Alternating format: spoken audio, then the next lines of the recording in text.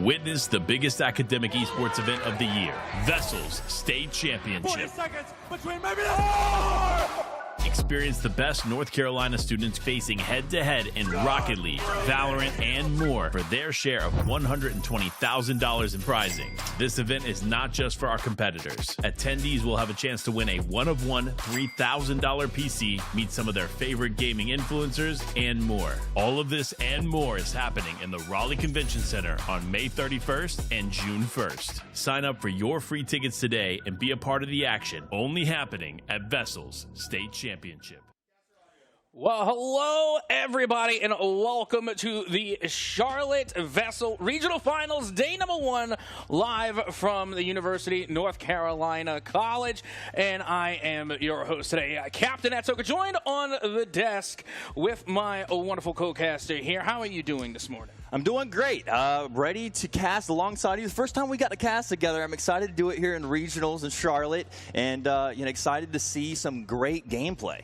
Oh, absolutely. And we also got to keep in mind that VESL, in and of itself, is the Varsity Esports League, providing these opportunities here to a lot of these young professional athletes, well, young athletes in general. Not quite professional yet, right? But we're getting there. So why don't you give us a rundown about a little bit what VESL's all about? VESL's an organization for the high school, and they've been with the student, or with North Carolina schools going through, and they've been just basically giving opportunities to all high school students to be in esports. It's awesome, and also STEM as well.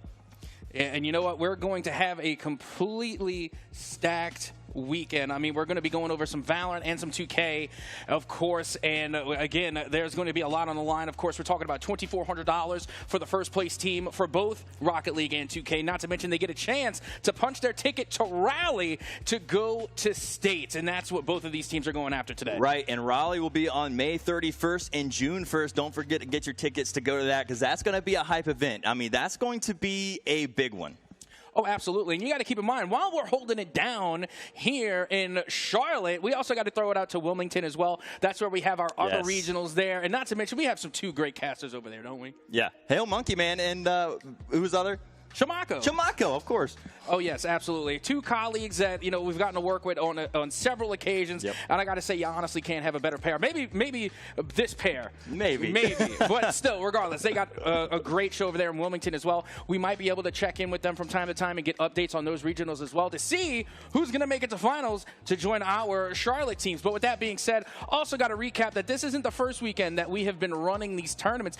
I was also able to commentate last week over there in Greensboro, and Raleigh also had their regionals as well. And now Raleigh, for those that qualify, they're not going to have to go very far they're for state championships. Yeah. They're there already. So if we can, I would definitely like to go over a little bit of what we saw in Greensboro last weekend. And I got to tell you, it was great.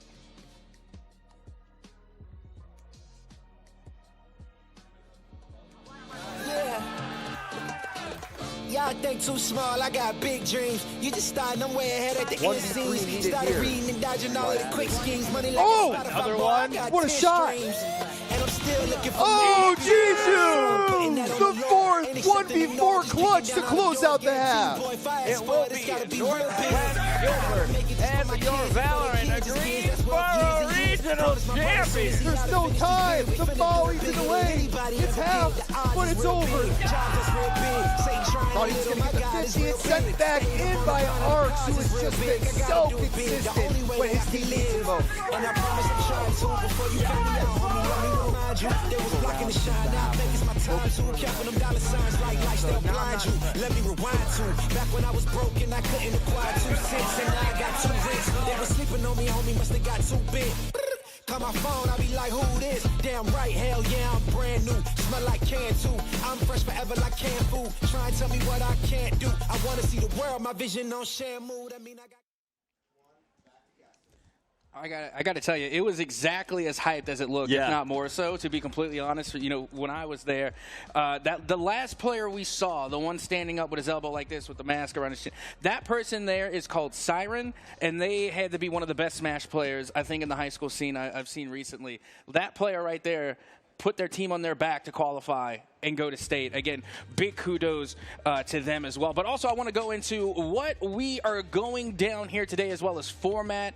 So, you know, I got to ask you, Discounts, what is the format going to be like today? So we got the single elimination, 8 schools per game. So remember, we got Rocket League, Valorant, Smash, and also NBA 2K. And obviously the final, whoever wins that will be going into states. Yeah, so the way this is going to run is that it's going to be 8 teams, the best of 8 within the region, and it's going to be single elimination. So if you lose one game, just one game, you're done. You're out. You're not going to be able to go to states. And a lot of pressure is on today. I mean, there's only one shot. One opportunity. Yeah, I mean, like I was saying earlier, it's like, hey, you know, they're used to being comfortable in their own setups at home. Now you come to a LAN center, you have to qualify, you have to win. Like, the pressure is on for these students. I'm excited to see who can step up to the plate, hit a home run or a grand slam. Either way, I'm ready to see some great plays. See, I'm glad you came with the baseball reference because it definitely was better than my Slim Shady one. But regardless, you know, hey, that's what it's going to be though. You're going to get a little bit of puns. Yes. You're going to get some great esports. And then all around, we're going to have ourselves a good time this weekend. So be sure to stay tuned for all that we have today. And then, not to mention, we also have a lot of great players today as well, to get ready to start things off. And, you know, really, I want to get to know these teams a little bit if we can. Yeah. We'd like to take a look at the Rocket League bracket so that way we can see the teams that we have here for today. And, you know, Discounts, why don't you give us the breakdown? So we got Lincolton. We're still waiting on to see who they are going to be going up against. But also, you know, that's also a great team, top team, too. But we also have JT Williams going up against Challenger. JT's a top team as well. And then we also have CAB, Tech, and Providence, Audrey Kell, and Gaston. So all great schools here competing in the regionals. Remember, they had to compete to get here. So these teams are pretty good.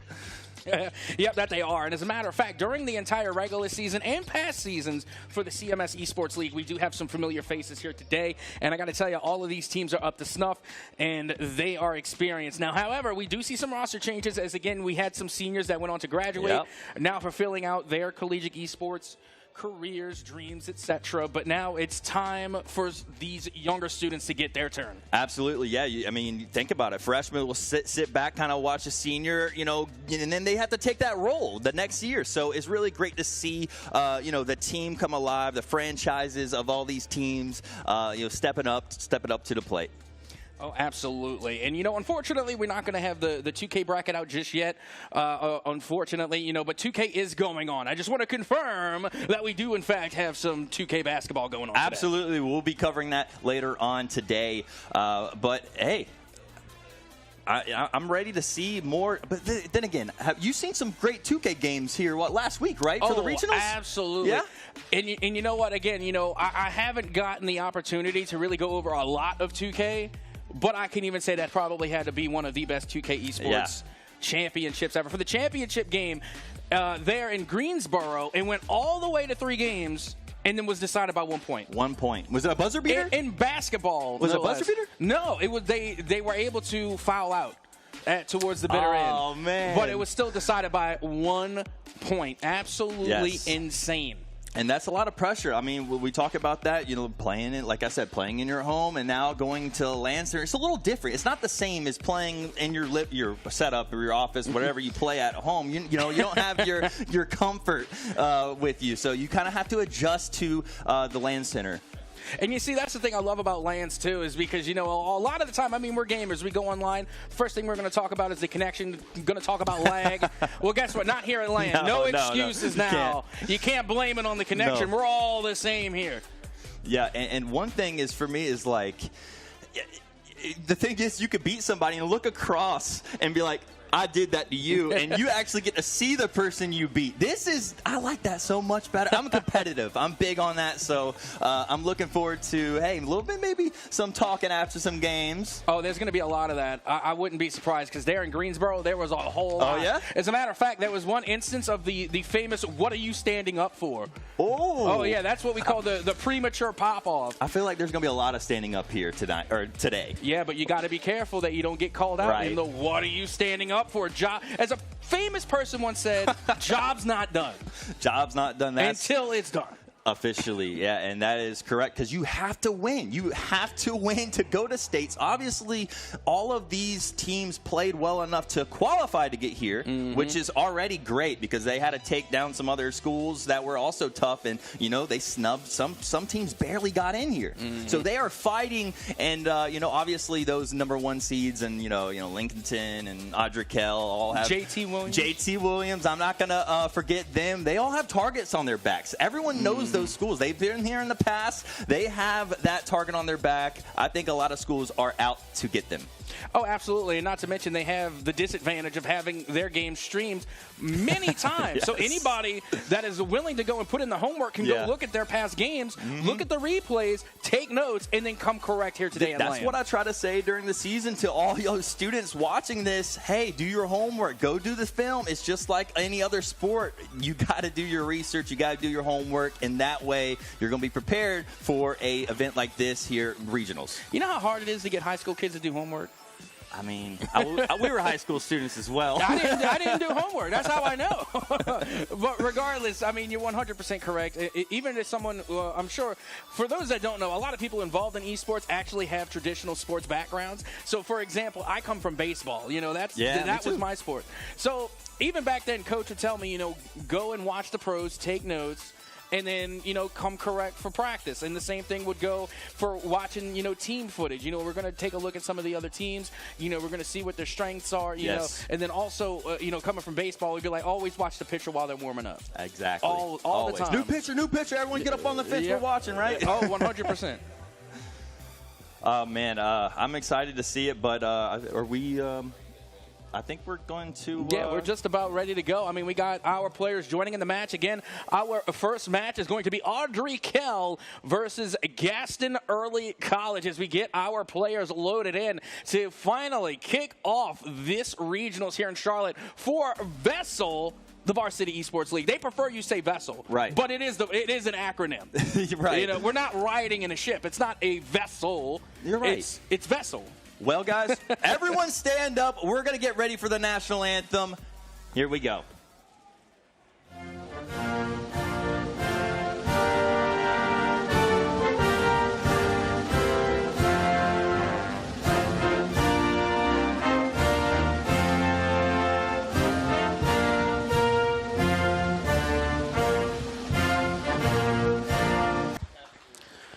Well, the national anthem is over. You know what that means? It's time to play ball, and specifically car ball. That's right. But with that being said, we got two great teams here today, and discounts. I mean, we know Audrey Kell. Yeah, we're very pretty familiar well. with Audrey Kell. Yeah, pretty well. They've been in it since season 0, right? We've seen them grow up, and so now different roster and everything. I'm excited. 100%. And, that's the thing. When it comes to a lot of these teams, both in the high school, early college, again, we got Gaston Early College as well. But the point being is that you see a lot of this in the early college scene as well as the collegiate scene. Right. Again, it's a telltale sign of not just great players doing great things, but also great esports programs. And I think Audrey Kell has a great esports program because it's almost like a legacy. We've seen them come out, we've seen them perform, and they continue to do it as they get newer players, as the older ones go to college, and it's a cycle. It's a continued cycle of success for Audrey Kell. And to me, that just speaks volumes about their esports programs. But discounts, these are the players that we got today. Why don't you let us know who's going to be on the pitch? All right, for Audrey Kell's side, we have Xander Ramirez, followed by Skimmett and Barris, which we all know. We've seen them plenty of times here in the past seasons. And also for Gaston, we have Rave, XP, Wazd, and Seaforced. Yeah, and you know what? Again, we even talked about this in the pre-show a little bit, but XP Wazd has got to be the most gamer name ever created. Much. I mean, for those that aren't familiar, let me break it down. First of all, XP in many games just stands for experience, and then WASD are the main keys you use whenever you're playing on keyboard. Your movement. Yeah, 100%. So again, that player is just gamer coded through and through. You already know, as soon as he saw that gamer tag not taken, got excited. 100%. I wish I would have thought of it myself. Right. But regardless, I have seen plenty of ASDFs as well because, again, that's the keys in succession. True. But with that being said, it's about that time to get onto the pitch as we do have our players loaded in here to kick things off for the VESL Regionals here in Charlotte, live from the University of North Carolina, Charlotte. not to be confused with UNCG, right. University of North Carolina, Greensboro, which was last week. A lot of U's, a lot of N's, and a lot of C's, and then another C because we're in Charlotte. Either way, great places to be, to host a LAN center. I mean, to host a regionals. I mean, this is great. I'm glad to be here. And like you said, they can't complain about connections here. No, they cannot. No, they cannot, Cap. Honestly, I really hope that they get a shot of the entire arena, the stadium, yes. the theater, because honestly, when I first walked in, I was taken aback. Like, it's really beautiful to look at. But speaking of things that are beautiful to look at, game number 1, the kickoff the Charlotte Regionals here for Rocket League is underway. And here we go as we see Audrey Kell in the blue, Gaston Early College in the orange, but we see Skimmett early on already for Audrey Kell getting on the board. Yep, and this right here is just the aggression that we expected to see from Audrey Kell. Just immediately going right for the board here. Going to the corner, again, a little insight. The corner of the pitch is one of the hardest places to defend in Rocket League. As you can see, we already had Skimmett that was waiting on the other side of what we call the far post, just to make sure, in case anybody was able to miss that final shot, that they were able to clean up, play rebound, and then put the ball into the back of the net. As now, once again, you can see Audrey Kell on the attack. Absolutely, and this is, remember, a best of 5. So Audrey Kell up 1-0 here in game 1, and I mean, this is kind of the Audrey Kell team we know. They like to jump on you early, and that's exactly what they're doing here. But Gaston trying to compete and keep that ball on the offensive side. And it's so funny that because again we have, XPWASD, and then that player changed the name to WSD is gooder. Is more good, I guess. Is gooder than who? I'm not sure, but they are gooder. Oh my goodness, as we say, Sander Reed put one up now for Audrey Kell. I think they're all just trying to get one here for us, Cap. And you see, that's what's important, though, is that, it can't just be one player that's popping off, that's cooking. You got to pass the ball around. You got to share the sugar. You got to make sure that everybody's getting in on the ball. Absolutely. Such a big chemistry game. Until you start playing competitively here on Rocket League, you really don't understand how much talking's going on right now. It's crazy, the communications that these students do every day. Absolutely. If a team is not talking it up, then, I kind of don't trust. I agree. That's suspect. I need my team to communicate. And not to mention, it doesn't have to be long-winded words, just a simple, I got it. Right. Will speak volume. Speaking of, we had another shot on target there from Skimmett. And then going back to that, I'm just saying, I'm back. I'm behind you. I got your back. And here we go. Skimmett now. And that is another one for Skimmett. That's the second goal of this game 1. Audrey Kell handling business early. Yep, that they are. And you saw that, one of their teammates went for the bump, went for the demo, the physical play. And, again, that's one of my favorite aspects about Rocket League because I consider myself a villain. I like seeing the cars go boom. It's very visually pleasing. Also because I think it's just, a whole other side of the game that, again, requires another skill set. So, you love to see it, especially when it results in a goal. It's very smart to add those bumps and demos into your gameplay. We see another one, and that's Sander Reed once again getting his second goal of this game. And now Skimmett and Sander Reed both have 2 apiece. Yeah, and again, just attacking the corners here. And it was unfortunate for Gaston because, again, we saw them all kind of grouped in the corner, and each one of them was trusting their teammate to get the touch.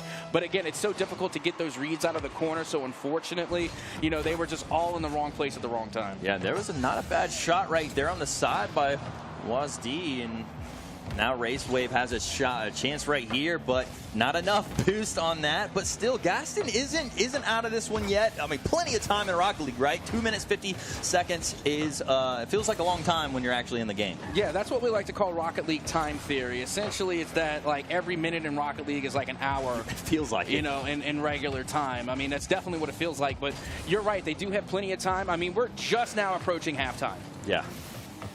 Just of game 1 as well. And these players are feeling it, especially Sander Reed with his 3rd goal. That's a hat trick for him. And just feeling it already in game 1. Audrey Kell coming out strong. Yeah, and you can tell the consistency about what a threat this team is going to be further along in the bracket. Again, for teams that just might not be playing right now, by all means, this is where you need to take notes. This is where you need to watch who your competitors are, because I guarantee Audrey Kell is going to be one of those teams that make it pretty far in this bracket. And if you have an intent to stop them, you're going to have to start, paying attention because, again, you can tell just how mechanically gifted they are by how many times they are able to succeed on these offensive plays. It's crazy. I mean, they've been in, just the top team since season 0. I mean, they have always been one of the teams to beat, and that still stands till today, where this is a great school for Rocket League, and just, top 3 players. They are top 3 players. They are great. Absolutely. Consistency is key, and now you got a Race Rave trying to put a shot on, but it's going to get saved and cleared away by Audrey Kell. Now going the other way, out towards the corner. Forced. Able to take control, but a little to no boost to work with as they're going to get bumped out of the way. A nice little hello and a how do you do as that shot just barely rings off the side post, and now the fast break going the other way will result in another Audrey Kell goal. Yeah, Gaston early college was really fighting for that corner boost on that side, just trying to get back, but Skimmett was just walking the dog right back in, and hey, Skimmett now has 3 for him, so 3 apiece for Sandery and Skimmett. Yep, and this is the Audrey Kell we expected to see. Is now you can see the kickoff is going to go right towards the mid. Gaston still trying to get a read here as they have to recover back on defense. This is going to bounce in front of the net. Dangerous positioning here as finally they're able to clear it out. Yeah, I mean, great job here by Gaston trying to still, hey, let's get a goal, even though you kind of might be out of it here in game 1. Let's get a momentum goal going into game 2, right? Like that's what they need. And, that's why I really like this Gaston early college, because we could see them still really on the attack whenever they get an opportunity. They're not quitting, and you should never quit. Even, in traditional sports, coach would say as long as you're on the field, you don't stop running. Yes, and we see Paris get his first goal of this game, and now gets on the board for him. 7-0 right now. 45 seconds remaining in game 1. But remember, this is a best of 5. Gaston Early College is still into this, and that's why you got to love the best of 5, because you could drop 7-0 in the first game, and then game 2 come back, and Gaston can do the same thing. It's so funny because you would think maybe not, but it's 100% true. I've seen it happen. As a matter of fact, pretty sure it happened in Greensboro last weekend. But, with that being said, still, that's why we have the best of 5s, because it's never going to be decided just from one game. You have to play out the consistency. So, game number 1, pretty much said and done. Only 20 seconds left to go. And again, another Rocket League time theory is that per goal, realistically, you want to allot yourself 10 seconds per goal. Yes. But we're clearly long out of that theory. As only 10 seconds remain. So, again, I'm not one to predict the future, but I'm pretty sure this one is going the way of Audrey Kell. Yeah, this one's a wrap, but like we said, best of 5, all good. Like you said, I mean, last week, they've done it before. Other teams can come back in series, and it happens all the time. We see that time and time out. But they wanted that so bad, Cap. They wanted it. I mean, we all wanted it for the memes, first and foremost, so that way we can get a Brazil on the board. Yeah. No Brazil here today, but my goodness. I mean, the stats really do tell the tale. You're looking at 9 shots coming from Audrey Kell. Meanwhile, you only see 3. Unfortunately, coming from Gaston Early College. But regardless, I mean, we are seeing the same number of saves. It's just the shot count that really is the big difference maker here. So we really need to see Gaston Early College start to attack that midfield line and start putting some shots on the board. Absolutely, and hopefully, C-Force might be able to pick it up here in game 2. I mean, you have to have all 3 players involved. The chemistry has to be there. To beat a team like Audrey Kell, all cylinders got to be firing. Oh, absolutely, and that's where that communication comes into play as well, as now we get game number 2 booted up and underway, as already Audrey Kell going to start up the attack here on the kickoff. Yep, Gaston Early College now trying to figure out, hey, let's chill. Let's chill back, right? They need to find something, but Skimmett did exactly what he did in game 1, score the first goal of the game.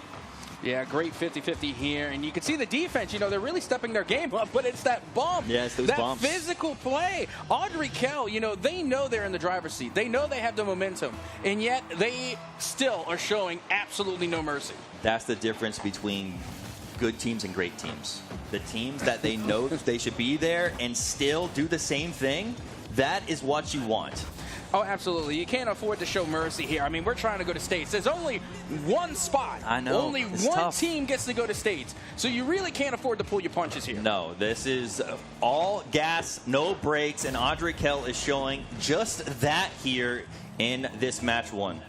Yeah, and just a little bit of constructive criticism for Gaston Early College is that when we see that these attacks go into the corner for Audrey Kell, again, you see all three players stacking in the corner. You really want to spread yourself out just so that way you can have some more field positioning. So that way, whenever they attack the far post, you have one player there at the far post. Absolutely. I mean, look where this shot went.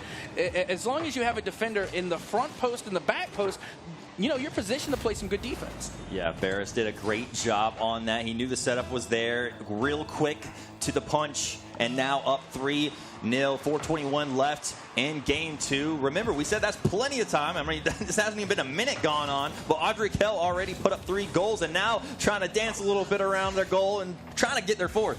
Yeah, and as someone who was a former competitor, back in my day, but I mean, don't get me wrong, Rocket League's been around for a long time, folks. I mean, I'm pretty sure it first dropped, I want to say, really season 1 was like 2016.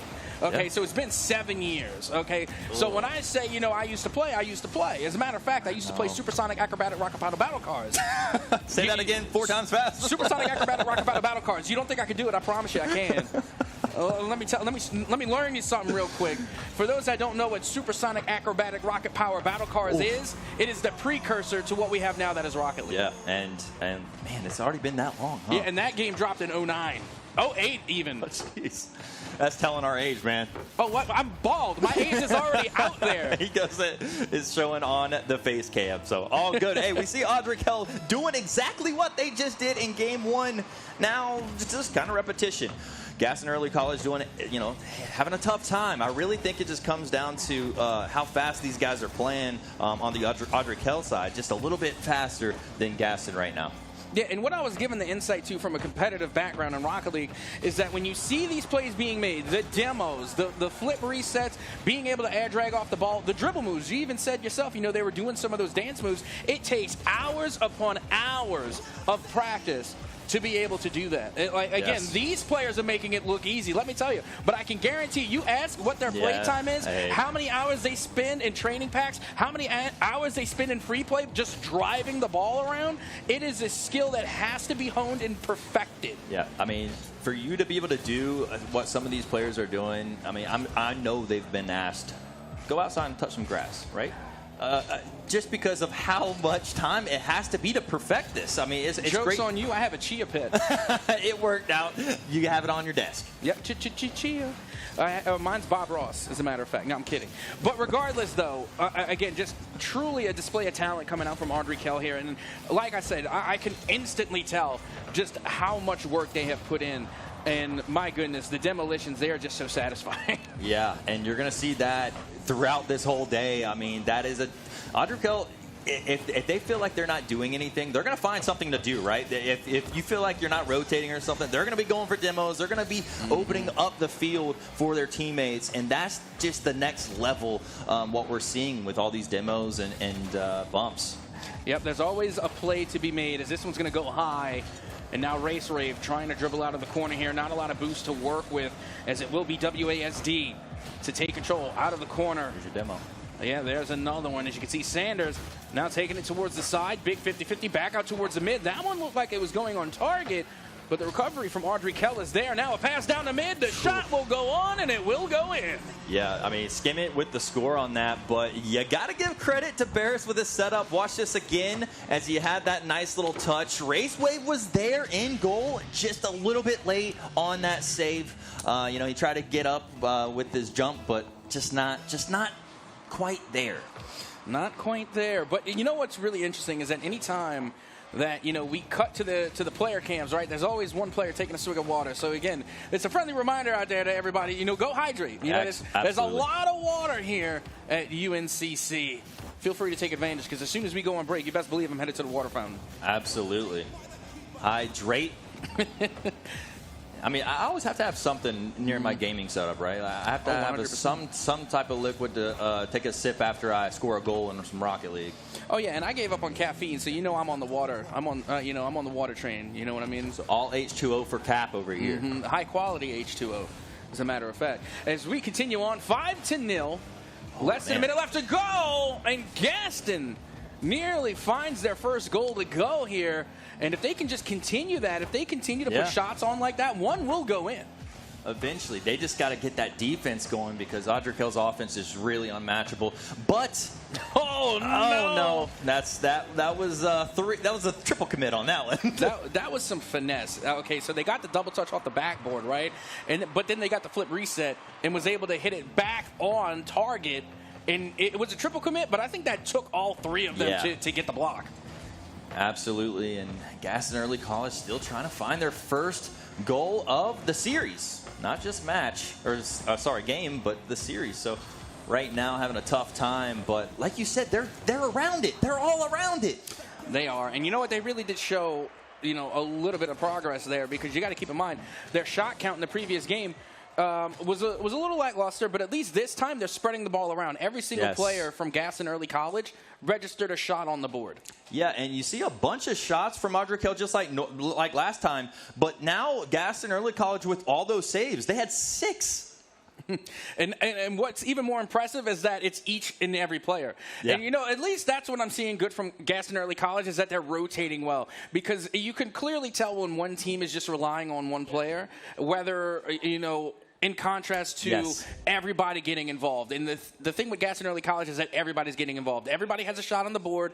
Everybody has 2 saves. So that shows me that the rotations are there. Meanwhile, on the other side for Audrey Kell, it is just an overwhelming amount of offense. And as it has been said, the old adage that the best defense is just simply a good offense. I mean, their worst player had over 400 score. You're going to be okay if you can keep doing that. Obviously, C-Force, though, picked it up. I mean, C-Force was under 100 that first game and now is up to 190. So there you go. That just kind of shows you that these players are stepping up each and every game. Gaston Early College could be sneaking one out here in Game 3. They very well could. And you know what's really selling to me is that you see Skimmett and you see Sanders, right? And they got 2 goals last game. Barris only got 1, but was the MVP. You know why?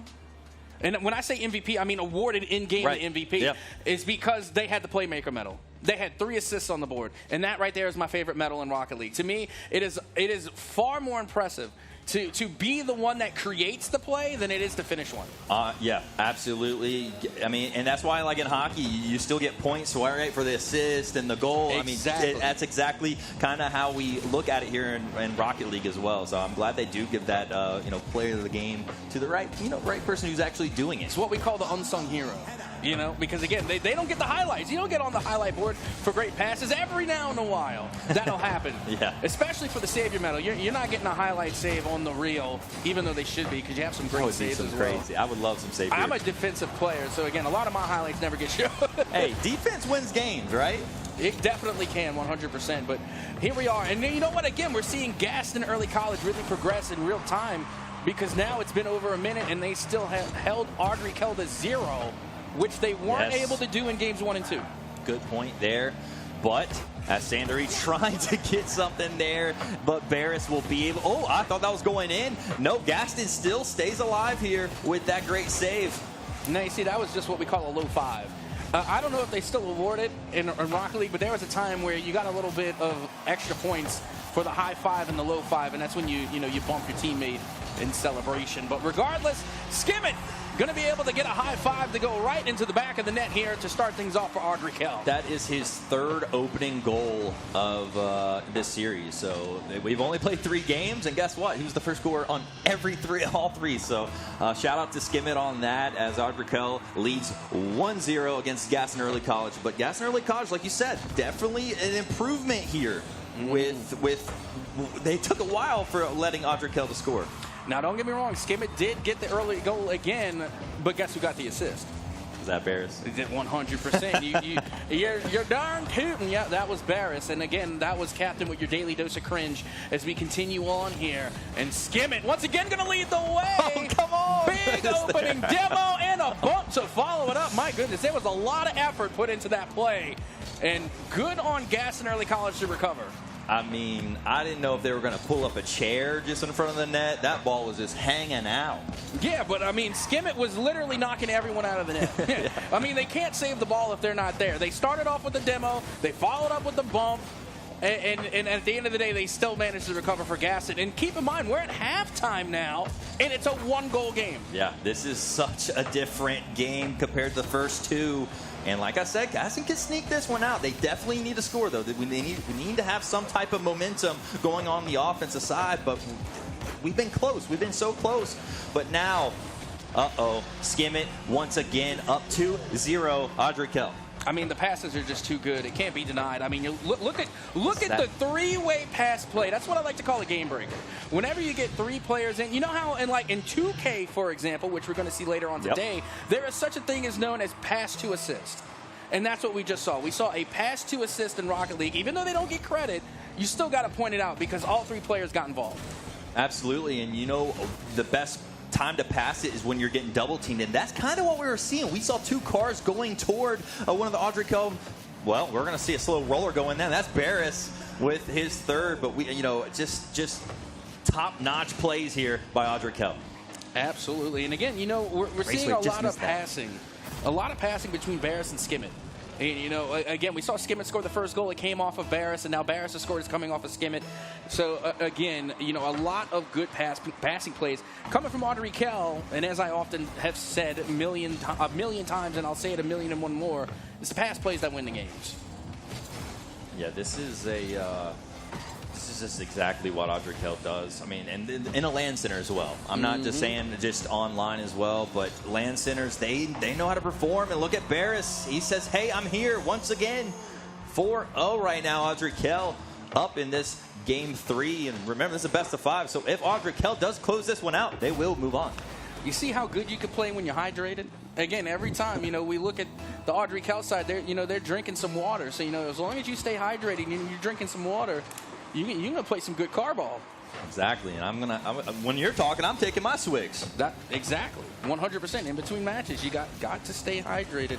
So that way, you know, we can win car ball. Regardless, Skim it again from the top rope. Oh, my goodness, discounts. Skimmett's cooking. I mean, I've said his name countless times, and not just today. I'm talking about through over the years he's been in this organization, and I mean, he never lets me down. He never does. It's crazy, just the timing and just shots and precision he's got. Oh, absolutely. And the consistency. You got to keep in mind, this is the third game. So, again, they haven't taken any time off here.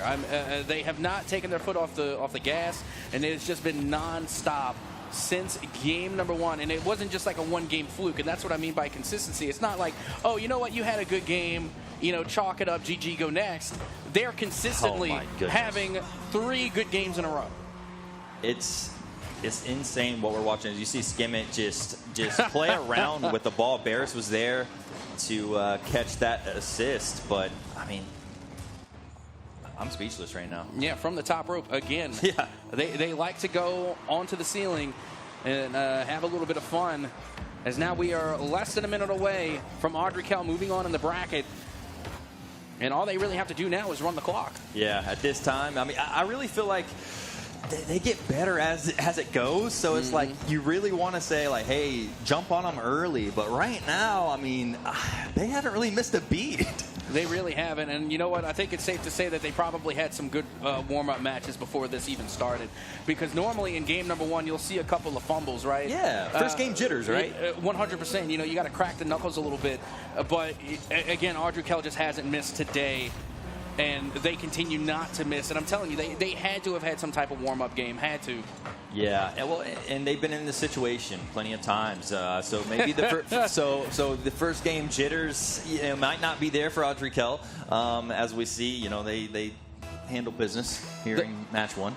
Again, I like watching the replays because then I see things. You come on, man. Not even for the means on that. Come on there, dude. That one was going in there, dude.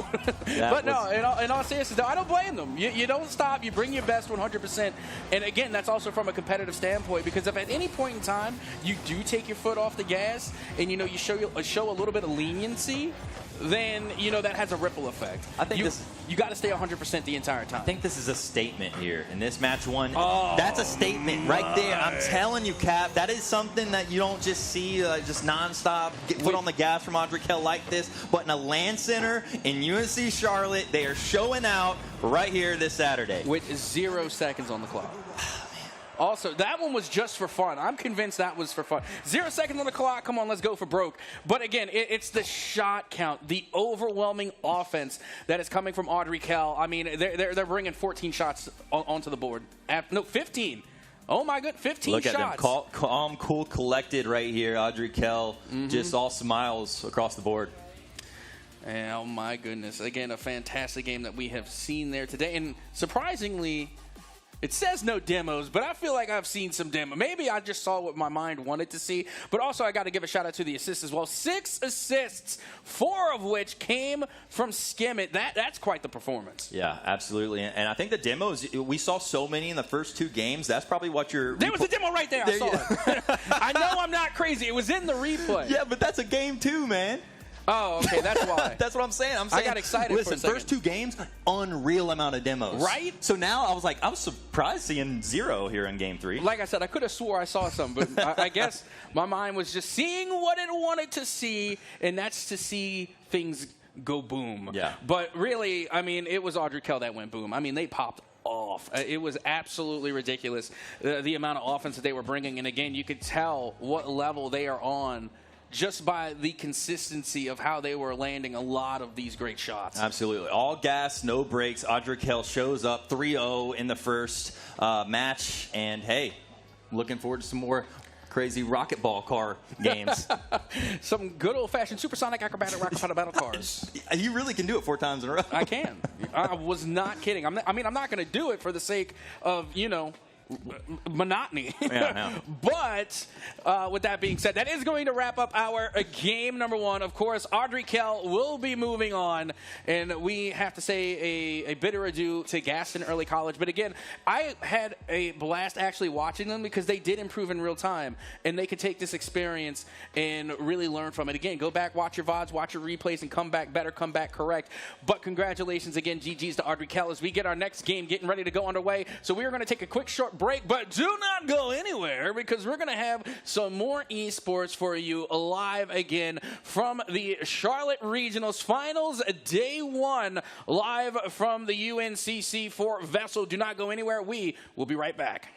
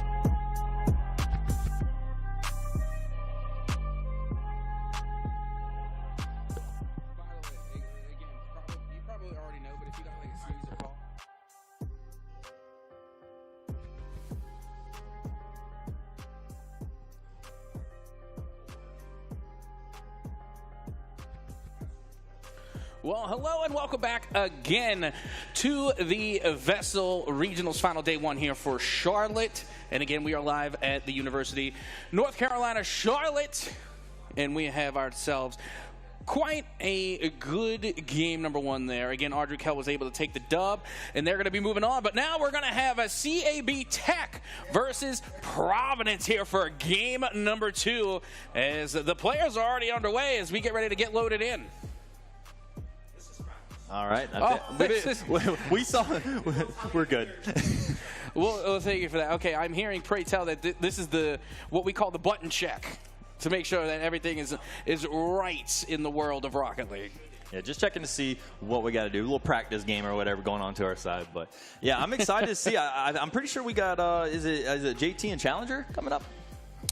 Quite possibly. I do think that's what we're seeing is JT and Challenger. Oh, no, I think that was right. Well, yeah, Providence. That's what I was looking at was CAB Tech and then, of course, Providence. Again, not too familiar with CAB Tech, but we are familiar with Providence. Yeah.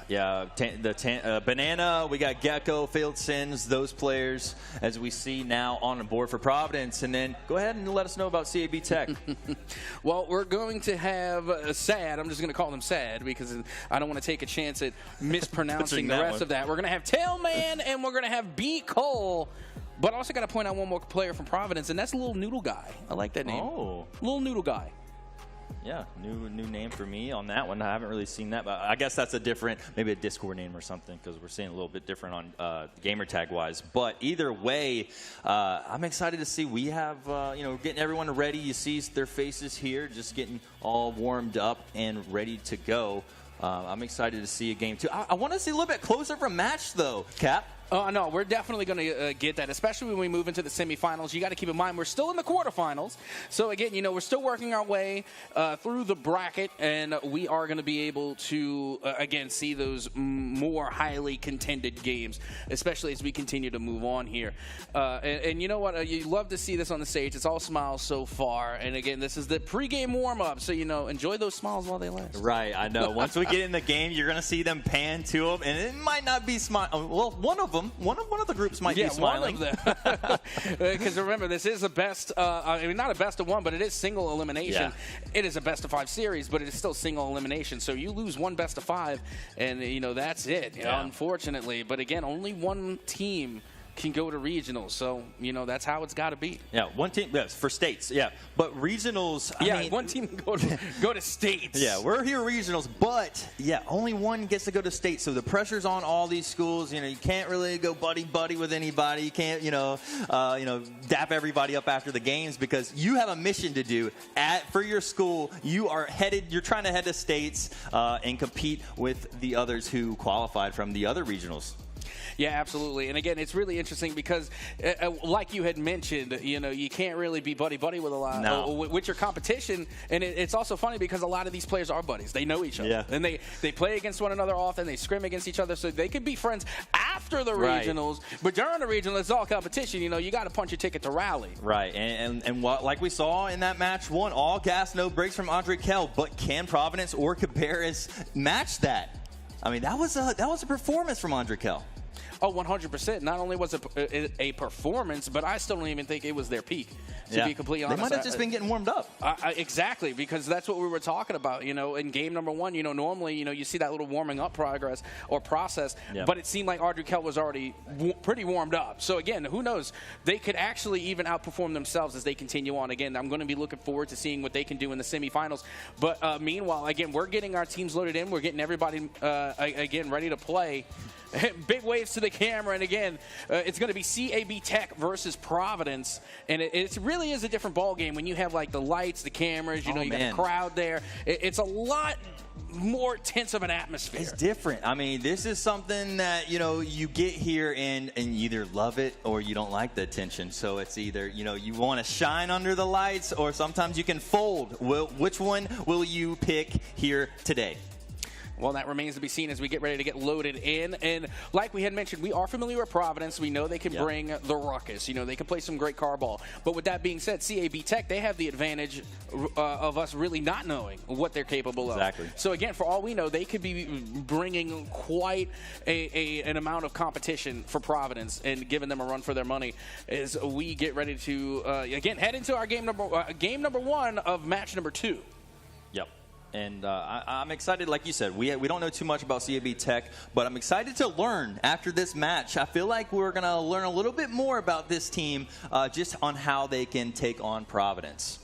Yeah, and it's going to come down to a lot of that communication. Like we had discussed earlier, you know, when we were watching Audrey Kell take on Gaston, it seemed like Gaston didn't really have a lot of communication. They weren't talking it up as much. And then Audrey Kell, they were just all over the place. You know, they were able to call each other out, you know, and being able to really synergize on the pitch, which led to a lot of their passing plays, which inevitably led to their success. Yeah, and hey, it definitely comes down to the chemistry, right? I know we won't probably be able to hear him from all the way over here, but I want to be able to hear the comms. I heard him last game. Okay. I didn't hear comms. I heard the pop-off a little bit. Yeah, I like that. Didn't hear the comms, but I definitely heard the celebration, you know, afterward. And again, you know, I really wish that we could hear the comms as well because, again, you know it's going to be a lot of talking. And, you know, we've had listen-ins before in the past, and you can really tell just how much communication is needed in order to really pull off a lot of these plays, especially with the pre-jumps. You know, they're going up for passes that haven't even come out yet, and, you know, they're already lining themselves up for a shot. So, again, a lot of premeditated calculations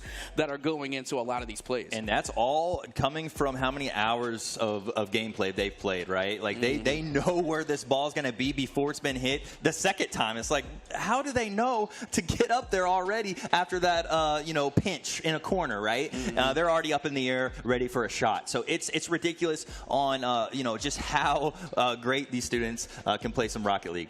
Oh, absolutely. And again, you know, it is going to be a best-of-5 series, so no matter how you perform in game number 1, you are going to get another chance. And then also just a friendly reminder that even if for players that don't finish in first place, don't punch their ticket to Raleigh, they're still going to be able to win a chunk of change. That's you know, right. If I'm not mistaken, in Greensboro, I want to say it was around $600. So I think it might be the same here, but regardless, you know, if you come in second place, if just making it to the finals, you're going to be getting something. Exactly. And, well, especially if you win, you get a little bit of money, and you get to go to state, so that's double, guys. So you definitely want to be shooting for the win, obviously. But, yeah, second place ain't too bad. 600 is nice. Oh, yeah, absolutely. That's like a full tank of gas. Where was this when we were in high school? This is great opportunity. I mean, you don't have to answer that. Yeah, I was about to say, no, we were not popular there. No, we were not playing As a matter of fact, World at War. we actually tried to get, like, back in the day, it was a gamers club started at my school, and it was instantly shut down.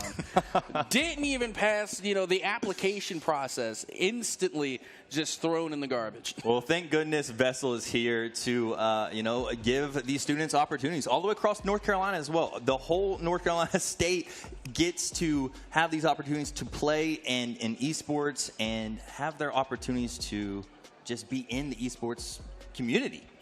It also gives them a chance at college, too, for any other circumstances where, you know, they're looking for, you know, another avenue to further their education. Again, you're going to have a college scouts that are going to be looking at these games and looking for the next #1 draft pick. Going to be looking for the next talent to bring to their university to represent their esports program. So, again, a lot of opportunities being made here. And that's why we do what we do, because we never had these opportunities when we were their age. So that's why we're doing what we do now, so that way they can enjoy what has been built here in the world of esports. We got to let them know they can't pass up on this. Oh, what? 100% you can't pass up on this.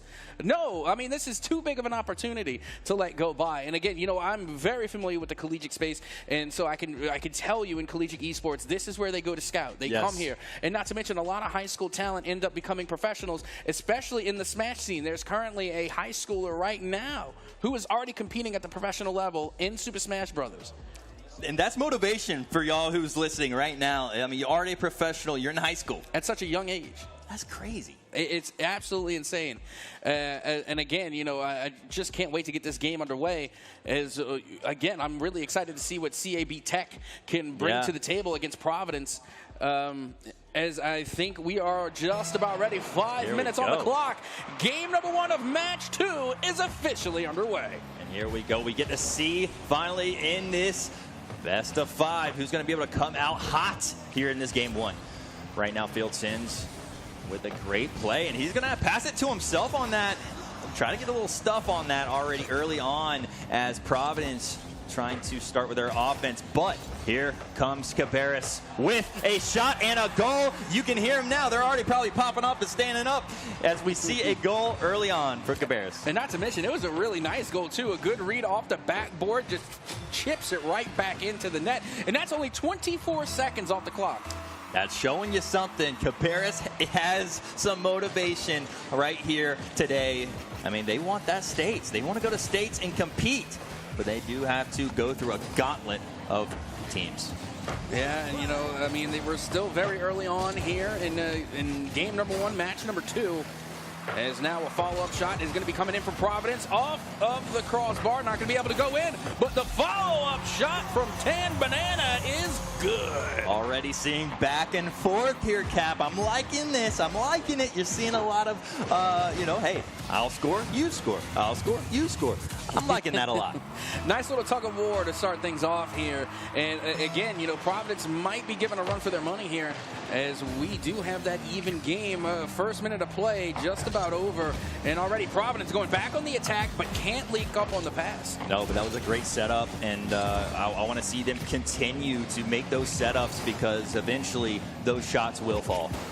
And we're seeing a lot of advanced mechanics coming from Cabrera as well. As we saw one of the players actually go for the wave dash carry into the flick and nearly was able to get it to go. It did go off the backboard, but again, good defense from Providence to keep that one out, and another as well. And Bananas doing great defense there. As we see, hey, they're hanging around. Cabarrus is all over Providence side of the field.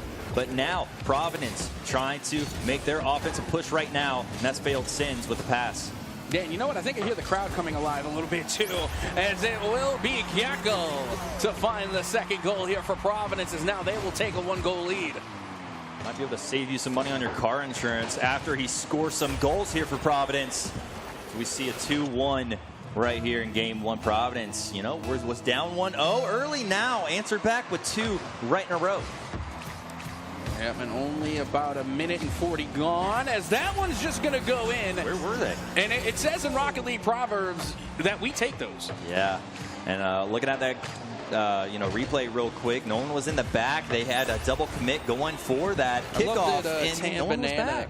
I love that Tan Banana tried to steal the goal. And again, it fell in off the ceiling. I mean, we definitely take those. But I don't think anyone really thought that one was going to go in. No, I mean, that was just one of those things. I mean, that's the thing is a lot of kickoff goals, they happen. They happen a lot. But, you know, a lot of the reason why that happens is just mental mistakes. Oh, absolutely. And that's why you always got to put the ball towards the net, because you'll be surprised what goes in. Braden off of the 50-50 from up on high, able to put this one on and in. And I've just realized they 50-50 their own team. Yeah, they both. I was looking. I was like, hey, if they pinch this, and yeah, if they pinch this, it could go either way, and either one of them could have scored it. But that communication is so key. Hey, I got it. You got it. Someone's got to be able to get it. But if you both go for it, most of the time, it doesn't work out. Yeah, and then you leave yourself vulnerable as well because your field positioning. You only got one guy back. Yeah, exactly. There's only one player on the field.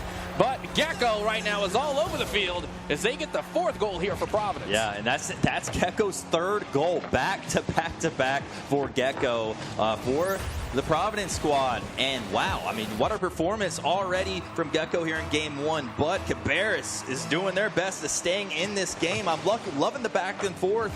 Really evenly matched teams right here. Yep, so far so good. 10 seconds away from halftime. As now Providence once again on the attack, puts this one out towards the corner. Gecko looking for the read, not going to be able to get it. Running out of boost here. As you can see, it will be Braden to take this one off the side. Goes up high, going towards the net, and it will be saved and cleared away. Well, trying to get that clear as Dan Banana is going to try to get it over, but going back toward the Cabarrus side. But Braden says, nuh-uh, we're going to have to try to score here for our squad against Providence. They are going to keep it on the offensive side. And you know what? Right now, this is what we are seeing is pretty much just a back and forth tug of war, almost like a stalemate. But it really does favor Providence because they have the 2-goal lead. They have a 2-goal cushion as we are under 2 minutes. So again, you know, it's not just Cav Tech having to play against Providence, but now they're playing against the clock as well. Right, and that's whenever you're like, hey, is it going to be too much pressure to where now we're going to play out of our game, or are they going to switch their gameplay? Right now, I don't know. Providence almost put up another, but great save there by Cav Tech. Oh, yeah, this is 100% a fantastic save, but that's not going to win you the game as Tan Banana able to find another one here for Providence. Great setup there by Failed Sins, and then Gecko at the setup. So there you go. There you have it. You love the rotation. One hits it, the other one's coming, then that one hits it, the other one's there to back them up. Great team plays right here by Providence. Absolutely, and that's why it's important to keep on the offense, to keep having that high shot count, because you're going to find more goals. As you can see, Sad H River able to find the third here for Cav Tech, and now they are back in this ball game. Yeah, great shot there by Cabarrus. I mean, that is awesome. I can hear him. And we're kind of far away from him, and we got drapes and everything blocking us and everything, but we can still hear them.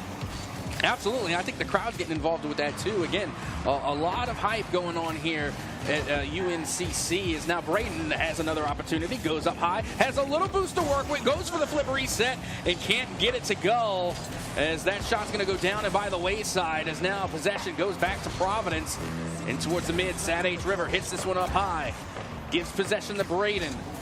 Gecko not going to be able to get the read here, very risky, but Providence able to keep the ball at bay for the time being.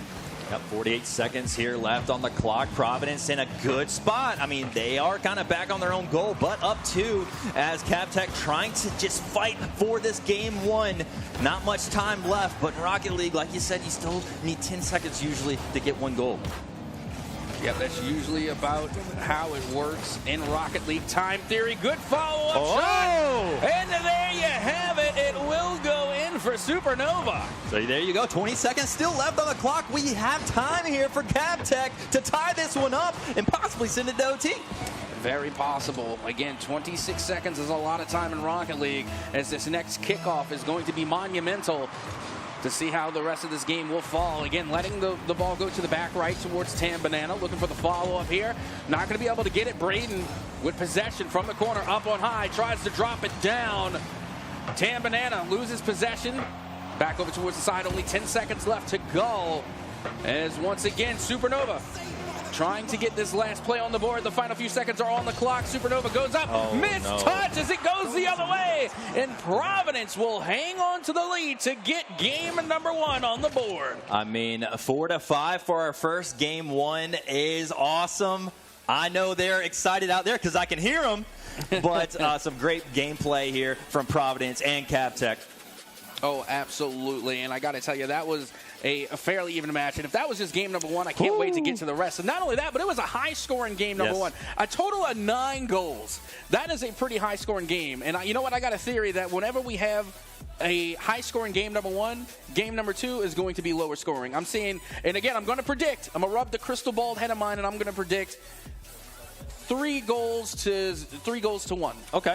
Okay, I'm going to keep it up on the high scoring. I like this 4-5 kind of area. I'm going to say it's going to be 5-4, but Cabarrus on the other side. Okay, I think they're going to tie it up right here. And you know, I like this because now we have a little bit of a contest on the desk. We're going to see either a high-scoring game, a low-scoring game, but regardless, for game number 1, it was 100% just an absolute scoring frenzy from both sides. Yeah, and looking at the stats, Cabarrus had 9 shots, and Providence only had 7, but Providence was a little bit more efficient on that. Yeah, it's because that shooting percentage is a little bit higher. Again, not just that, but you got to look at the assists, too. You got to look how the goals are being made. 4 assists just coming from Tan Banana. Yeah. That's 4 assists. That is a good amount of passes being made by one player. So I think it's fair to say that Tan Banana so far is the playmaker there for Providence. I don't know, though. It was Failed Sins who had like almost 700 without a goal scored, so Failed Sins was popping off as well. Well, here we are in game number 2 now. And already we're seeing the demolitions come out in a major way, as this one's going to go up high for Providence.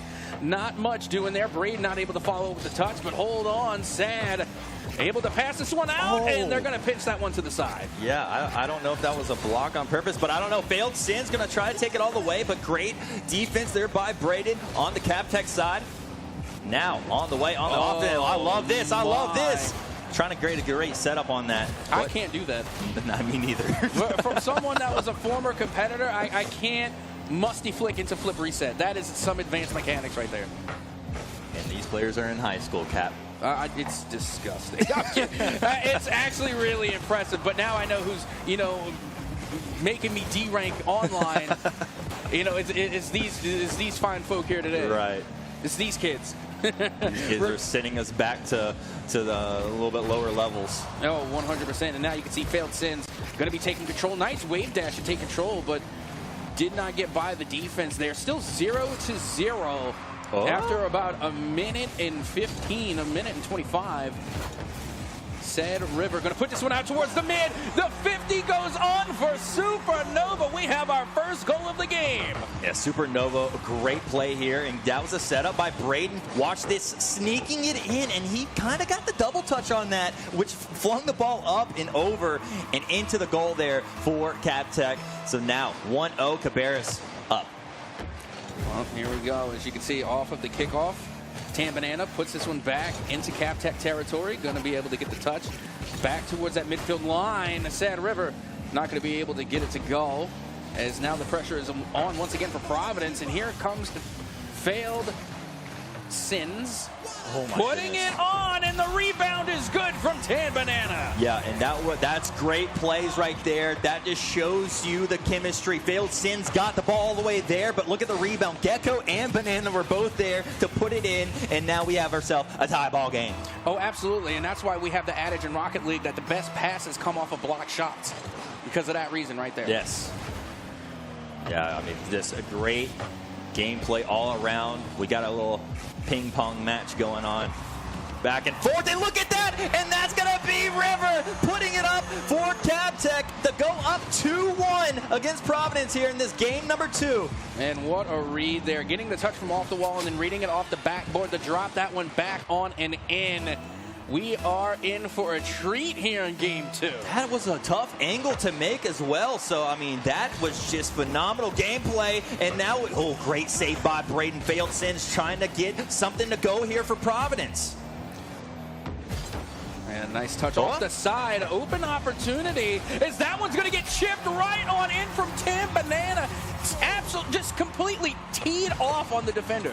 That was such a good play. You see this. He anticipated Nova trying to go up, so he jumped before and put that one in, and now we got ourselves a tie ball game. Providence just tied it up.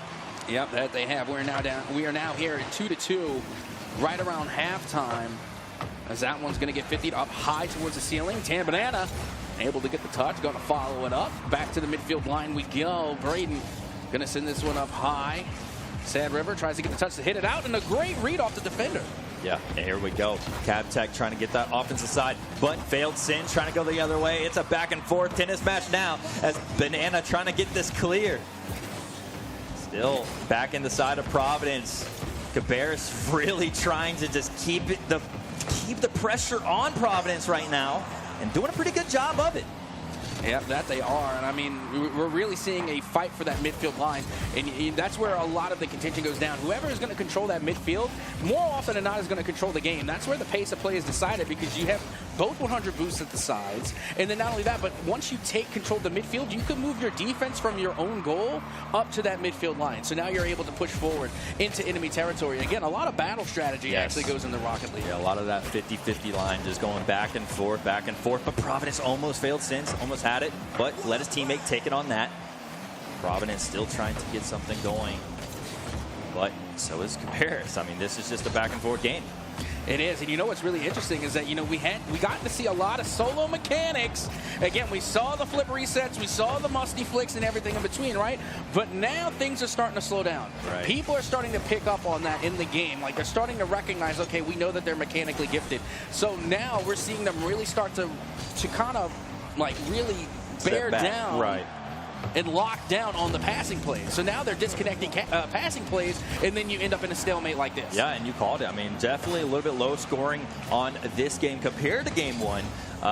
Right here we see, but I mean, this is such a close match. I mean, even both games were. Absolutely. And again, you know, a four-goal game, and inevitably at the bare minimum is going to be 5 because there has to be a winner, right? So at the bare minimum, we're going to see a 5-goal game. And you know what? I feel like that's a fair in-between between your prediction and mine. You know, so again, I'm happy that we are able to meet in the middle here for game number 2 of match 2. As you can see, failed sins going for the Doomsday Dish. Not even. Actually, it was supposed to be Supernova. That looked like they were going for the Doomsday. But now Braden off the 50-50 gets that goal to go with only 14 seconds left on the clock. Banana was setting himself up, trying to get it going the other way, but Braden read that like a book and put it over top. 14 seconds remaining. What a clutch goal right there for Cabarrus. Now, can they hold it? That's the question, as that one nearly went on in as well. Great 50-50 to hit that one up on high. Now just going to put it as far from your goal as possible. And that will be the nail in the coffin for game number 2. You can hear the crowd coming alive as CabTech are going to be able to strike back in the series, tying it up at 1. We definitely have some CabTech fans out there. We're hearing them here today, already here in game 2, and this is just to tie this series up. And yep, there's not going to be any sweeps here in match 2, as it will be the Cobras, Cobra Esports.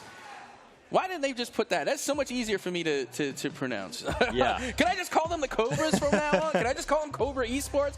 Because they are striking here in game number 2. I mean, look at the stats. The stats tell the tale, and you're looking at 8 shots coming from both sides. That's impressive.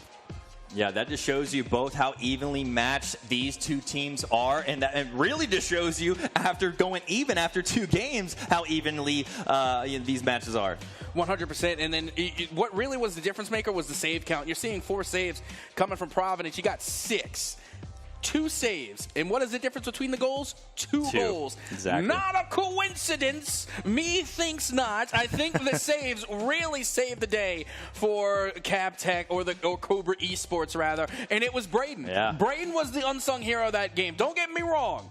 Full kudos to Sad Age Driver. They were the clutch factor. They came in and scored when they needed it the most. And they shot at 100%. They got 2 goals. They took 2 shots. But Braden, I think, saved the day with that savior medal. I completely agree. Braden right there has the clutch gene. We saw it with 14 seconds remaining. Put up basically the game goal right there to just get over that hump, right? Mm-hmm. Well, here we go now. Tie series 1-1. Headed into game 3 of match number 2. And you'll love to see it. Both the initial touch and the cheat up on they resulted in 50-50s, leaving Gecko over to take the shot. And my goodness, 8 seconds gone, and Providence is on the board. And that's tough. Nova was just trying to get it sideways. But, I mean, they're setting up each other. They're kind of setting up each other. They're kind of teeing each other off. Yep. They sent 3 for the kickoff. Normally you send 2. You send the first one, and then you get the cheat up. Yep. But what I was pointing out was that both of them 50'd.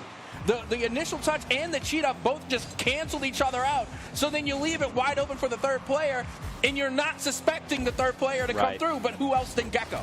Yeah, that was an unbelievable job there by Providence. Going up here 1-0 here in game 3. And I can tell you that I don't think that's going to be the only goal from these 2 teams. No, 100%.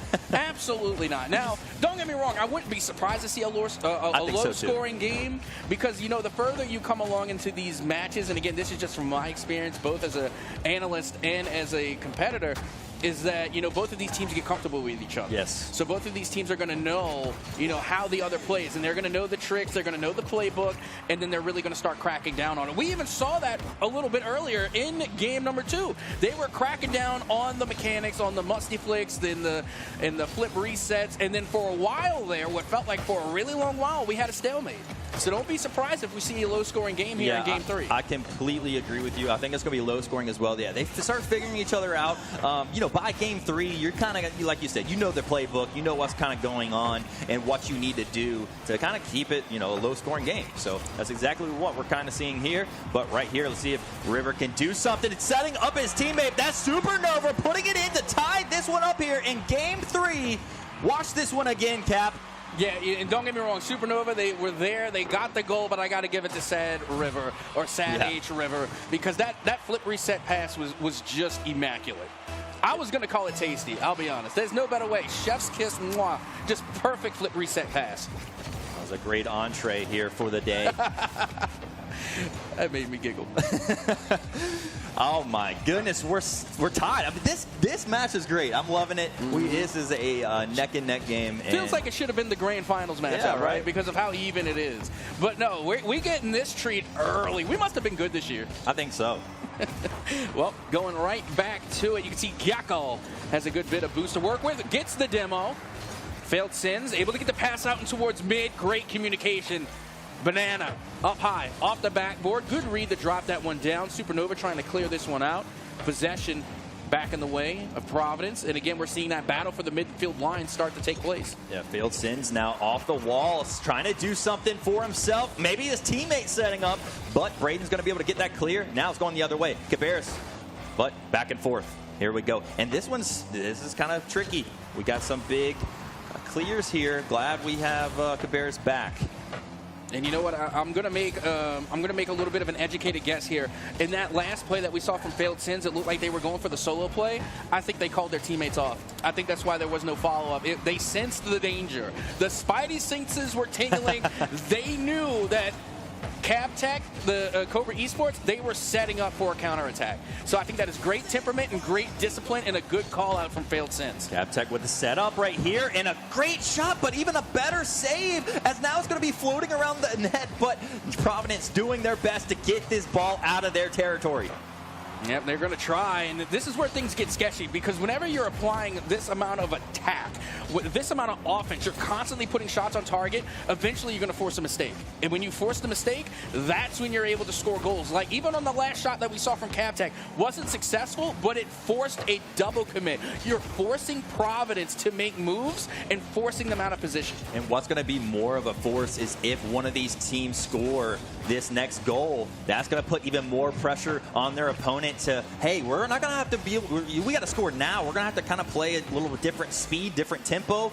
So look forward to that after this goal. I mean, they may wait till toward the end, but we will see. I mean, right now, like we said, we kind of knew it was going to be a low-scoring game here in Game 3, and that's what it's looking like.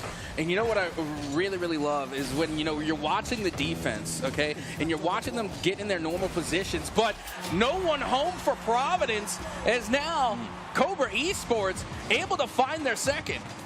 Yeah, see, watch Sad River right there. I mean, hey, there was no one there to really contest it. So, nice little walk-in goal. I think it was a little bit of a mind game because in the middle there, you did see that one defender just kind of fly right on by. I think they were expecting a big hit, but then Sad H River just hit him with the changeup. Was a low speed touch, didn't get a banger, and I think that threw off the defender. Yeah, sometimes you got to throw a changeup. Can't be throwing all fastballs. They're going to be expecting that. You got to throw a little bit of off speed, and that's what's going to be happening. Great save there by Nova to get back, though, because Providence could have had a little breakaway goal there.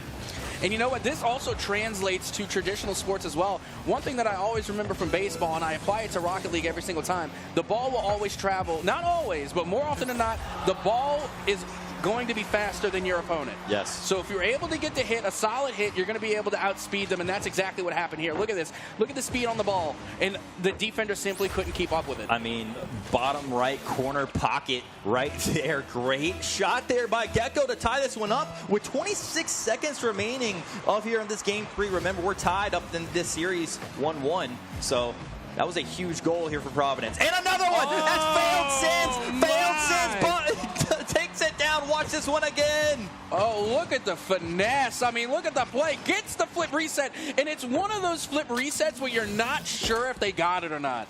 And that's why it's so tricky, because you have to guess. Are they going to flip it, or are they just going to let it fall? Again, being able to get that extra touch on the ball is really going to shake up a defender. And now a big waterfall down in front of the net of CapTech. and they're not going to be able to get to it in time. Only a few seconds remaining here, and CavTech down 1, looking to find an answer. Saturday River trying to get that one to go. Now, man. Supernova couldn't get to it, but that's going to be Providence taking game number 2, as once again, they take the lead in the series. Yeah, I mean, just what a last-second goal. I mean, that was unbelievable. Ooh, and not only that, but it was 2 in succession. Yes, back-to-back. Literally back-to-back. I mean, Gecko coming up big, being able to get the goal. Yes. But my goodness, failed sins. On the solo play, need I mind you, able to get that flippery doodah flip reset, and then literally just putting it into the upper corner. That was finesse. Always like talking about who's got the clutch gene, who can come up clutch. Well, failed sins. I think he's got the clutch gene, Cap. And it was so funny because right before that goal went in, I was literally getting ready to say, I think Gecko is the clutch for Providence, and Sad H River is the clutch for Cobra Esports. I was literally getting ready to say that, and then Failed Sins had to go and clutch up. I mean, back-to-back. That was unbelievable, and I'm just shifting that momentum in that game. Now going into game 4, Providence feeling pretty good now, up 1 in this series. I got to tell you, and every time we go to the player cam, as a competitor, I can honestly tell you, like, it's so much different. Yeah. When you're playing on stage and you and your teammates score a goal, and then you just dap it. You just dap it off, like, good game, good goal, dap it up. It's such a different feeling than when you're online. I know, Being able to dap up the homie when they score, it's such a good feeling. Yeah. It's really being a part of a team. Yes. And look at this, Failed Sins. We talk about having the clutch gene. He's over here putting it up early in the first 4 seconds here of game 4. And you know what? Now they're in their stride. I think they've hit their momentum here. As you can see, they are already carrying it over from the previous game. They scored the last game. I mean, they scored the last goal in game number 3, and now they're scoring the first goal in game number 4.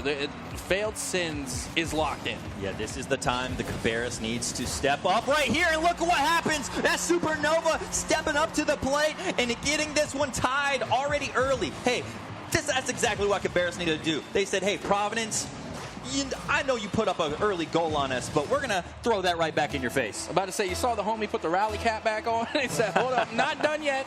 Got to put the rally cap back on. Oh, man, I used to love the rally caps in baseball. But regardless, getting right back to car ball, and you can see that we're going right back out and towards the corner. Here comes Braden, as that one's going to get cleared back out, going the other way. Supernova not going to be able to take full possession yet, as that one's going to get 50'd out towards the side.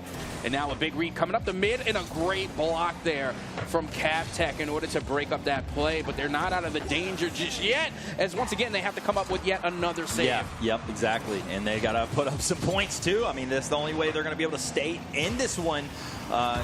They would need to force a game 5. And honestly, I would love to see that. Yeah, I mean, we got little to no. I don't even think we were able to get a game 5 in Greensboro until the grand finals, because it was a best of 7. Hey, Charlotte's different. Charlotte is different.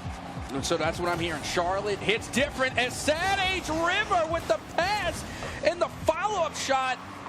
The play was amazing, and the only way you could block it is with amazing defense. Is now this one's going to go the other way. The counterattack, in that time, It was the musty fake instead of the musty flick.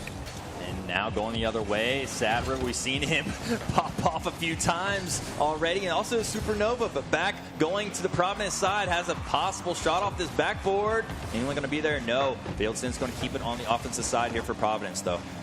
Yep, that they are. I mean, now Gecko, who has been pretty clutch for Providence before. Again, taking shots on target, and that's the good thing. As long as you're taking shots, as long as they're on target, you are succeeding. I don't measure your offensive success necessarily about how many goals you score, rather how many shots you get on target. Yes, exactly. That's the first thing we look at. I mean, after the games are over, we are looking at shot counts, and that's the first stat we're going to be spewing out unless something crazy happened. But Failed Sins trying to get back on offense. Now it's going to set up his teammate, but no one's going to be there. We saw some demos earlier on. That's probably the reason why no one was there. Yep, almost halftime now. 2 minutes and 45. Still tied at 1. Still playing this tug of war here. Nice little bit of mind games. And that's the thing. And, you know, we say this all the time when you're playing Rocket League. If you don't have boost, fake it till you make it, because the other team doesn't know you don't. They don't know you're out of ammo. They don't know you don't have boost. So just pretend like you do. Yeah, absolutely. And, yeah, a lot of times Oh, well, we have a shot, and that's a goal. That's failed sins. Gonna take the lead here for Providence, and that's gonna shift that momentum, staying here with Providence. Look at the finesse there. That angle, those normally don't go in, but they had to get out in front of the ball. Notice that they didn't just, hit the ball to the side. They got the soft touch, so that way they can get out in front of it and then redirect it in. Again, that was a good amount of discipline there coming out from failed sins. They may have got their protractor out on that angle. That was a tight one. I have never used a protractor in my life. I may have used it one time in algebra in 9th grade. We were forced to use them. We were forced to. That was a short lesson. Got to hit them angles, though, as Providence has been hitting the angles this game. They are up 1 here, but still plenty of time here for Cabarrus to make that comeback here in Game 4. My protractor is an octane. I'm kidding, for the record. As that one's going to go up high and get hit right back down towards the side. Failed sins, a very dangerous threat when they're playing ISO. I gotta admit, when they're playing ISO, like isolated, they make magic happen. Yes. I mean, honestly, I think they're more threatening playing isolated than they are with a teammate next to them. You know what that means? Cap Tech cannot let that happen. They cannot let them get so low. You're going to need a little bit of team help on the plays here, but right now, looks like Cap Tech trying to get on that offensive side, but Providence making such a hard time to do so. Yep, that they are. Just a minute left to go. Just over a minute. Cap Tech still looking to try and find the equalizer here. You got to keep in mind, if they don't find the equalizer, they're done. Yep. It's Providence on match point right now. Providence got the momentum in their favor, and I mean, even in this ball right now is in their favor. Wallace is hanging around the Cabarrus side and kind of staying around there too. They're doing a really good job on keeping that ball on the offensive side, but also Cap Tech doing a great job on getting these clears, and now they might have a chance. But no, that's going to be failed sins. Oh no, that came from Cabarrus. Oh my goodness, that was a team goal. Was panic.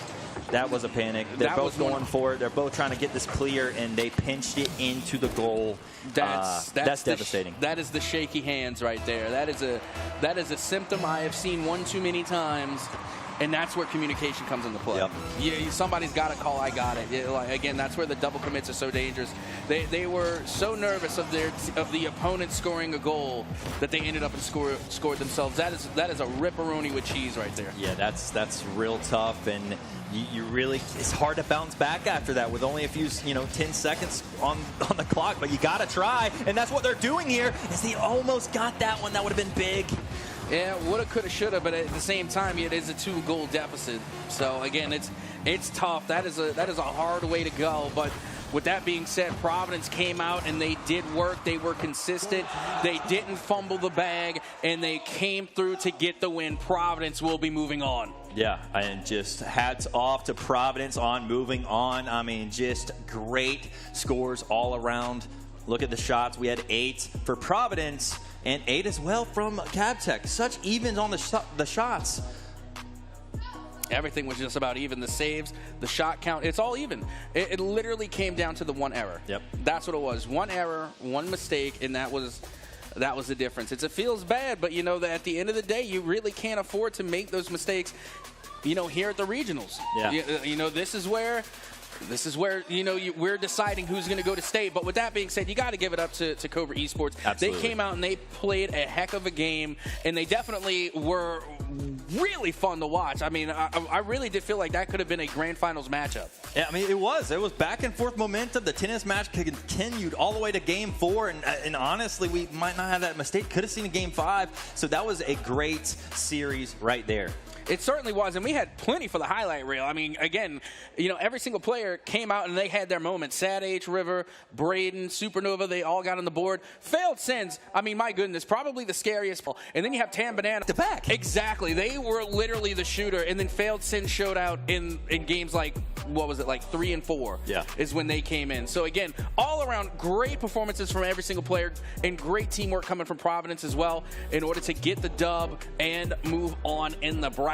But that is going to just about wrap things up there for our second match of the day. And I got to tell you, that one's going to be a tough act to follow because it was a lot closer than what the score line is putting out there. Absolutely. And I'm hoping all these matches are like this because that was fun to watch. I mean, we heard the crowd involved as well. So loving already to hear that early on this Saturday.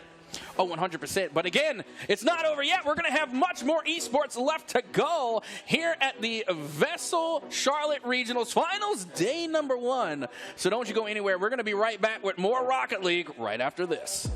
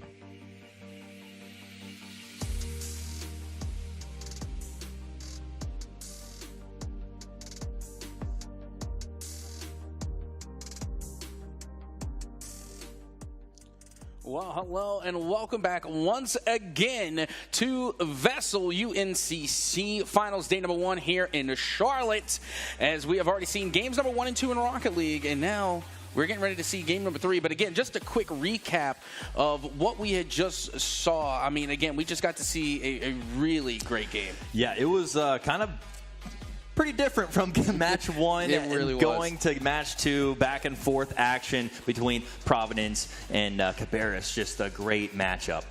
Yeah, and it was really going the distance, too. We managed to go to 4 games.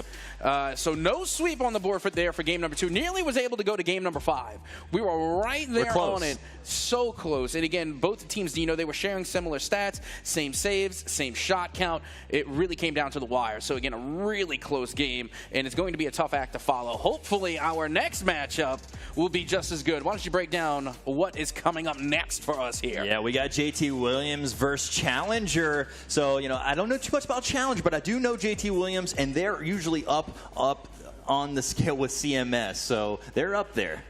Yeah, and again, it's one of those instances. You know, you see, we didn't know much about Cobra Esports in the last matchup either, but it was a pleasant surprise to see what they can bring to the table. So we'll see what Challenger can bring to the table. As you can see, we are getting a look at our teams here for JT Williams and Challenger, and hopefully, you know, we might be able to get a chance to look at the roster and see not only their faces, but let's put some faces to the names, as it were.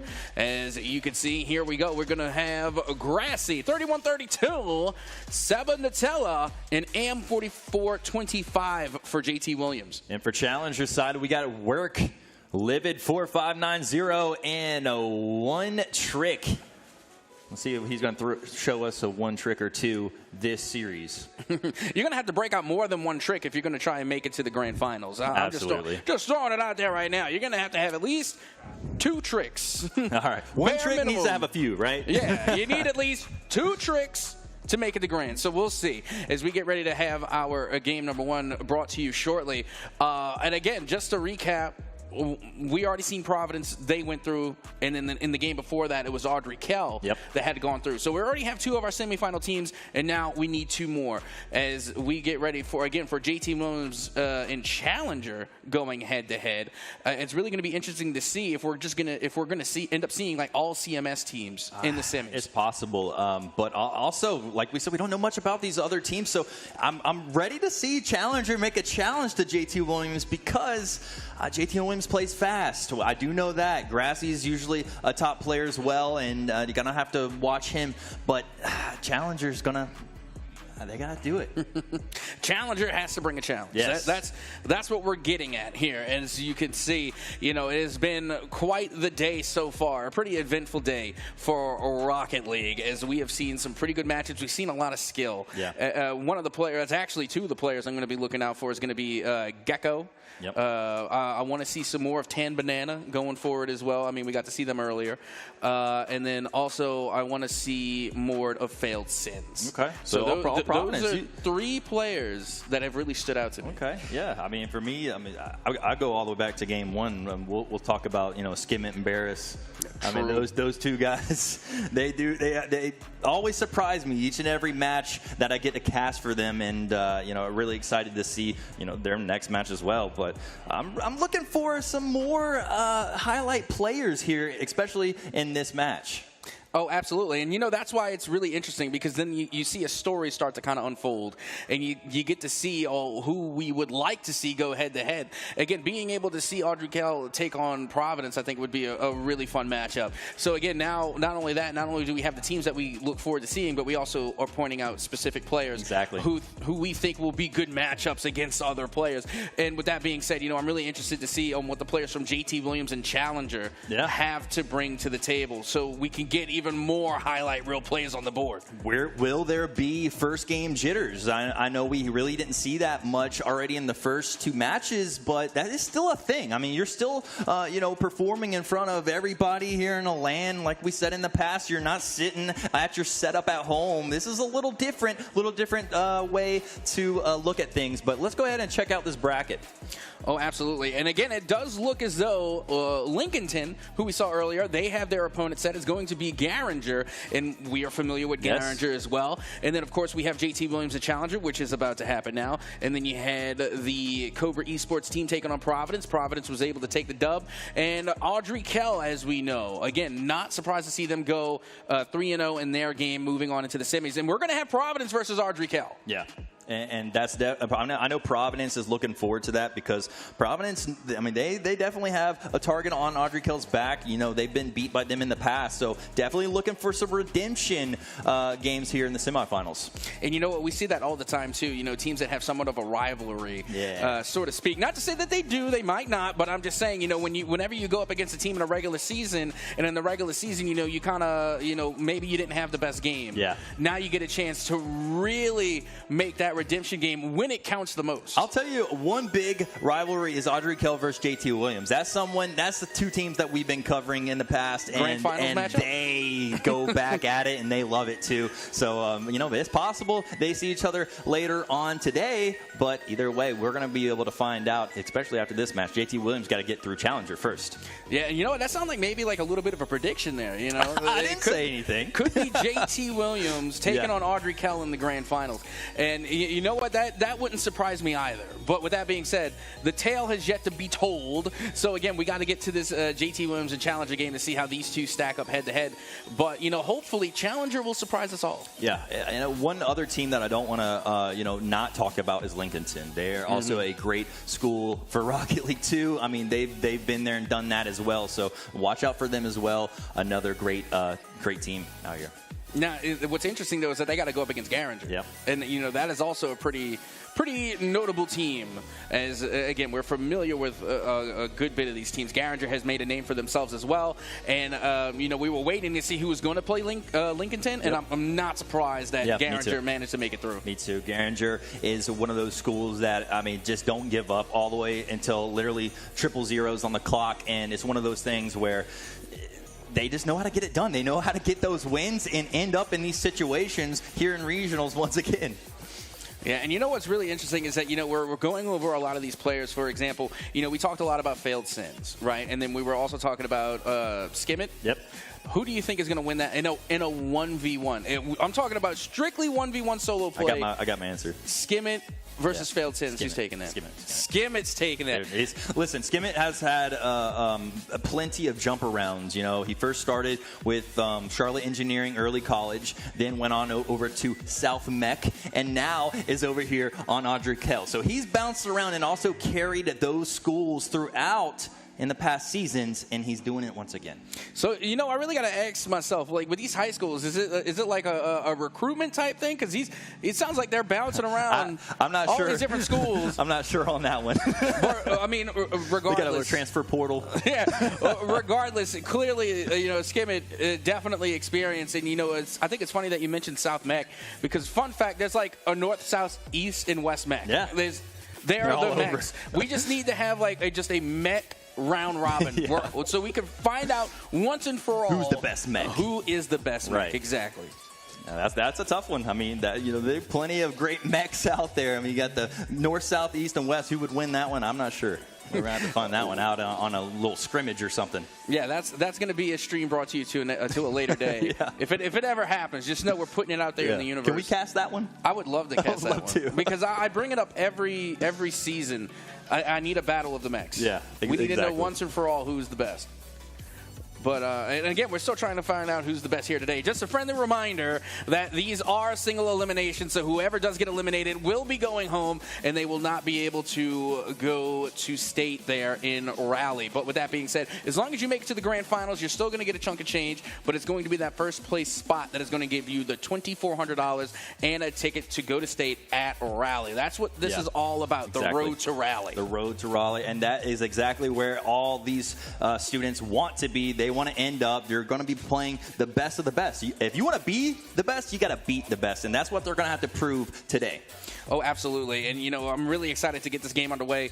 Again, we've already seen so much great talent being displayed in the previous matchup and even the one before that one.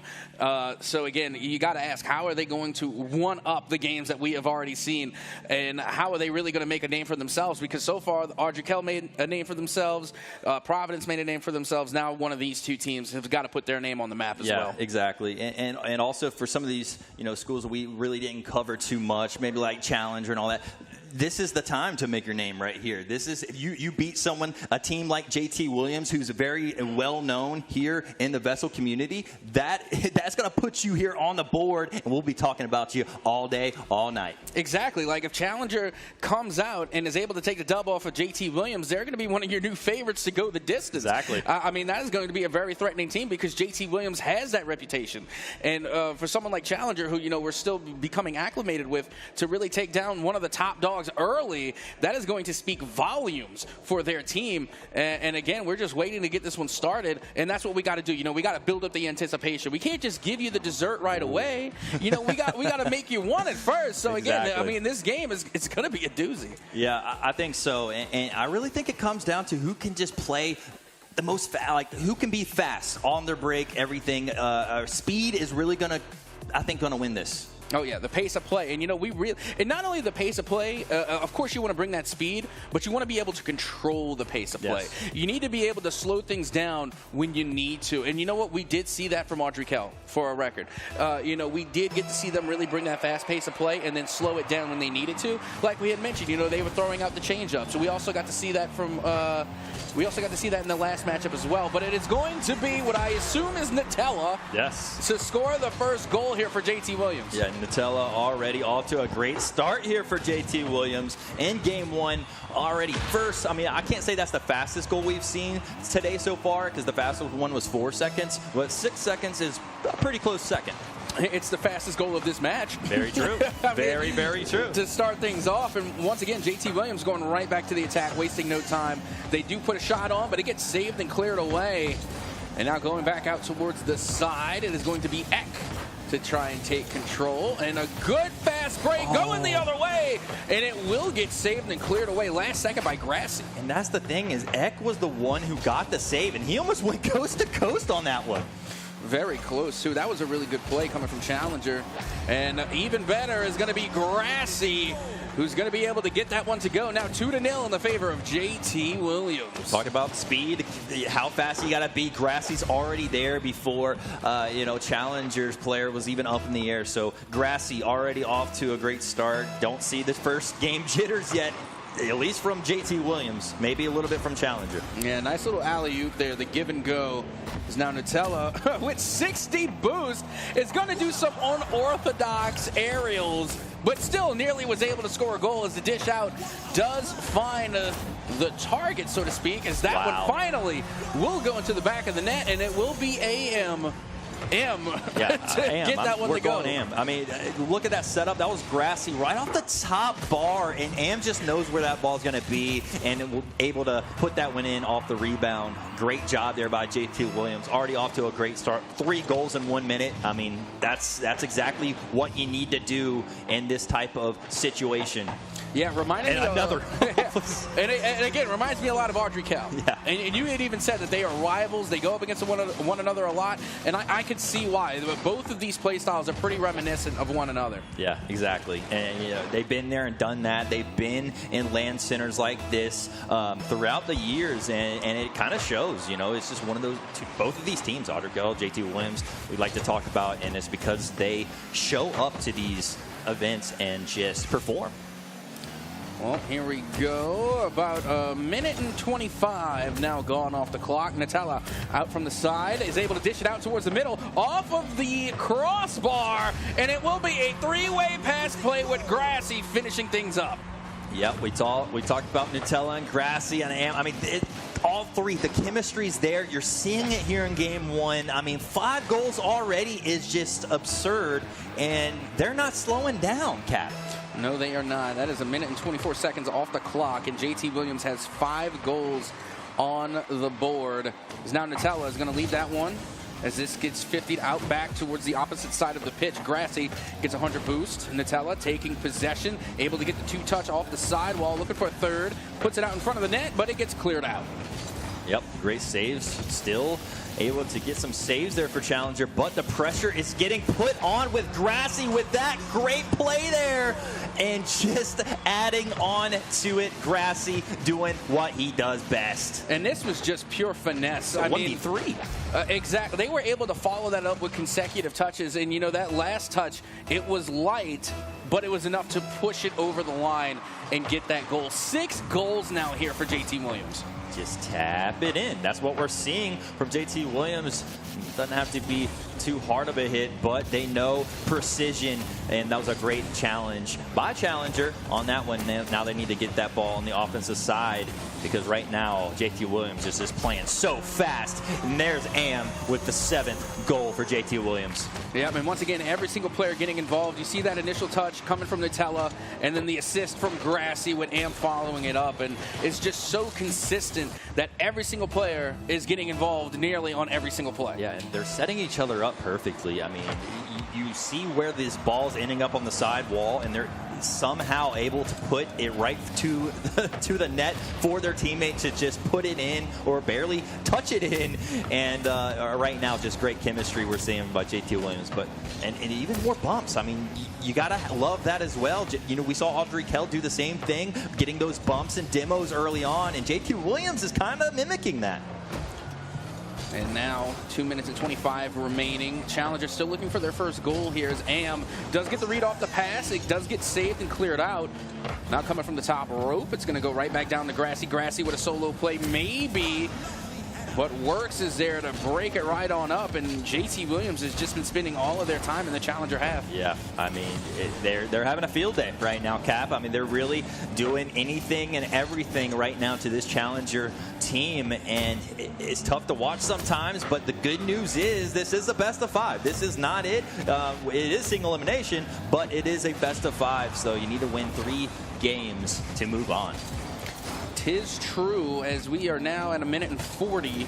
JT Williams still with the majority of the possession here, just playing a lot of keep away. Yeah. Honestly, which is, you know, believe it or not, actually some good Rocket League etiquette. Once you get to a certain, you know, goal count, realistically, not realistically, but, you know, again, back in my day, it was 4 goals. You get a 4-goal lead and then you start running the clock, you know, playing that keep away. But, you know, JT Williams, they're doing it at 7, and, you know, I think they're opening themselves up for the memes to see, you know, if Challenger does get 1, then at least we get the Brazil. Yeah, exactly. And that's kind of what we saw with the Audrey Kell squad. I mean, we saw that 7-0 game, so JT Williams trying to kind of do exactly what we saw early on.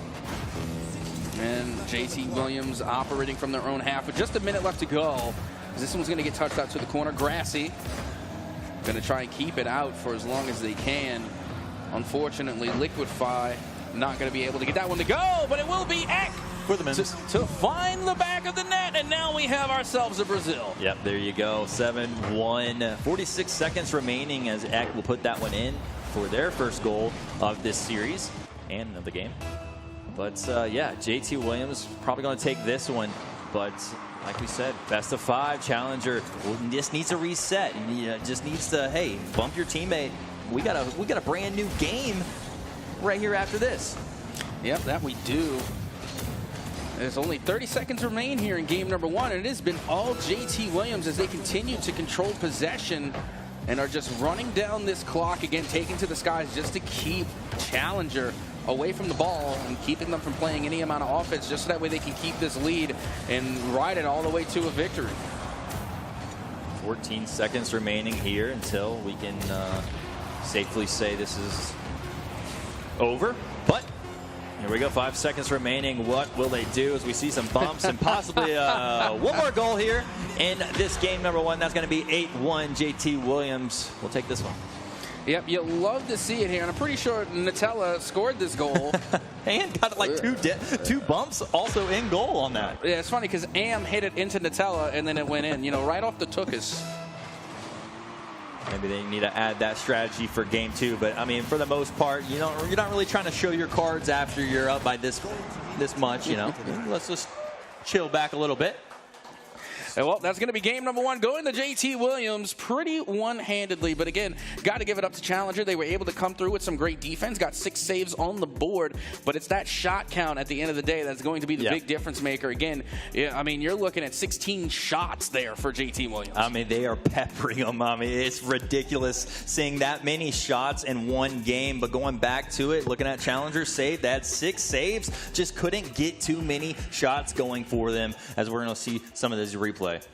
Oh, yeah, and again, you can see the amount of control really coming through from JT Williams, able to find one another constantly on the pitch, from passes to even Grassy going with a lot of these isolated plays. They're just showing a lot of control and a really insane depth of mechanical prowess. And what you're hoping to see here from Challenger is a little bit of improvement going into game 2. Hey, let's see if we can slow down that pace of play from JT Williams, because they were just putting on shots. Like you said, they had 16 shots on goal. Yep, that they did. I mean, it was absolutely impressive. And that whole time, they're just keeping the ball away from Challenger, so that way they can't get any shots on target. And, if you can't take shots, you can't score goals. So, again, just playing a lot of keep away and showing off their mechanical skill. Again, they're able to clearly control the ball very well, whether they're on the ground, whether they're in the sky, offense or defense, it doesn't matter. The possession game is going the way of JT Williams. Let's see if Challenger can step things up going into game number 2. And already off to a start. Grassy about put it in already, but guess who got there to clean it up? That's going to be Am already, and that was 7 seconds. Still probably the 3rd fastest goal that we've seen of today. But Am putting one in the middle, all 3 cards bumping each other in the Challenger side. Yeah, and that one hit right off the crossbar there. JT Williams taking that 1-goal lead early, as the kickoff is going to fall in their favor again. Going up high, Am not able to get the read. They're going to leave it to Nutella, who does get the flip reset and nearly put it on target. But what a save. I think that was, who was that? Was that Works that got, or was that Eck that got the last touch on that one? Might have been Eck, but either way, I thought that ball was just going to float into the goal, but great save. And they are still putting the pressure on. Look at this, just backs against the wall right now. Challengers just trying to get out of their own side. And they're doing so now. So hopefully they can get that to turn to a positive here for their team. But right now, JT Williams trying to do their work here as Am's up in the air, but not able to get one to fall. Now Challenger trying to get it going their side.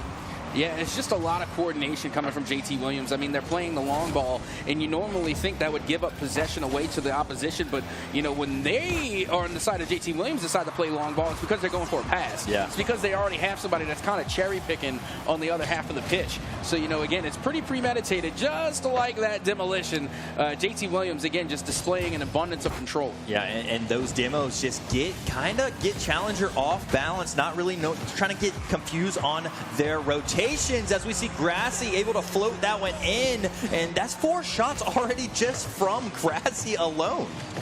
Watch this again here, Cap, and barely with a tap and able to fall. I mean, that's just perfect right there. Yeah, there's something satisfying about making a shot that goes in off the crossbar. You know what I mean? It's like really satisfying, because more often than not, when you hit the crossbar, it's coming back out. It doesn't go in. As JT Williams not going to hit the crossbar, they're going to hit right on the target to get the 3rd goal now for JT Williams. Yeah, right down the middle, and you've seen, I mean, that's not Grassy's first time doing that off kickoff. He's done that plenty of times. We've seen him do that time and time again to get to the spot they're at now. And now being able to do that here in the regionals is, hey, practice like you play. Well, here we are. Eck trying to take control here. They're going to get 50'd out by Nutella. Nutella with a great pass, looking for the dunk on top. And somehow the Challenger defense manages to keep that one out. Eck has been saving all. I mean, I know you see the score right now, but when it comes to saves, I mean, Eck's been all over. And now they got to get things started on the other side of the pitch as well.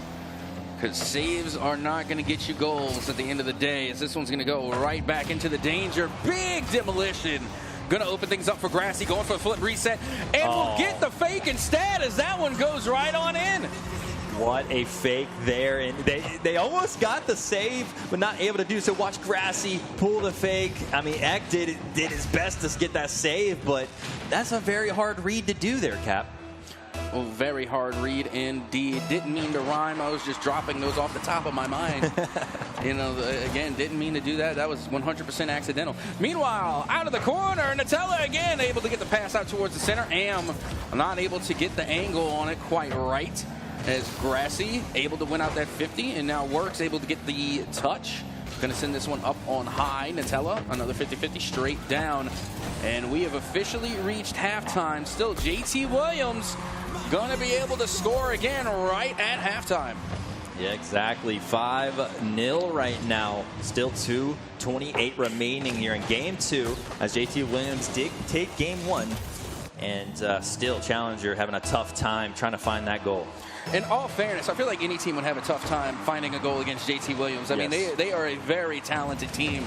So, again, you have to really keep in mind just how good JT Williams actually is. They're playing on another level, definitely collegiate bound, for one, and wouldn't be surprised if one day we end up seeing one, if not more, of these players in the pro scene. Absolutely. And, you know, this is what this league's ready to get you for. I mean, it's ready to get you for the college and then possibly the professional level. So, great to see these levels going at it. I mean, just phenomenal play so far this game for JT Williams.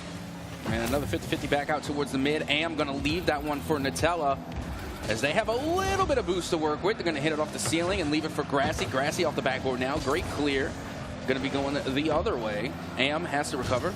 Looking to get the 100 boost in the ball, but you can't have both, as that one now is going to get cleared out by Nutella, and we're back in the Challenger half. Challenger trying to just get the ball on the other side, trying to get a little bit of momentum shifted their way, and that was Works going to be trying to go for a shot, but guess who's there is JT Williams able to get that cleared. And Grassy now going to be able to get the touch back towards the mid. It does get cleared out. 1:10 remaining, and JT Williams just in the driver's seat here for game 2, as they continue to just control the ball and just keep it out of the hands of Challenger. Yeah, doing a great job at that. I mean, they are just kind of playing around, playing with their food a little bit. I mean, but like you said, it's one of those respectful things when you're up by a certain amount. You're kind of just trying to kill clock on this and get to the next one. Absolutely. And that's what it's about. It's not just about possession. It's also about time management as well. JT Williams doing exactly that. Notice that they're playing all from the midfield line, and that's where you want to have your control at. We even said that in earlier games. Like, whoever is controlling that midfield is going to control the pace of the game. Yep, and they've been doing that all match too. I mean, just having every time you see them at the 50, they are winning these challenges and keeping that ball on Challenger's side. Well, the final 15 seconds now beginning to tick away. As Challenger is going to get their first goal on the board right at the 12-second mark. And there's Works right there, making a good move. Am must not have had boost there, and Works able to put one in for his team. Yep, that they are. 12 seconds now remaining. I mean, a little bit too far gone for the Rocket League time theory, but still being able to get that goal on the board going into next is definitely going to give some momentum back into their side. As the final few seconds begin to tick away, Nutella out from the corner. Going to be able to hit this one right back down. Nutella again getting the touch out of the corner, and that's JT Williams coming away with game number 2, putting themselves on match point. Yeah, looking good so far. You know, just kind of handling their business in the first 2 games, but it's not over yet. The match is not over yet. We'll see if they can finish this one out, or if Challenger can step up and get some wins here. Yeah, and you know what? Once again, I'm seeing a lot of consistency from JT Williams. They got 13 shots in the first game, and once again, we'll see another 13 shots, 7 of which came from Grassy, who ended up getting a hat trick. Yeah, and those shots were early, too, like way early. It was in the first 2 minutes already having like 6 shots on goal. Yeah, and a crazy amount of offense coming from JT Williams as they put themselves on match point. Only one more win away from advancing to the semifinals and that much closer to grands. And again, they definitely have the makings of a grand finals team. Yeah, I mean, they're showing it. No, no mess-ups, really. They've been kind of clicking on all cylinders, doing what they have to do. The chemistry's there, the passes, the shots, they can do it all. They really can, and not only that, but they have also been pretty decent on defense because anytime that they give possession away, they automatically rotate. They're able to transition, and they're able to really stop a play before it can develop for Challenger. And then that just leads to more offense. So, again, they are really being able to play all sides of the ball here. Yeah, they can do it all. I mean, we've been seeing that. And getting here into Game 3, here it goes kickoff. Nutella and Works going at it. Able to 50-50 that one. And now JT Williams with possession. Yep, there goes Grassy. And is that the Marauder? But I know that's Lightning McQueen. Yeah, that's definitely Lightning McQueen. Again, just having some fun with the vehicle selections here, which is, again, always fun. I love seeing non-meta vehicles on the pitch. Yeah, this is a little play with their food on this one, I'm thinking, Cap. JT Williams now not using their normal cars, having a little bit of fun here in Game 3. Yeah, you know what? I don't blame them. I mean, who doesn't love Lightning McQueen? Good job. Wait. What's that chick, Thunder, from the first Cars movie? He didn't like Lightning McQueen. I don't know. There's the We're green going to have to rewatch Cars tonight. The green one with the mustache. They didn't like Lightning McQueen, but it's okay because we all like Lightning McQueen. As you can see, Grassy now going to take that one out towards the mid. And once again, JT Williams just playing a little bit of keep away as they almost was able to get that first goal on the board. I'm trying to look for Mater. Where's Mater? They should have him on this game. Mater's a tow truck. He's there for the demolitions. Hey, I'm here for it. We want to see some kabooms. Well, we are now looking at Grassy playing a little bit with the Marauder there, able to send that one up on high. It's been about 1 minute and 20. And Works getting absolutely annihilated there at the midfield as Grassy sends that one all the way back. Now right back down into mid, scoring position here. Not going to be able to capitalize as they continue to run the clock, and Challenger still trying to find a little bit of possession here. Yeah, and right now, still scoreless here through over 1.5 minutes, and nothing going on here. Just back and forth action. Look, like I said, they're playing with their food right now. JT Williams switching their cars and kind of just messing around a little bit. Yeah, just a little bit. Not too much. I mean, they're still playing the same as they were in the previous game. Just a lot of keep away and passing the ball around as we are past 2 minutes of play. Still scoreless here, however. So, again, Challenger can definitely, sneak one through and try and take the lead. I'm here for it. I would like to see Challenger get on the board early for the first time. I'm saying as in the first goal on the board would be Challenger, which would be, hey, backs against the wall for JT Williams for a change, if that happens. But Grassy trying to do some crazy trickery up in the air there. And now right back to the midfield we go. Grassy trying to take this one by themselves, gets batted away by Works. And we're past halftime now, so only half of regulation remains. As that one is going to go right back towards that midfield. And a nice touch coming from Challenger, putting the pressure on a little bit here for JT Williams. Yeah, now JT still scoreless. 2 minutes, 10 seconds remaining. And the ball's back toward JT Williams' side, but not for long, as they're going to try to get that cleared. Now it's on the other side, so looking for their goal, but Works trying to get that one out of their own side. Tough right now for Challenger. Yep, it is definitely looking that way. As once again, JT Williams, they're just completely controlling that midfield. And Nutella on the Lightning McQueen is going to get the go-ahead goal here for JT Williams. Yep, and that was a setup by Grassy. Coming off the wall, great setup. Nutella, perfect touch. And that's going to be the first goal of this Game 3. And they just need to close this one out to move on to the next one in the semis. Yep, that they do. They got the 1-goal lead. Now all they really got to do, so to speak, is run the clock. But, getting one more goal just for insurance isn't going to hurt you either. As you see JT Williams now having to clear out from their own half, able to get the flip, reset back over towards mid. Grassy is there with the shot. It will go on and it will go in. There you go. There's your insurance goal you were talking about. And that's going to be Grassy.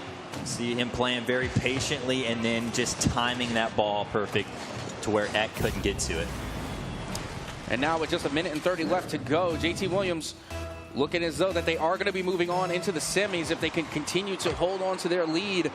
Is now this one's going to go back into the corner of Challenger.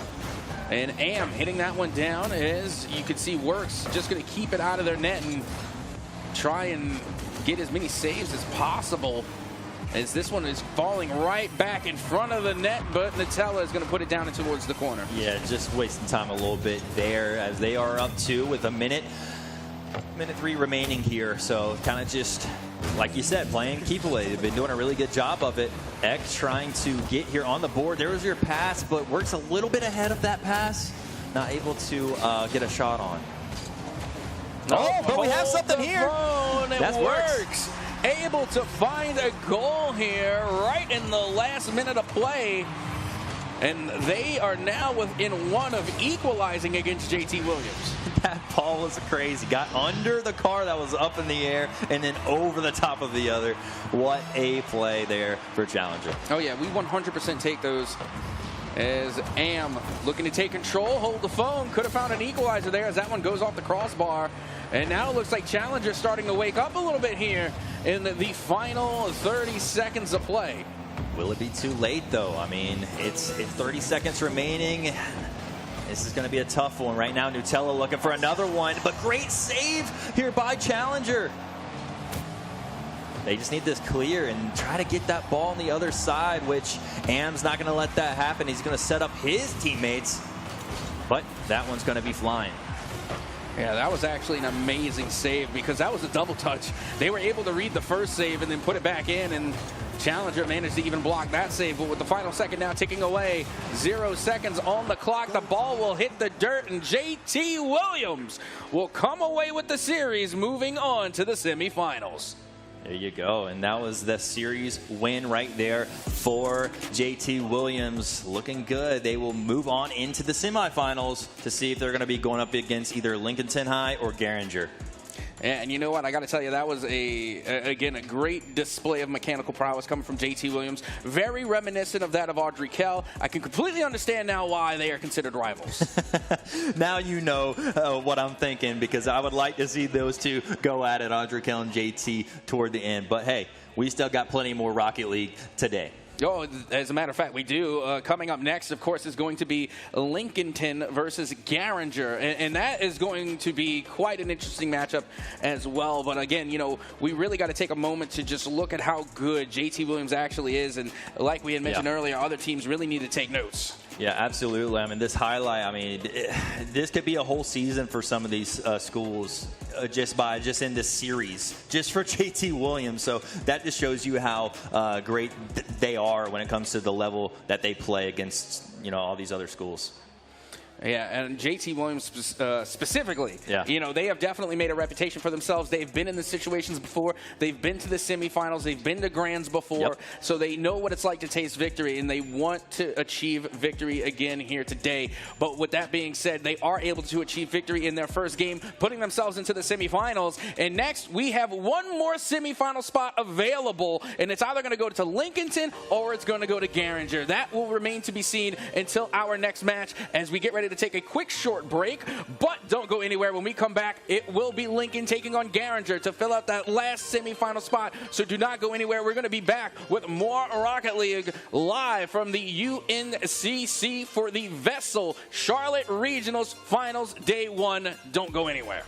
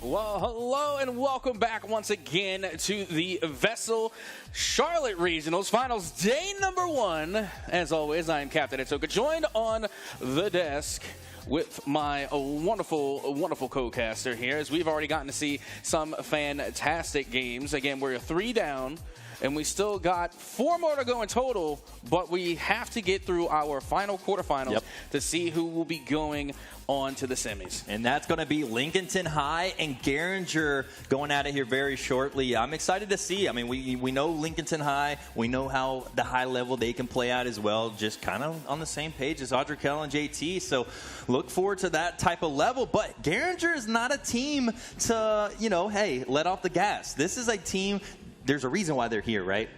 Oh, absolutely. I mean, again, this is a team that has already proven themselves. And then, like you had mentioned earlier, Lincoln also has quite the reputation. Yes, absolutely. And I'm sure we're going to be able to see that high level of play, just like what we saw in the past few games, but from Lincoln High. Oh, absolutely. And you know what? I cannot wait to get this one underway. Again, I've gotten to see Garinger quite a few times, and, I've been impressed with their amount of play. So regardless of how this one's going to go, I think this is going to be a very interesting match. Yeah, and what do you think when it comes to high scoring, low scoring between these two teams, or do you think it's going to kind of fluctuate throughout the series? I'm hoping to see a little bit of fluctuation, honestly. I'm hoping to see a little bit of back and forth, like we have already gotten to see previously in our other matchup. But this is going to be our lineup going into these quarterfinals here for Lincoln. We're going to have Gummy Bear, Mafia Shadows, and Mikey Kong. And for the Garinger side, we got Ack, Slenderman, and Jeff. And we got Acko, my bad. It is Acko. I've said his name plenty of times. I'm sorry about butchering your name, buddy. Hopefully they can forgive us because it's been happening all day. But regardless, getting ready to head now into game number 1 between these two. It has been quite the journey, as a reminder. Still only one final spot left in the semis to see who is going to be able to go up against who did we have advance in that last matchup? That was JT Williams. Yes. So we're going to see who's going to be able to go up against JT Williams going into the quarterfinals, well, the semis. And whoever it's going to be, he's got a tall task to do. Again, we saw what JT Williams did earlier in that match, and they did not let off the gas at all. So I'm excited to see what that semifinal is going. But who will make it there? Who will challenge JT Williams? Will it be Lincoln High or Garinger? Yeah, and you can see in the bracket what we have already seen so far. In our previous matchups, it was Audrey Kell in order to advance into the semis. And then Providence able to get one over Cobra Esports, and that was one of our closest matches yet. JT Williams was able to win the last over Challenger, and now 1 spot remains. Yeah, this is going to be a close one. I think so. Like you said, when you said the fluctuation on scores, I'm thinking like kind of what we saw in the past, where maybe high scoring early, and then later on when they start figuring out each other, it's going to start dropping the goals. It's going to be a little bit more defensive. Yep, one can only hope. I mean, again, we still are waiting to get our players in the matchup so that way we can get this game underway. But that has really have been, pretty much the tale of what we have been seeing all day today. You get into your game 1, you start to warm up a little bit, and then that's when you start to read your opponent, and then that's when you start to get into some pretty close-knit games. Yeah, and I've always said, first game jitters is a thing, and for the most part, I haven't seen too many. We've seen a couple whiffs and stuff in game 1, but nothing like what I thought we could have seen. We've seen a lot of just great Rocket League play. Yep, that we have. And you know what? We've also gotten to see some players in particular that really stood out. Again, we got to see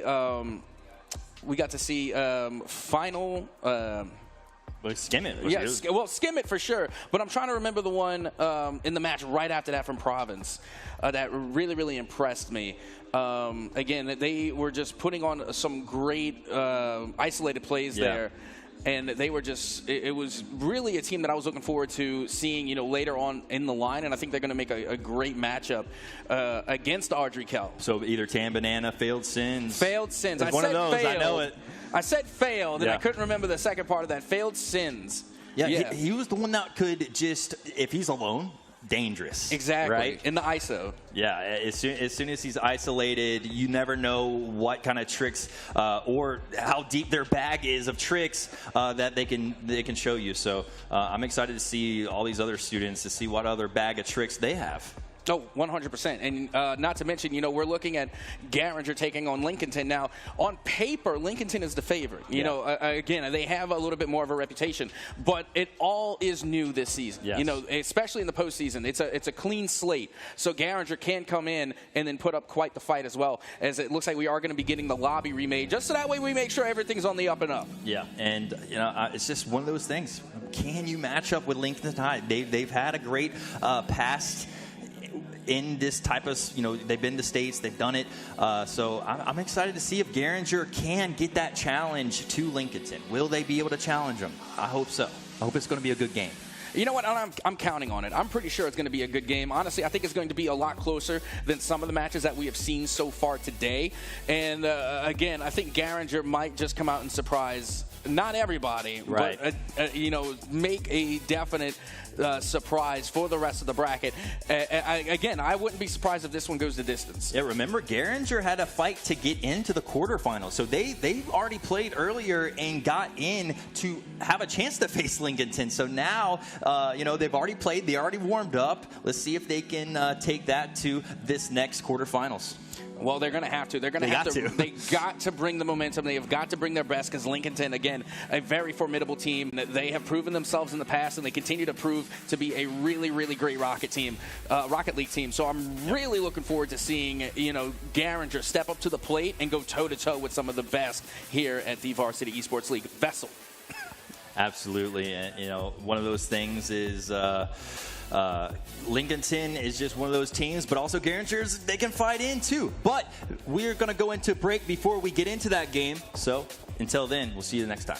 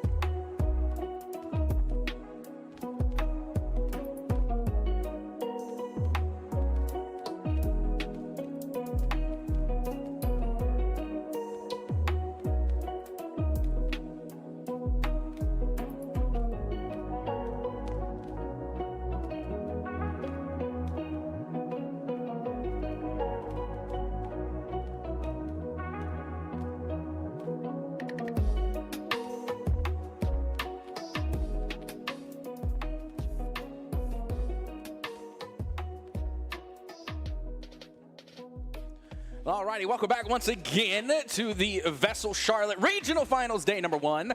And we have been able to manage the technical issue. Again, we say this all the time, or at least I do, that if you are having an esports event, LAN, tournament, it's not going to be good unless you have at least one technical issue. It's par for the course, right? It's one of those things where you just expect that. It's an esports LAN event. But let's get into it. Lincoln Garinger, game 1. Here we go.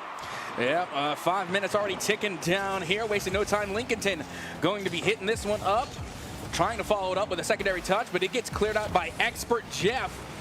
I love that name, by the way. Just straight and to the point. Name's Jeff. It's like Captain at Soka, but expert. Expert Jeff, expert at Soka. I can see it. It has a nice ring to it. Well, we're seeing Lincoln and Garinger. Lincoln in the blue, Garinger in orange.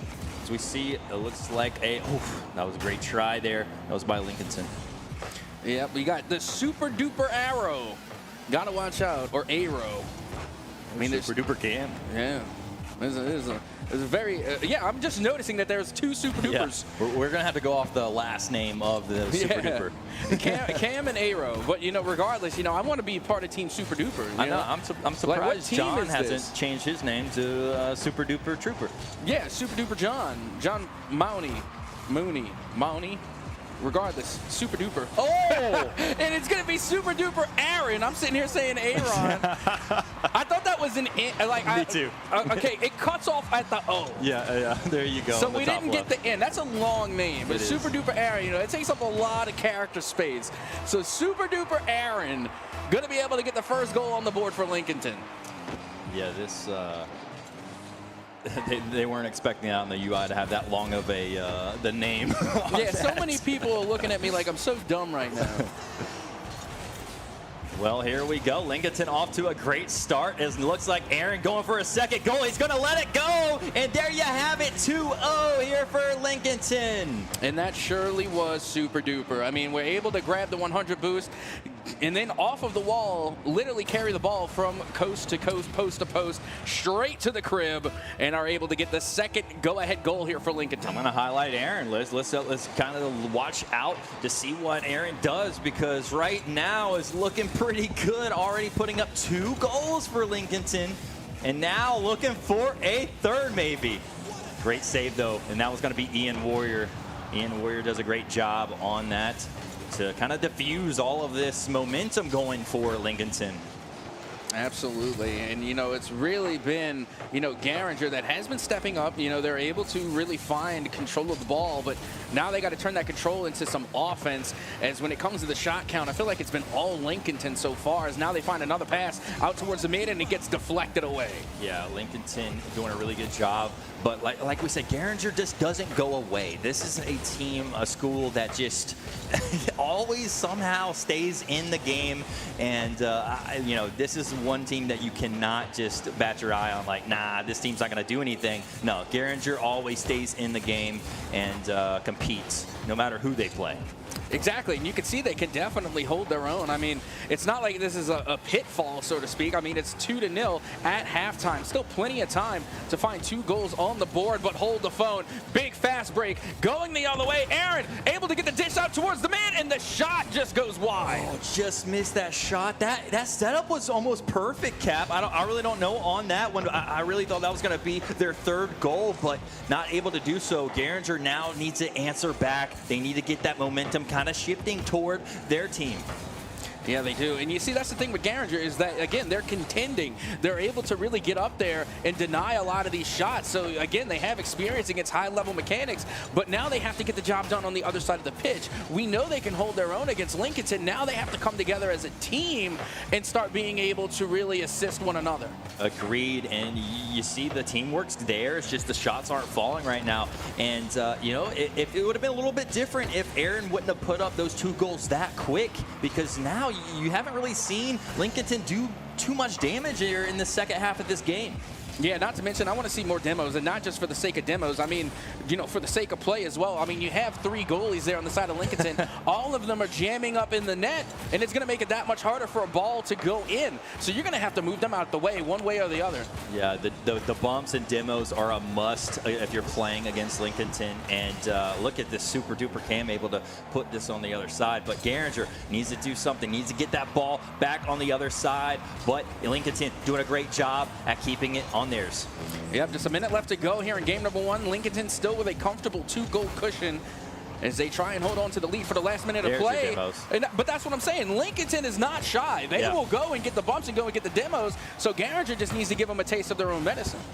I agree, and it's right over, and that's going to be John putting it in, and that's going to be 3-0 now with 43 seconds remaining, and that was going to be a huge goal. You already saw John was expecting that to just go across the goal and just sit right in front of the net and just boost it straight all the way to victory right there. Yeah, and that was actually like a great little pass out coming from Cam, because again, not only were they able to get it past one defender, but then they kind of bullied it past the last one. You know, were able to really win that 50-50 and just set it up for a perfect shot. I mean, you really can't miss those. It was on the goal line. Yeah. And now dropping still. Geringer's back's against the wall. I mean, the ball's all floating around their net. They need to get this clear. They need to have a little bit more time of possession. But like you said, Lincolnton is not shy. They're going to show you who they are. They're going to demo you and bump you out of the way so they can get another goal. Yeah, I mean, they're definitely not playing polite. I don't blame them. I mean, you're trying to get the last spot into the semis to hope to go to the grands, and you really can't afford to be polite here. All bets are off, and it's going to be a Lincolton to come away with the game #1 win.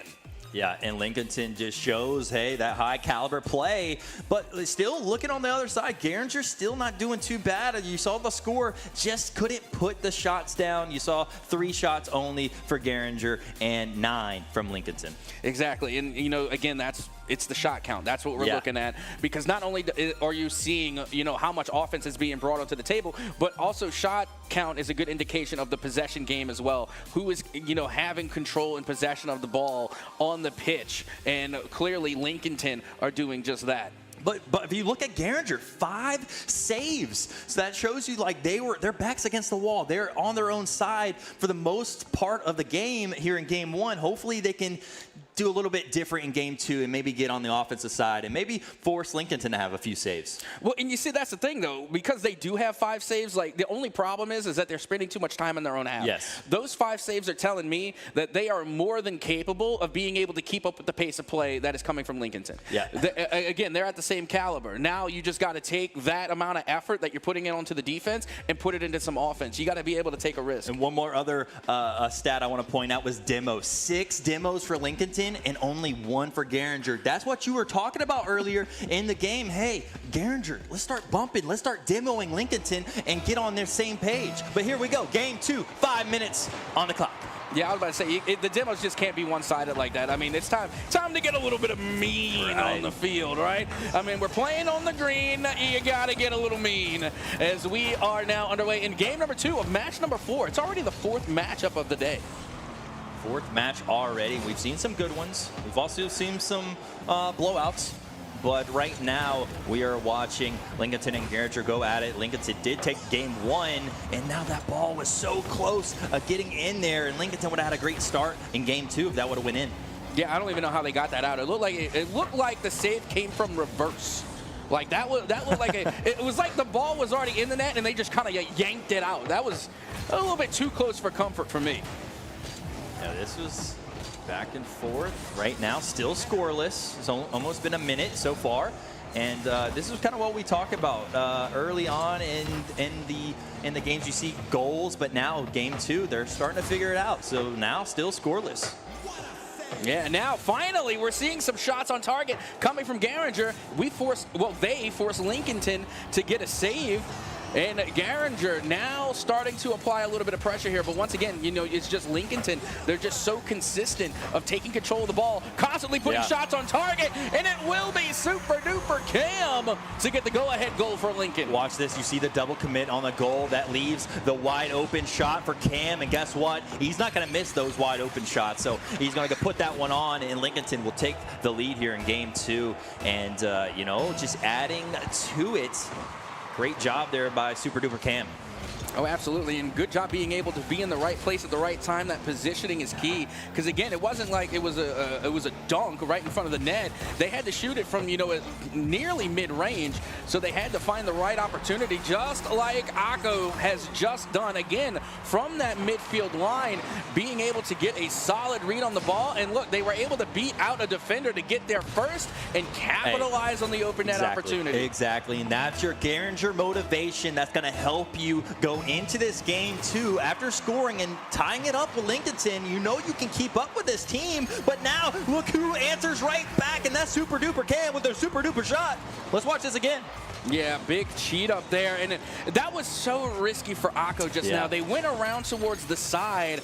And, you know, on those plays, if you're going to cheat up, you got to go right up the gut. Right through it. I mean, don't get me wrong. Sometimes it does go around. Right. But if it goes around, that means it's not going in the goal. Right. You know what you mean? If it breaks right, it's going to the right. If it breaks left, it's going left. But if it's going right up Main Street, that's going into the back of the net. You got to follow where that ball's going. If it goes left, go left. If it goes right, go right. It stayed in the middle, and he went left. Mm-hmm. Now, again, I think this is what happens on the kickoff. They'll usually say, oh, you know, it's going to be on your right, going to be on your left. As a matter of fact, there are even quick chats for it that are call-outs, okay, back right, back left, et cetera, et cetera.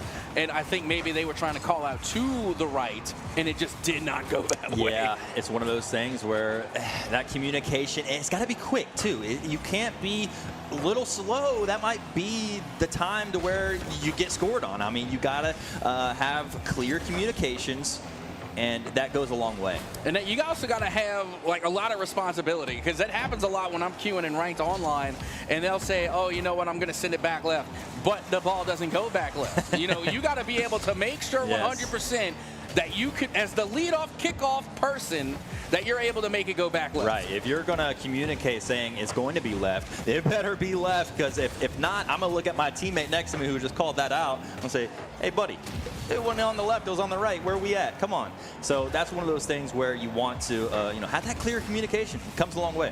Oh, absolutely. But here we are, a 1-goal deficit between the two right at the 2-minute mark. Garinger able to answer back and at least get a goal on the board, looking a lot better. But look at Aaron from up on high, was able to get it off the ceiling. But again, good defense, way to respond. Lincoln still not giving up on the offense, as they are just putting on the pressure to Garinger. Yeah, Aaron is the player to watch for when he's solo, alone in the air. You've seen him do plenty of things. Didn't have enough boost to go for it right there. You know he wanted to. Didn't have enough, though. But now just regen on boost, and he's hoping for that same setup. And now the ball going across the pitch here. About 1:15. Garinger still have plenty of time to try and equalize. But Lincoln, I mean, they've been suffocating Garinger. And they've been keeping them confined in their own half until finally they're able to push all the way through as John finds yet another goal. Yeah, and that was depleting if you're Garinger. You really wanted to get that goal back, and now you're chasing two with only a minute 11 left. It was already tough enough to score that one goal in the first 4 minutes. Now you got to put up two and just 1 minute remaining when you're down one in the series. So, a lot of pressure here for Garinger. Will they step up to the plate? I loved that play they just tried to do. Beautiful. They tried to drop it down and go for the pass, but the shot was off, and so was that one, unfortunately. But the follow-up shot nearly goes in. What a save from Super Duper Aaron. And guess what? He can do stuff in the air, and he's going to set up Super Duper Cam. So that was a Super Duper setup from Super Duper Aaron to Super Duper Cam. I need to join the Super Duper gang. You know, I want to join the squad. Super Duper squad. Regardless, again, a great little back and forth there, great comms, and, being able to really capitalize on these fast breaks. Again, a lot of their plays coming from Lincoln have started in their own half. Yeah, exactly. And now Lincoln, with only a minute remaining, they were only up by a few or two, and now they're up by a few. So looking good right now. If you're Lincoln, you can take a deep breath here on this game too. Garinger, not so much though. The pressure just got a little bit more added onto it. Yeah, but you know what? I do like this approach that we're seeing from Lincoln is, they were able to really save their best for the last few seconds. And Ian Warrior gets that one to go in, and you could see the laughs on stage. They're wondering how that one was, like, how that just happened. That was a little bit of Looney Tunes there. I mean, you just see two Lincoln players drive right past the ball. I'm sure on their screen, that's all you heard. But unbelievable. But Lincoln up 2 now. Garinger finally getting another one on the board.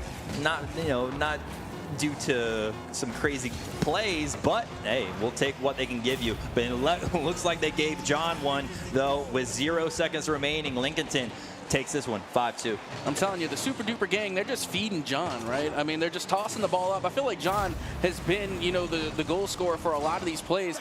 And, you know, when your teammates hitting, you just got to feed them the ball. Exactly.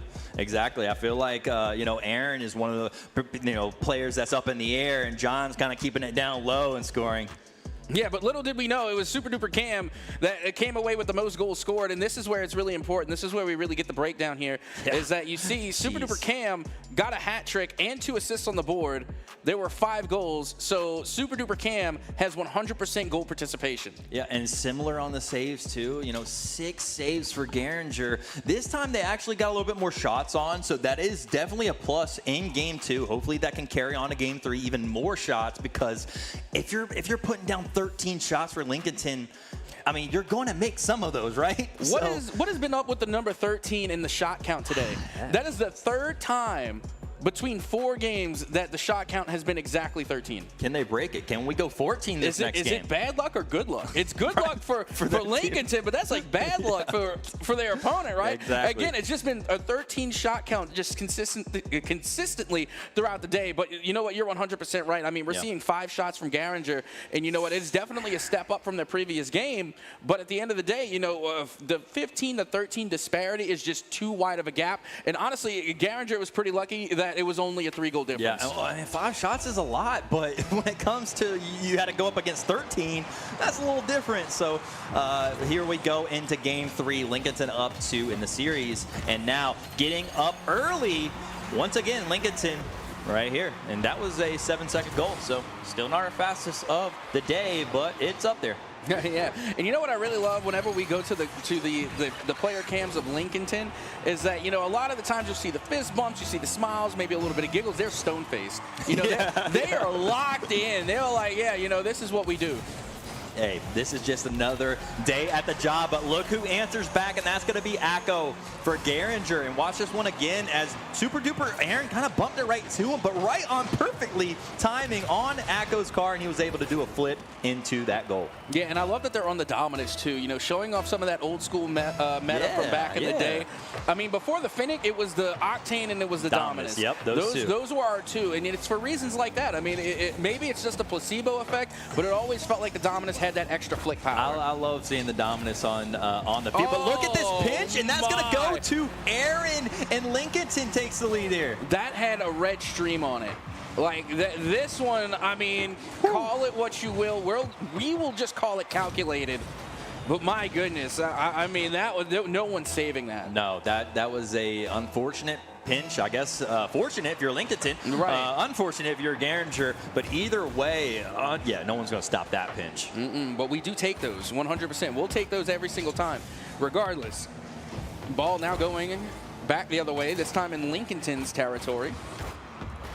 Good prediction from Ian Warrior just to go up a little bit extra high to make sure they're able to hit that one down. Now the 50 back out towards the mid. Expert Jeff able to get past one defender, but can't get past the second.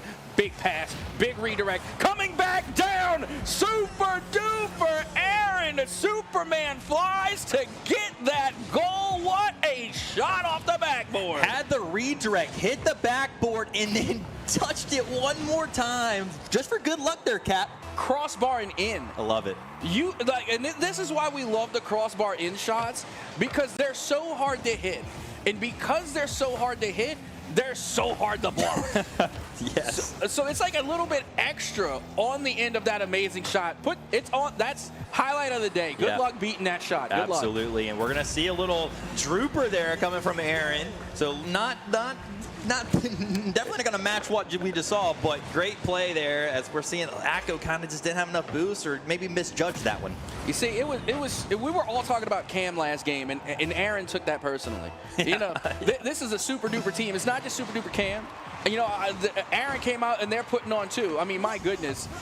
That's 2 back-to-back in a matter of seconds for Super Duper Aaron. I mean, both of the Super Duper players are playing Super Duper. I mean, it comes down to that. They have been putting up the points, but also not leaving our guy John out as well. I mean, like you said, he's been the front runner of getting these goals.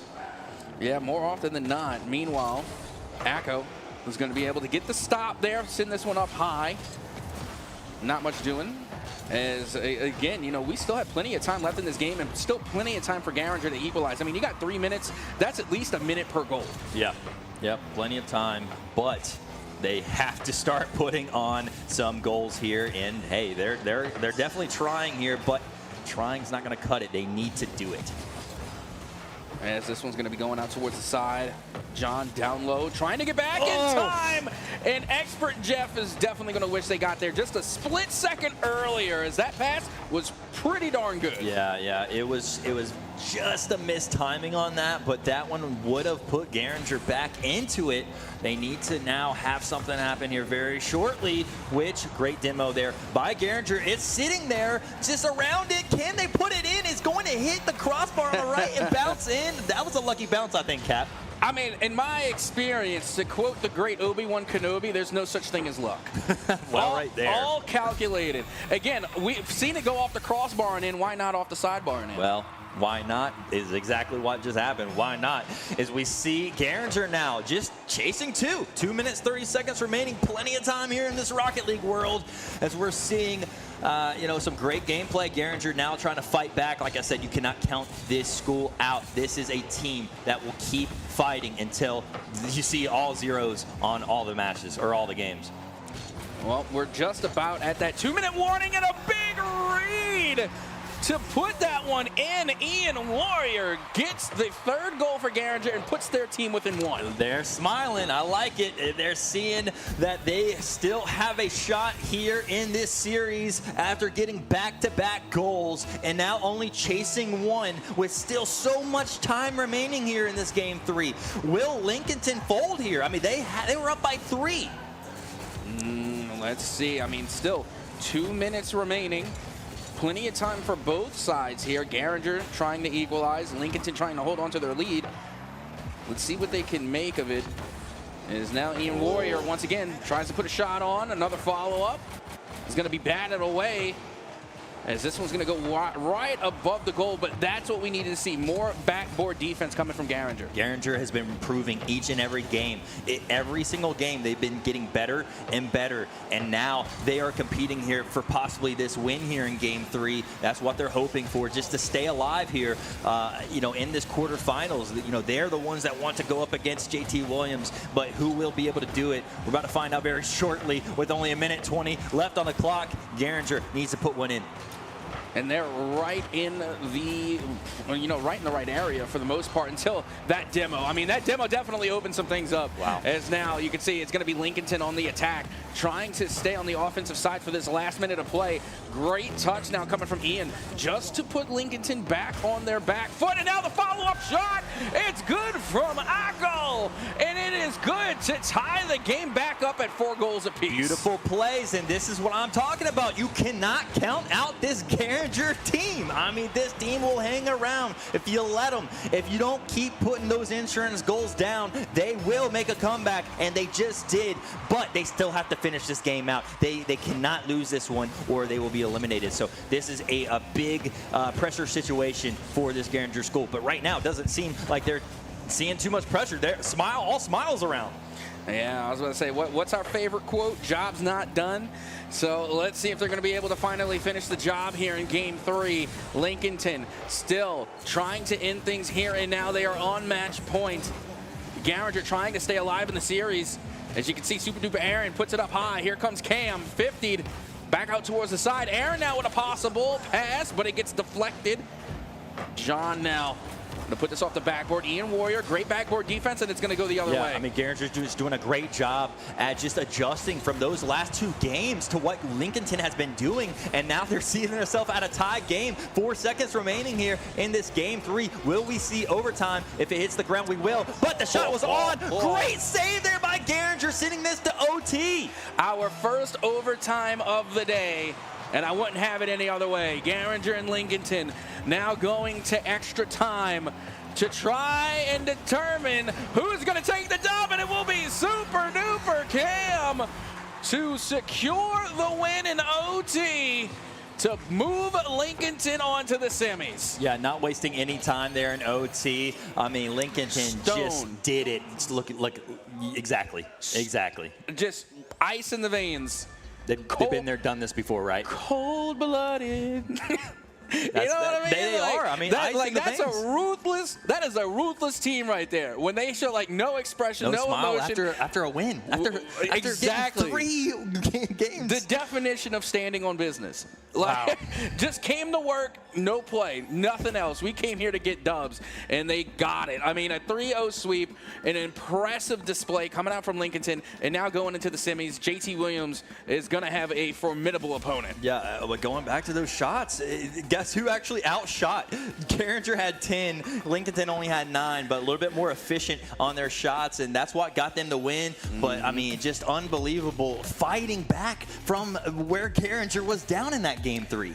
Oh, 100%. And, you know, that's the making of a good team. And, you know, and I always say this, that, you know, it really separates, you know, the better from the best and the champs from the runner-ups are those that can adapt and react in the middle of a game. It's one thing to, you know, go down a game, go home, look at the divide review, make changes. Yeah. It's another thing that is insanely difficult to make changes while in the series. Exactly. That is what makes a championship team. So even though that we saw Garinger go down ultimately, they have showed me that they have what it takes, and they have the mental fortitude to become a championship team. Being flexible, being able to make those in-game adjustments, it like just shows how well, I mean, that team is. I mean, it shows you. So big shout out to Garinger, even though they couldn't get that one done, but Lincoln High will move on.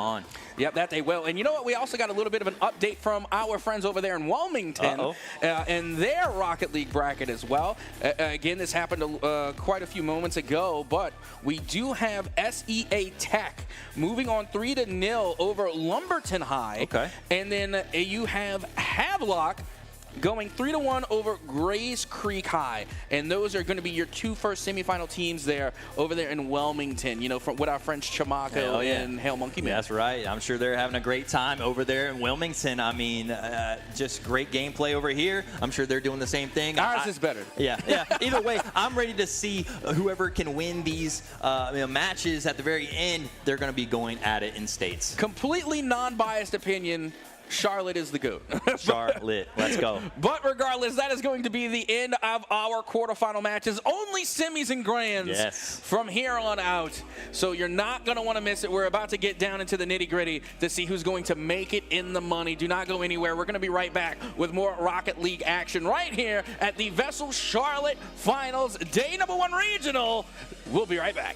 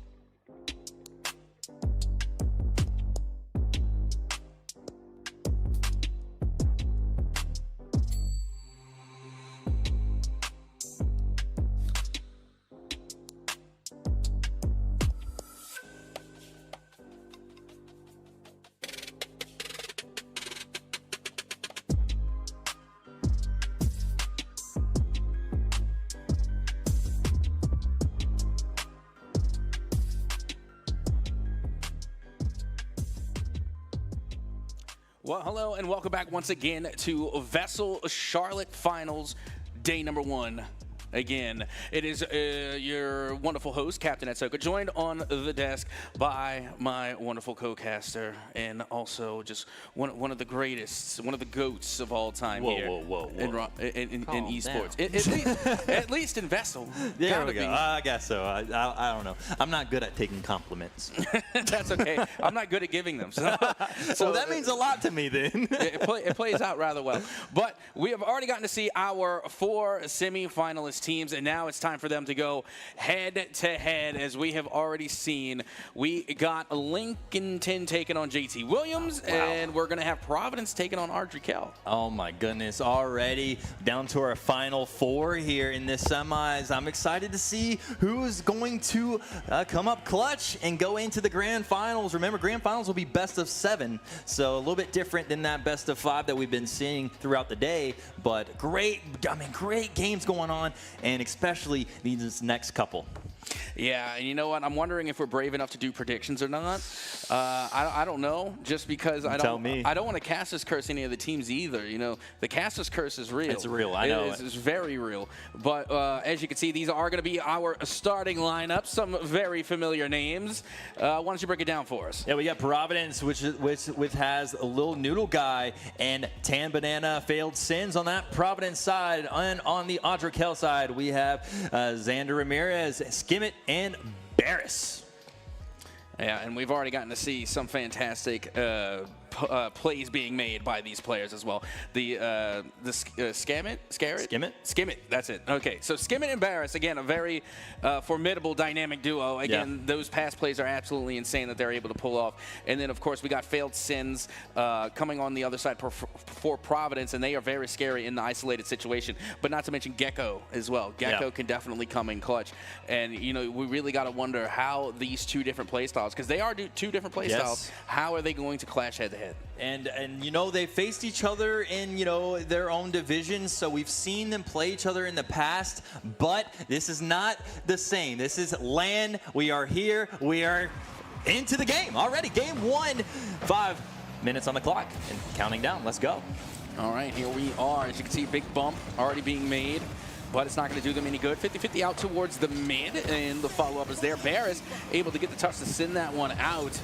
Is now you can see Sanders is going to get beat out as well. Gecko going to try and take it to the backboard, but Skimmit is there to try and clear it out, and right now it's just a real scramble for possession. And Providence needs to get on the board early, kind of finally put some pressure onto Audrey Kell. We haven't seen much of that, you know, throughout this whole season, so definitely want to kind of put them back on their heels early on. That's going to give you the best chance of winning this series if you're Providence.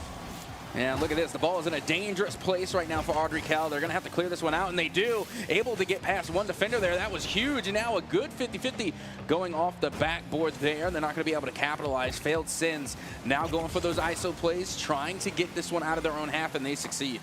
Yep, Providence now on the offensive side, and here it goes off the backboard, but Barris does a great job of getting that clear, and then Skimmit right off of that. So Skimmit, I mean, just being there, just knowing where that ball's going to be. Like you said, Barris and Skimmit, that duo is just nasty. Oh, absolutely. Again, they are able to really connect time and time again. And then you have Sander, who is, you know, one of the bruisers, so to speak. Definitely the one to get the hustle points and, you know, make a lot of these plays happen. They're the one that literally gets the ball rolling in a lot of these instances. Meanwhile, you're seeing Providence. They're playing a good amount of defense right now. And I don't know how that's going to affect in the long run. It's finally, with a little finesse off the flick, Tan Banana scores first. That was exactly what I'm talking about. Providence needs to get on early. Watch that pop up by Tan Banana. Hits off the top cross, but we've seen that plenty of times already throughout the day, and it's just it's going banking in from those top crossbars. So shout out to Providence getting up early in this series, 1-0 right now in game number 1. Yeah, and we even discussed in the previous match that, you know, we saw from Providence, Tan Banana was the playmaker. Yeah. Tan Banana was getting literal playmaker medals. They were getting assists for days, and now they're showing that they can be the scorer too. Yeah, this is Back and forth, but right now Providence has the edge. But that is one thing you don't want to do is let off the gas against an Audrey Kell squad, because you already know this team is all gas, no brakes. Well, great pinch off the wall there. We'll go the other way. Back towards the mid miss. Input, it looked like. Tried to get the read, and now you got two Audrey Kell players in the corner. Could be dangerous as that 50-50 goes right back down. Another clear going out towards the mid. Tan Banana going to give up possession here as this one's going to be going off the backboard. There goes Skimmett. Not going to be able to connect on the follow-up. Here we go. Bear is trying to set up his team right now, and that's going to actually be to himself. But actually, I don't even know really what was going on right there. But Skimmett trying to keep that ball on the offensive side, not able to. It's going to stand that way, actually. Skimmett's going to take a shot, but it's going to be wide right. But here comes the rebound. Bear is not able to connect either. Yeah, and you see, this is what they were doing in their previous matchup there in the quarterfinals. Audrey Kell, again, just unrelenting offense onto the net over and over and over again, shot after shot. And what led to their success was being able to rebound and put shots back in. That's going to be a little bit harder to do against Providence. Yeah, this is big right here. I mean, Providence being able just to hold Audrey Kell right now to 0 with only 1:30 left is so impressive right now. And that just shows you that the confidence of these Providence players are just, they're feeling pretty good here this Saturday. Yeah, and what's interesting to me is that Providence, they were playing a lot of defense. They were chalking up a lot of saves. But whenever they did play offense, they were able to find a goal. Yeah. So, again, now that they have that 1-goal lead, they're just going to be holding on to it with an iron fist. Yeah, absolutely. Now 1:05 remaining. Audrey Kell still scoreless. This is not usually what we're saying ever. So Providence doing a great job on defense. Like you said, Audrey Kell is going to be that team that's going to be peppering all the shots in, but Providence doing a great job for holding them. Yeah, and again, notice we haven't seen really any bumps or demos coming out yet. So until they're able to clear out the net, Providence is just going to continue to chalk up saves. Yep, exactly, and that's exactly what they're doing too. Now Audrey Kell, for the first time, I'm going to say this, backs against the wall here in game 1. Providence did a great job on that early start and now continuing to hold. But Audrey Kell, they hit the top crossbars floating around. Will they be able to get this rebound in? No, they're not going to be able to, but it still stays in their possession. Will they be able to get anything here? Last 13 seconds. Yeah, and more importantly, they're causing a scramble on the side of Providence in their own net. But the question is it too little, too late? The final 5 seconds down on the clock, gonna be going the other way for Providence. And all they're trying to do is just run the remainder of the clock out, and it has expired as the ball will hit the dirt, and it will be Providence to take game 1. Yes, and that is a big win for Providence. Getting that win early in this series is such a big deal to them because they know Audrey Kell is the team to beat. Oh, absolutely. And, you can see Providence, they doubled the save count, which honestly, it's 4-2, right? Yep. So, again, it's not that wide of a margin. It's 2 saves. But when you're looking at a 1-0 game, hey, bro, that's a big 2. Absolutely. And just being efficient, Providence, looking at the shot count. Only 3 shots, but was able to land 1, and looking at the other shots, 6 from Audrey Kell, so doubled what Providence had, but still just great goalies on Providence side being able to get these saves. Oh, absolutely. And when it comes to this type of play style, believe it or not, historically, it favors the side of Audrey Kell. Yep. Being able to consistently put shots on target, but that's only if Providence is playing perfect. Yes. Notice that they had to have really high shot accuracy. They took 3 shots and still managed to convert at least 1 goal. So that is the big difference maker there. And you know what, Audrey Kell, they're going to have to step up their shot selection and shot placement if that's what they're going to rely on to get goals. I'm curious on how the adjustments are going to be happening here in game 2. Are they going to be adjusting a little bit too much, or are they saying, hey, we're just going to play our game and try to figure it out? But what are your thoughts on that one? Honestly, if I'm going to make a prediction, I say Audrey Kell pops off this game. This is the time to do it. I don't think they're going to get stopped here. I think they have the offense. I think they are bringing the shot count. And this time, this is where they lean forward. Yeah. And if you're Providence, you just got to keep that efficiency when it comes to your shots. You only shot a few shots, and you're able to land 1, and that was the only one in that game 1. So, yeah, if you can keep that efficiency here in game 2, that would be really good, looking good 2-0 against an Audrey Kell squad. So, but here we go. Still 30 seconds on the clock, still scoreless. Yeah, still plenty of time. I mean, we're very early, clearly, as finally we get our first demo in what feels like forever, as this one's going to go into the corner now, and a missed input coming from Providence. Whoops-a-daisy, is now Barris is going to leave that one high and dry, and unfortunately, they don't have enough boost to operate. Yeah, had to give that one right back to Providence, but not for too long. I really think Audrey Kell starting to get their stride here on offense. There's your bouncing around, but will Skim it be able to put one in just off the mark?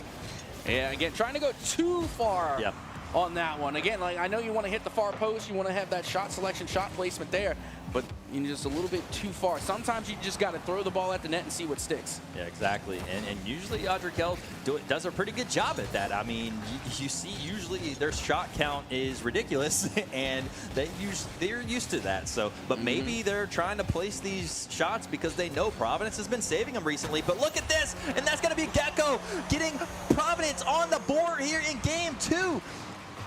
What's going on here? Well, this is what happens when you have that heavy offensive type play style. It's a double-edged sword because it usually results in a lot of goals.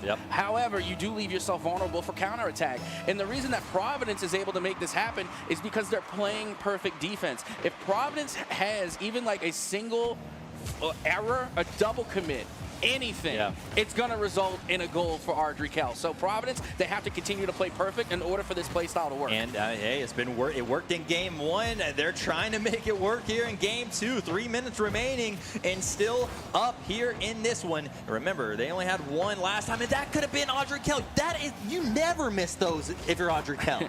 I'm just throwing it out there, like, coach would have you shooting that until you make that 100 times. Yeah. Like, you're going to go back to practice, and you're going to be running that training pack until you're numbing the thumbs. I mean, it's just not like them. I mean, I really think possibly the pressure might be getting to this squad. I was about to say the same thing. And that never happens with Audrey Kell. Usually, that's the ice in the veins kind of squad. That is the calm, cool, collected squad. You know, maybe not as calm, cool, collected as Lincoln. They have death stares half the time. Oh, yeah, that was scary, to be honest. Yeah, it was. But in all honesty, I completely agree with you. I don't think Audrey Kell expected to lose any games to Providence, and now that they're down a goal, they're not used to having to work from a deficit. And listen, I said it a little bit earlier before this game even took off was, hey, Providence has played Audrey Kell in the past in season, and Audrey Kell handled business. So Providence able to do this here, that, like I said, they're here for redemption. Well, so far they are on the cusp of getting some redemption here, but I mean, still plenty of time. I mean, we're just under 2 minutes, and Audrey Kell still have a lot to work with here. As you can see, they're going to have to go off the backboard, and Tan Banana, possible play being made. This one gets bopped all the way up high.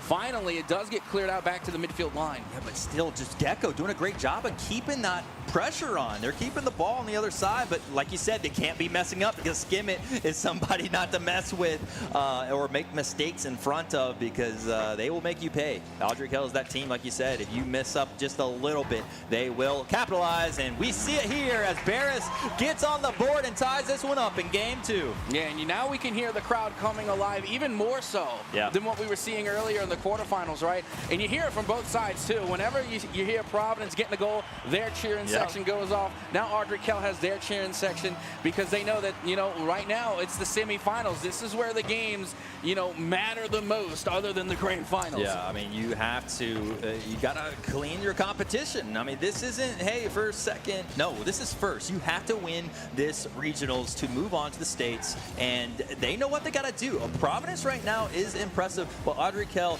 is a team that will not stop. So Providence has to keep this up. And now look what answers back. That's Barris for Audrey Kell. Yeah, and again, this is where now you see the goals are meeting the shot count. I mean, don't get me wrong, that pass was, we take those. That's all I'm going to say about the pass. 50-50 out towards the mid, but that's what they were trying for anyway.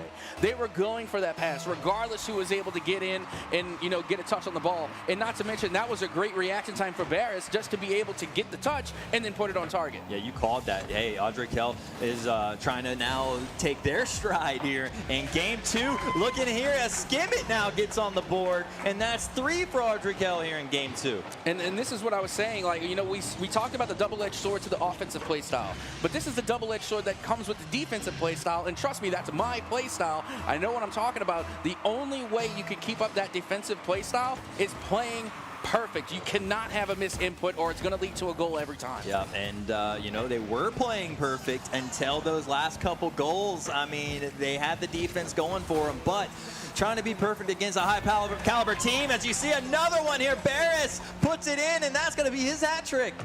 Yeah, and again, the passes have been phenomenal. Great dish out there coming from Sander. And like we had even talked about, you know, we spent all this time talking about Skimming and Barris, but Sander, you know, they get a lot of hustle points in. They're somewhat of the unsung hero. They're the one getting demos, getting bumps, coming through with some saves, getting the clears more often than not.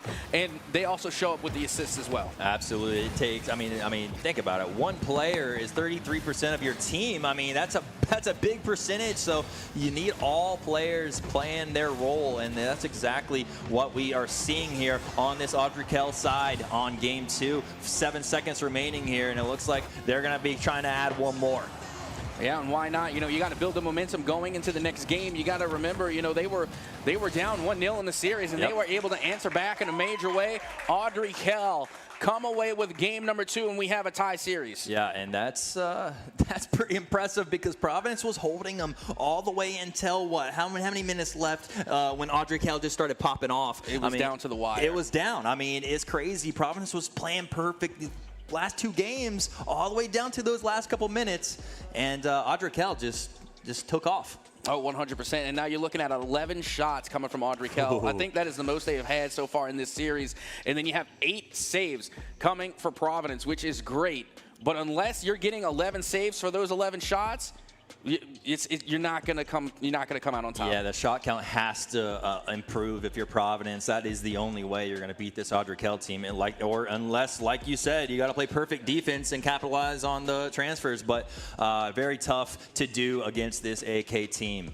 It really is, because you also got to remember in game number 1, Providence won with just a 1-0 scoreline. Yeah. They only scored once, and they were able to get the dub. You can do that, by all means. As a matter of fact, one of my perfectly mid takes is that in order to win a game of Rocket League, you only have to score once. But with that being said, you also have instances like this, where if the other team is just hitting and they're laying on the shot count, I mean, there's really not much you can do. Like, look at Providence. They have a higher shot percentage. Right.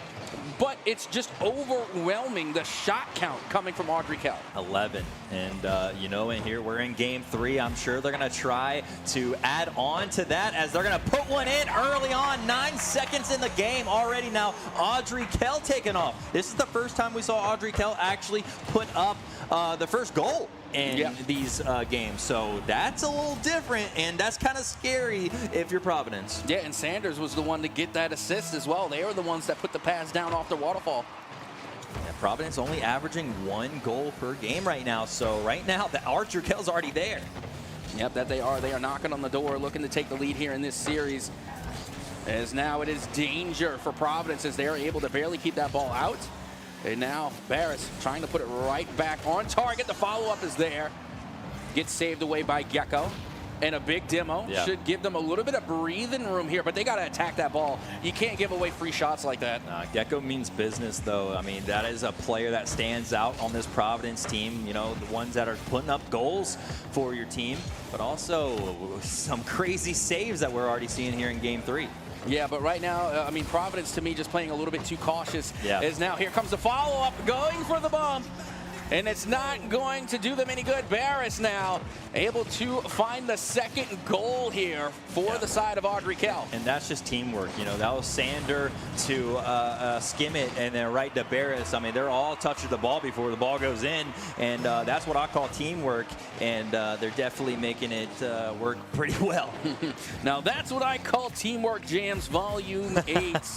Is now big shot coming from the midfield line from Banana. You know, nothing wrong with that shot, but, you know, you got to get the rest of your team involved here. They're down 2. Still plenty of time left to go. Still plenty of time for Providence to, like we said earlier, make those adaptations. Start putting that pressure on the Audrey Kell. Has to. And right now is not looking that way. It looks like Audrey Kell's kind of got the momentum going their way. So trying to get that momentum back is going to be a tough task to complete, but right now just looking good over here. Audrey Kell just putting on shots, just what they usually do. And now Audrey Kell looking to find their third goal. They already got a comfortable 2-goal cushion. Looking to extend it to 3. The save goes wide. Follow-up shot does go down, but it does not go in. Sanders now putting the pressure right back on off the sidebar. Not going to be any good. Skim it out from the corner. Yeah. Does have a player in the mid, but it's going to get cleared out by Providence. Yeah, I thought that was going to be Providence's chance right there when that ball touched, but no one was there to get it. I did not like that double commit there in the mid from Providence. That's a little unnecessary. I mean, you have a teammate there, unless they called for it, unless they said, hey, you know what, you can come get this ball. Yeah. You don't charge in like that, because now they literally left their goal open, and had that first initial touch been maybe like 2 more inches to the right, it would have been a wide open goal. And that's the thing, is Audrey Kell will make you pay for that kind of mistake. So very, very, it's real scary when it comes to that, as you see. Great there save by Barris and setting up. Let's see who is going to be. Oh, well, Providence has a shot right here. They can get it going, but it looks like Audrey Kell's just playing really fast, not able to get anything, and that's Barris going to put one in. And that's 3 goals for Barris. Yeah, Audrey Kell, they're locking in right now. They're taking their time. I think maybe the jitters have worn off, and now they are just a little bit more comfortable with the state of things. Again, they're not making the same mistakes they were in the previous matches. Absolutely, and we're seeing, yeah, exactly. They're figuring it out, and then I think they figured it out, as we're seeing just nonstop pressure onto Providence. Audrey Kell doing it once again. Barris gets his 4th, and that was 7 shots alone, and he's already hit 4 of them. Yep, and what a play. And once again, it's going to be Sander just to get the little tap in to set it up there, just to put it a little bit more towards the middle, resulting in a higher percentage shot. And that is going to lead to more goals. Now 4-0 in the favor of Audrey Kell. Yeah, if you're Providence, you're kind of just, hey, let's settle down. We still, you know, it's not over. We still got plenty of time. Not just in this game, but it's a series, so we still got another game, as Failed Sins is not letting it go. He's trying to get 1 on the board. Getting that momentum goal is huge, especially in this game 3 when, you know, it feels like the life just kind of got sucked out of that Providence squad. Yeah, and the time ticking against them now. As you can see, the counterattack is underway from Audrey Kell. Failed Sins trying to get this one out. Doesn't have any boost to follow it up, and that's a feels bad, because they had the makings of a good play, but the turnaround from Barris at the midfield line. Barris is having themselves a game. Watch this again. I mean, just angles, angles, angles. Like I said earlier, get your protractor out. Barris is going to hit that one from the 50. And what a shot right off the crossbar, too, to go down and in. Now at a minute and 20, almost at 120 seconds. Now with a minute and 20 remaining. You got this one going off the backboard. And Audrey Kell not letting up on the offense, applying that pressure to Providence, trying to force even more mistakes, as that 50 is going to stay in the corner. And now Gecko tries to clear it out back in towards that midfield line. Tan Banana hits it down towards the side, but no one's able to connect on that one. That was a little off. Wow. As that save barely comes through for Providence. Yep, and then the shots keep coming, though. That is the difference. Audrey Kell will have 1 shot down. As soon as it gets saved, another one's coming right back at you, so get ready. And it just keeps continuing. It is a non-stop shooting machine right now. Absolutely. Is now going back towards the mid. You got Tan Banana taking control, but only 30 seconds left to go. Yeah. Again, if we're talking about the 10-second rule in Rocket League, this one is just about gone, out of range at this point. So it does look like Audrey Kell should be coming away with the 2nd win here in their side of the series, as just about 15 seconds remain here in game number 3. Yeah, I mean, well, Providence knows what they have to do, right? They won the first game, and was very close in that 2nd game. They were holding them off until, you know, the last couple minutes, and then, you know, kind of fell apart. And that's just been the continued story here in game 3, where Audrey Kell just shut them out. Yep, that they did, and Audrey Kell are now on match point. If they win this next game, they will be going to the grand finals. However, if Providence wins, then we get our first game 5 of the event. Absolutely, and obviously, as a caster, we want to see the Game 5. We want the hype versions. I'll acknowledge my bias to say that I want this to go to Game 5. Not that I'm rooting for any team either way. I want both teams to go to Game 5. I'm with you. So I'm fair in that regard. But once again, we're seeing the one-sided offense. That time, another 13. Wow. It's 13 shots again. It keeps coming up consecutively. And another consecutive number for Providence. There's been only 3 shots. It's only been 3 and 3 for the last 3 games. So you're going to have to up that shot count, either that or have 20 saves. Yeah, well, they got 6 on the board, but again, those 3 shots, they aren't going to do you any good. Yeah. Even if you made those 3 shots, it still wouldn't have been enough to beat Audrey Kell. And also got to give it up to Barris. I mean, Barris, 5 goals, 100% goal participation. My goodness. I mean, phenomenal. Scored every goal for Audrey Kell. Barris with an 809 score and 9 shots, 2 doing the demos too. I mean, just unreal performance there in Game 3. They really needed that, and now that's giving them momentum going into Game 4. And here we are. Well, here we go. This is make or break time. I mean, if Audrey Kell win here, they go to the Grands. But if Providence wins here, then we get our first Game 5 of the tournament. So, as you can see, Audrey Kell wasting no time, already putting a shot on, although it does go a little wide. Yeah, well, the thing is, they're getting those shots down. So as long as, we might see another 13 shots, I'm sure. Maybe. I mean, it definitely has been the case throughout the day for many teams that they just happen to keep landing on the most unlucky number of shot counts possible. But it has been consistent. Regardless, you can see Providence now, once again, finding themselves on the defensive end of the ball. Listen, if you're putting up 13 shots, it's going to be lucky for that team. Either way, it might not be a lucky number, but it might be their lucky number having 13 shots on the board. But either way, we see some great defense there by Audrey Kell. Now they're going to try to transition into this offense, and that's just going to float around. Is it going to drop in? It's hanging around, but no. Great defense by Providence getting that clear. Yeah, that one was pretty close. It had a lot of hang time, right? It was in front of the net for a good moment. But again, lucky for the side of Providence, they were able to get it out. And just remember, the wise Obi-Wan Kenobi, there's no such thing as luck. So I even retract the lucky statement. Regardless, it's about 1 minute and 20 gone, still scoreless. So again, Providence is stepping up their game.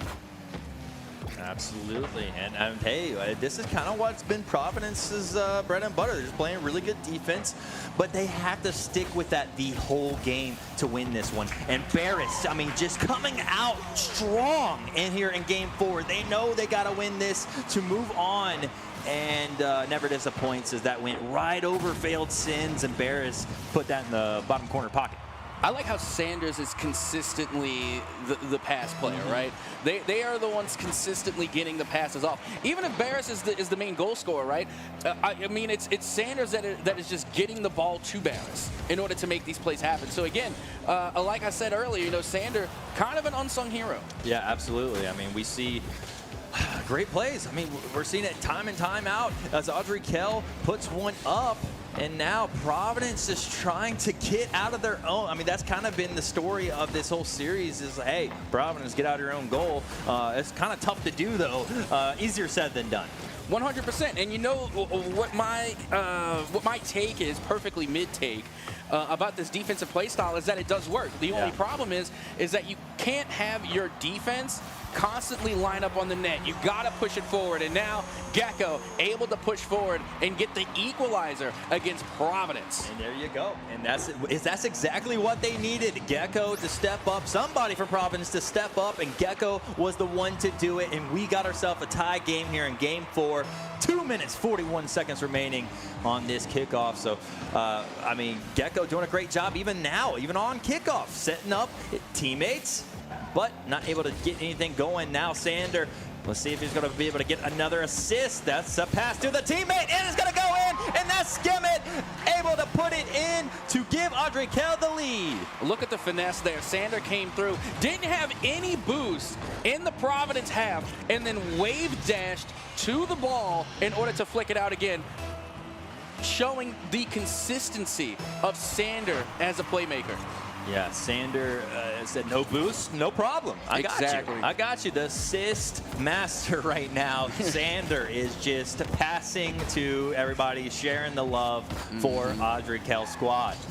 As we continue, though, I mean, look at this. I mean, we have another shot, it looks like, by Audrey Kell, but great play there by Gecko to get that clear.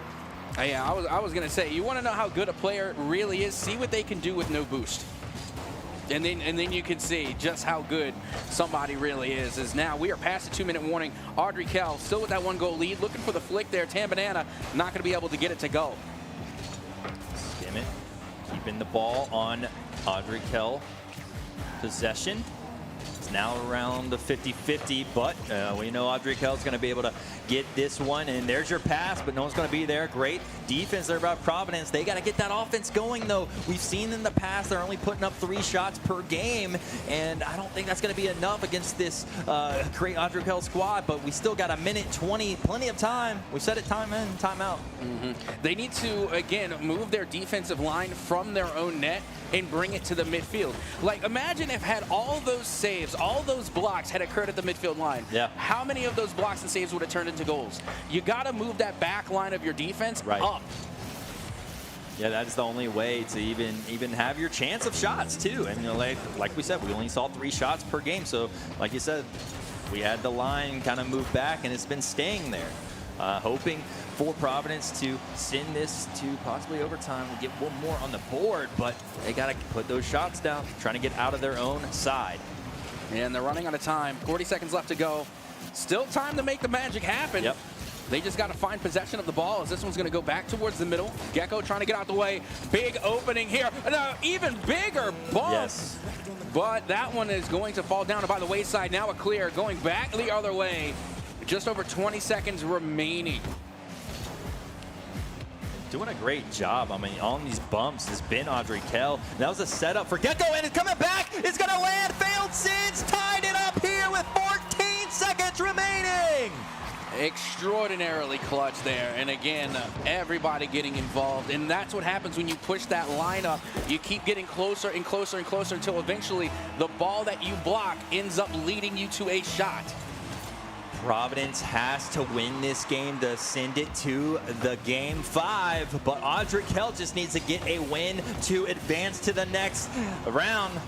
And we have a close one here. This one could go to overtime if that ball stays on the ground.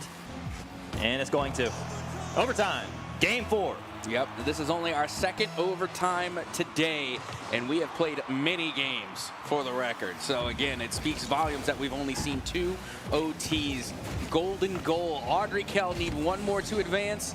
Providence needs 1 more to stay alive. Love seeing Providence kind of be pretty aggressive after that, you know, the kickoff here in overtime. That's kind of what they got to do. They're kind of, well, you see, it looks like Audrey Kell taking their time, getting through on the other side, and that's what they're going to do. Here comes the setup, and that's Sander right to Barris. Will Barris be able to do anything? Great defense by Providence. Yeah, it was a little scary, though. They did send a double commit, and they are exerting a lot of boost here. And once again, look, you saw on towards the side, big boost steal by Sander, and that is only going to make things that much more difficult for Providence, as once again, we see them really struggling to get out of their own half. Yeah, and that's kind of been the story of this whole series. Just Audrey Kell just keeping the pressure on Providence, and Providence just trying to get out of their own side, but it's been hard to do it. Somehow they're able to stay in these games just with how great of the defense they've been playing.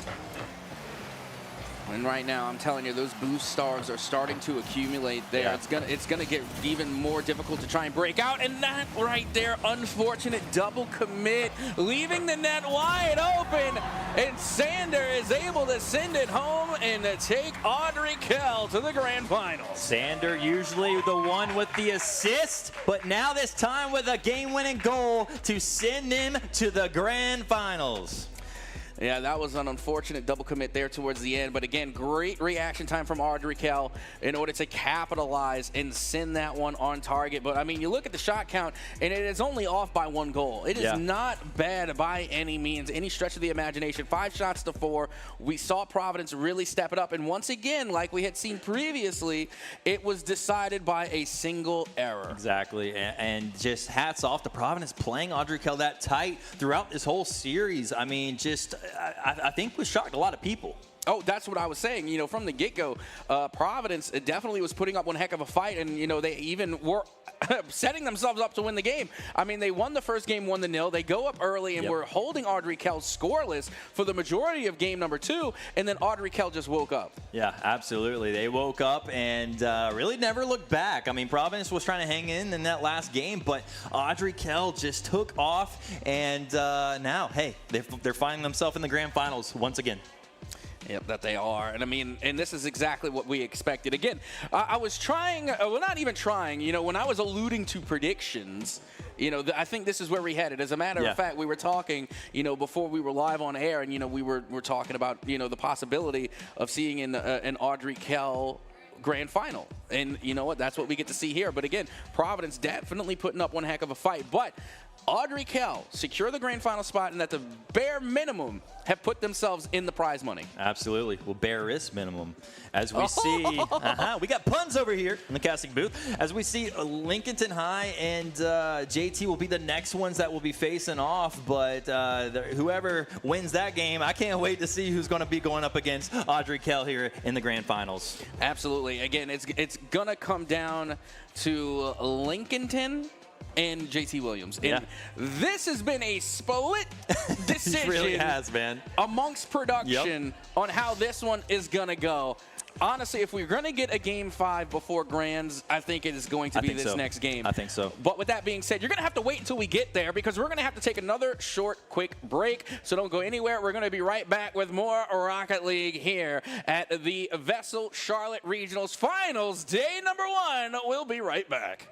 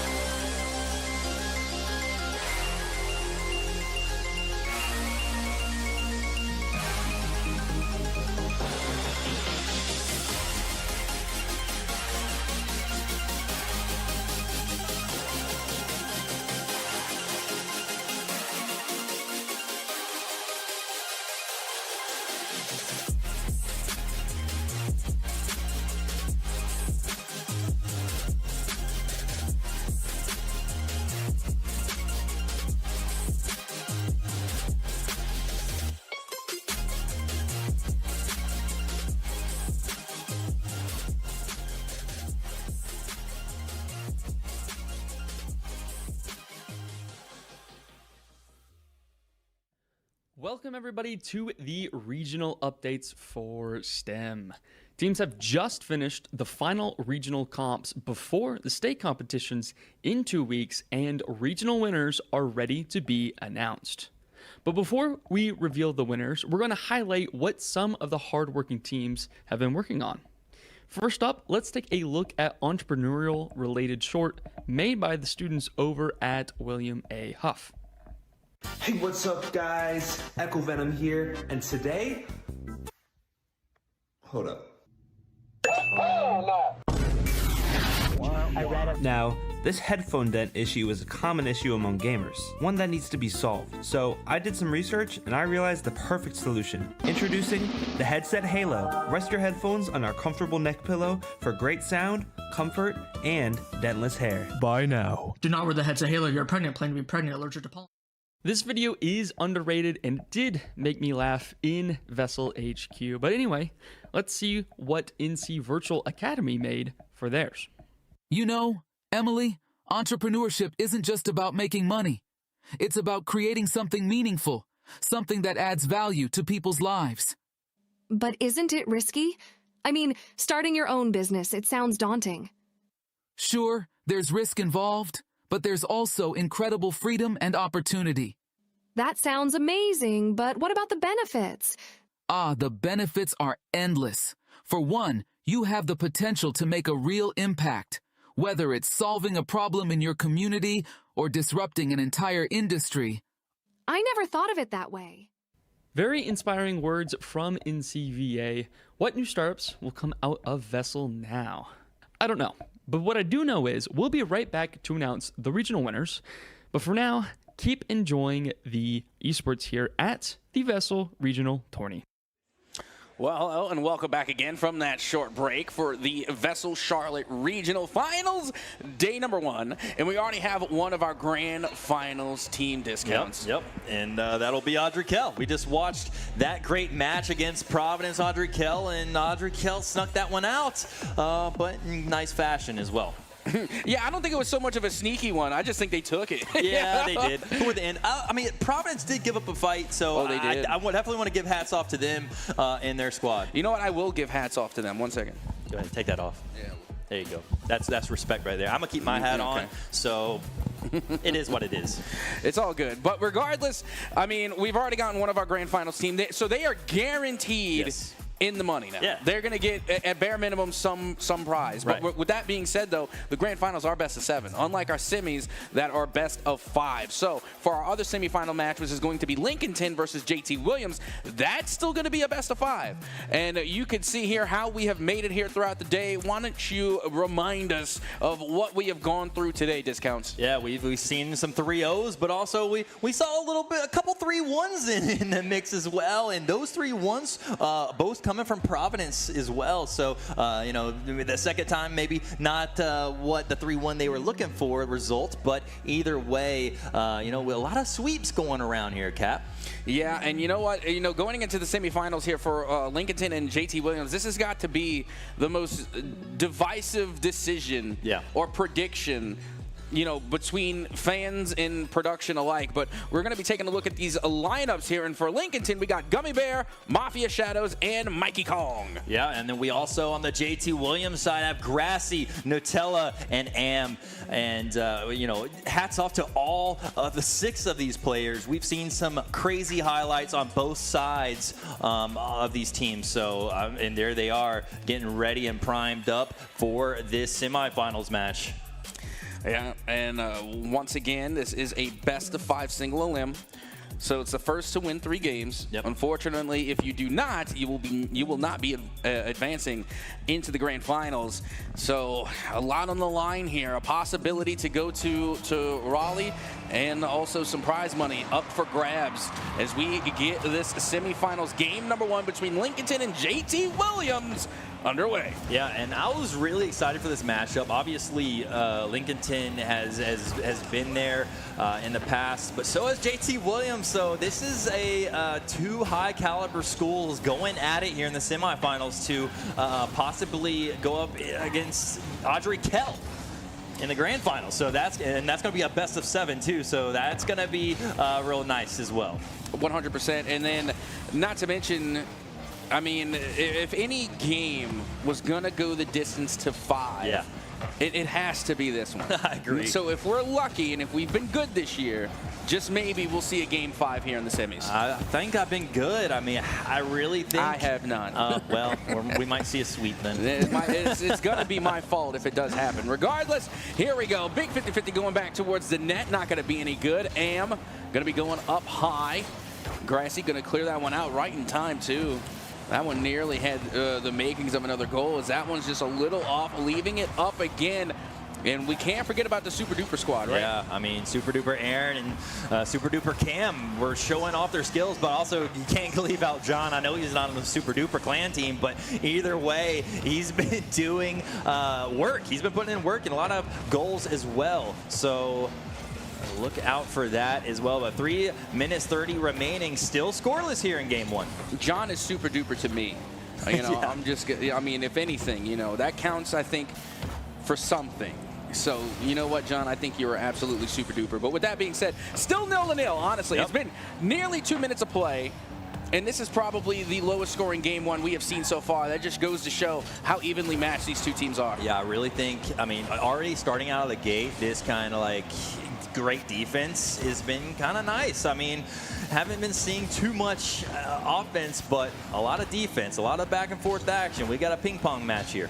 And you also got to keep in mind that both of these teams were just sitting for a moment while waiting for that other semifinal to match up with Audrey Kell and Providence. So, you know, now they are back on the sticks, they are back on stage, and now they have to warm up a little bit. Yeah, you know, Grassy wish he had the boost on that. He had the setup. He was setting himself up on that, but just only had 17 boosts. He's going to have to pass and give it, you know, possession up on that.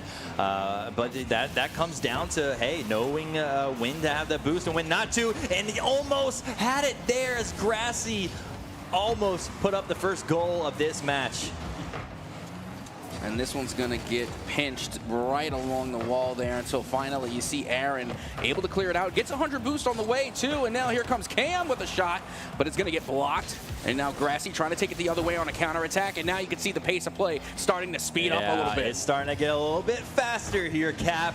And back and forth still. Still a lot of back and forth action, but it's been a lot faster on this now. So now still scoreless. A minute 49 remaining and still nothing.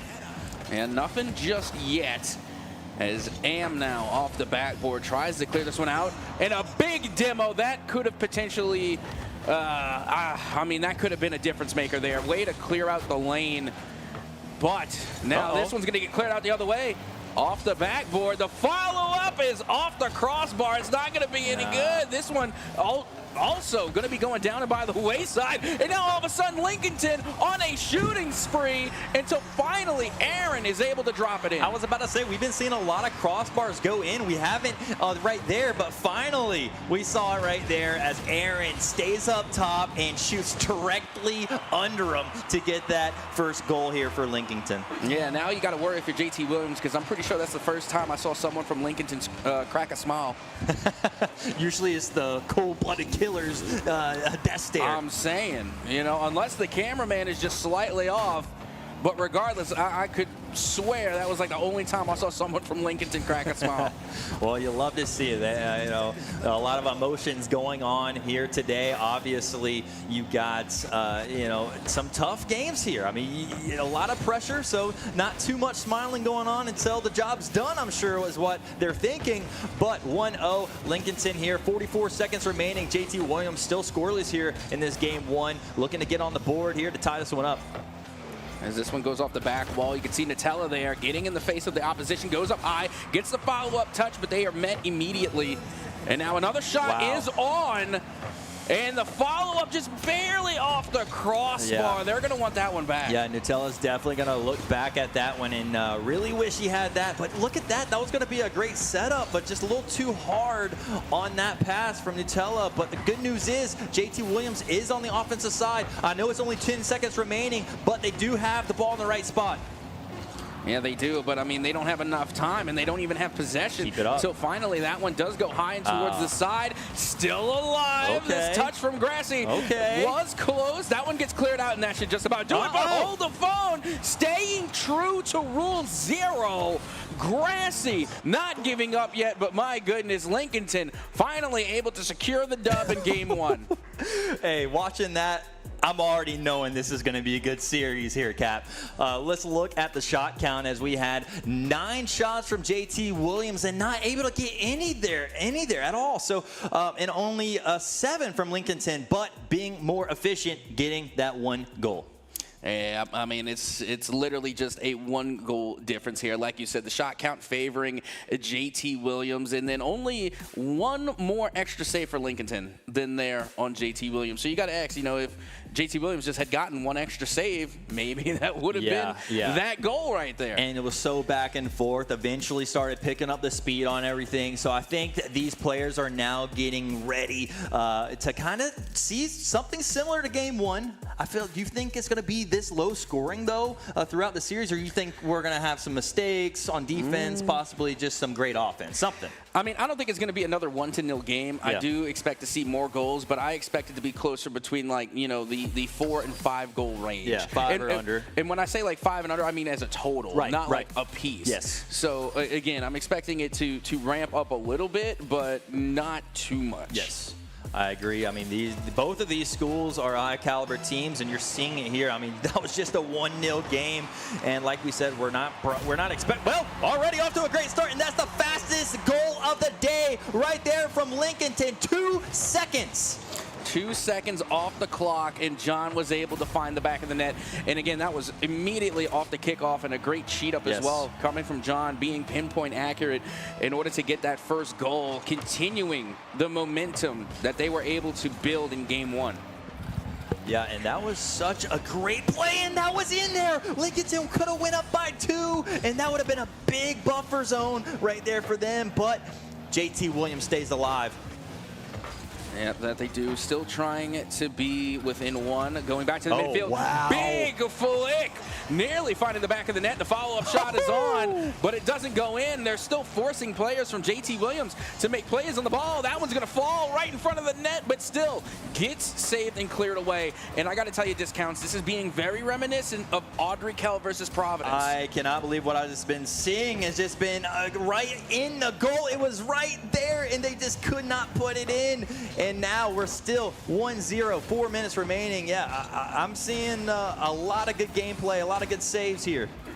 And again, that just reminds me of the issue that Providence was having, that they were just racking up saves over and over and over again, and they were just having a difficult time break out of their own half. And it kind of looks like JT Williams is having a similar issue. Yeah, JT having a little tough time on the offensive side, and there's a little bumps. Okay. It's going to be a, gritty game. And we see that as that's Am going to put it in to tie things up here for JT Williams. Great pass down and a beautiful read coming from Nutella to find Am there, right smack dab in the middle of the net. And once again, we just see how JT Williams refuses to give up. Yeah, they're not going to lay down. Not at all. That is far from what their school is about, and just the support section. I know even from since season 0-1 in the past, they have always been there. So I'm definitely not expecting JT Williams to lay down at all in this series. Well, looking for another pass to the mid. Nutella not going to be able to connect with their teammate. Super duper Cam gonna go super duper high, but can't get that one to go. And now the 50 sends it back out towards the mid. You got 2 players there from Lincoln. Good call off, so that way Cam didn't commit. And now here comes Aaron. Big possibility here, but it gets cleared away. Yeah, great clear there by Nutella and trying to get that ball on the offensive side, but now super duper Aaron keeping it on for Lincoln. But Nutella has ball, but here goes the great 50, and it looks like Lincoln stays with it. That they do. Coming out of the corner, though, here comes Grassy. Okay. Big opportunity there, as that one did not roll off the wall. I think not the way they thought it would. Yeah, it looks like. And there's the pass. There's the shot. Is going to bounce off the side. Not able to go in. We've seen so many of those actually bank in, but not this time. Yep, just got a little bit too much of the woodwork there. But the follow-up looking pretty good. Unfortunately, though, it's not going to be able to go in. Nice follow-up touch. Able to get past one defender. Can't get past the second.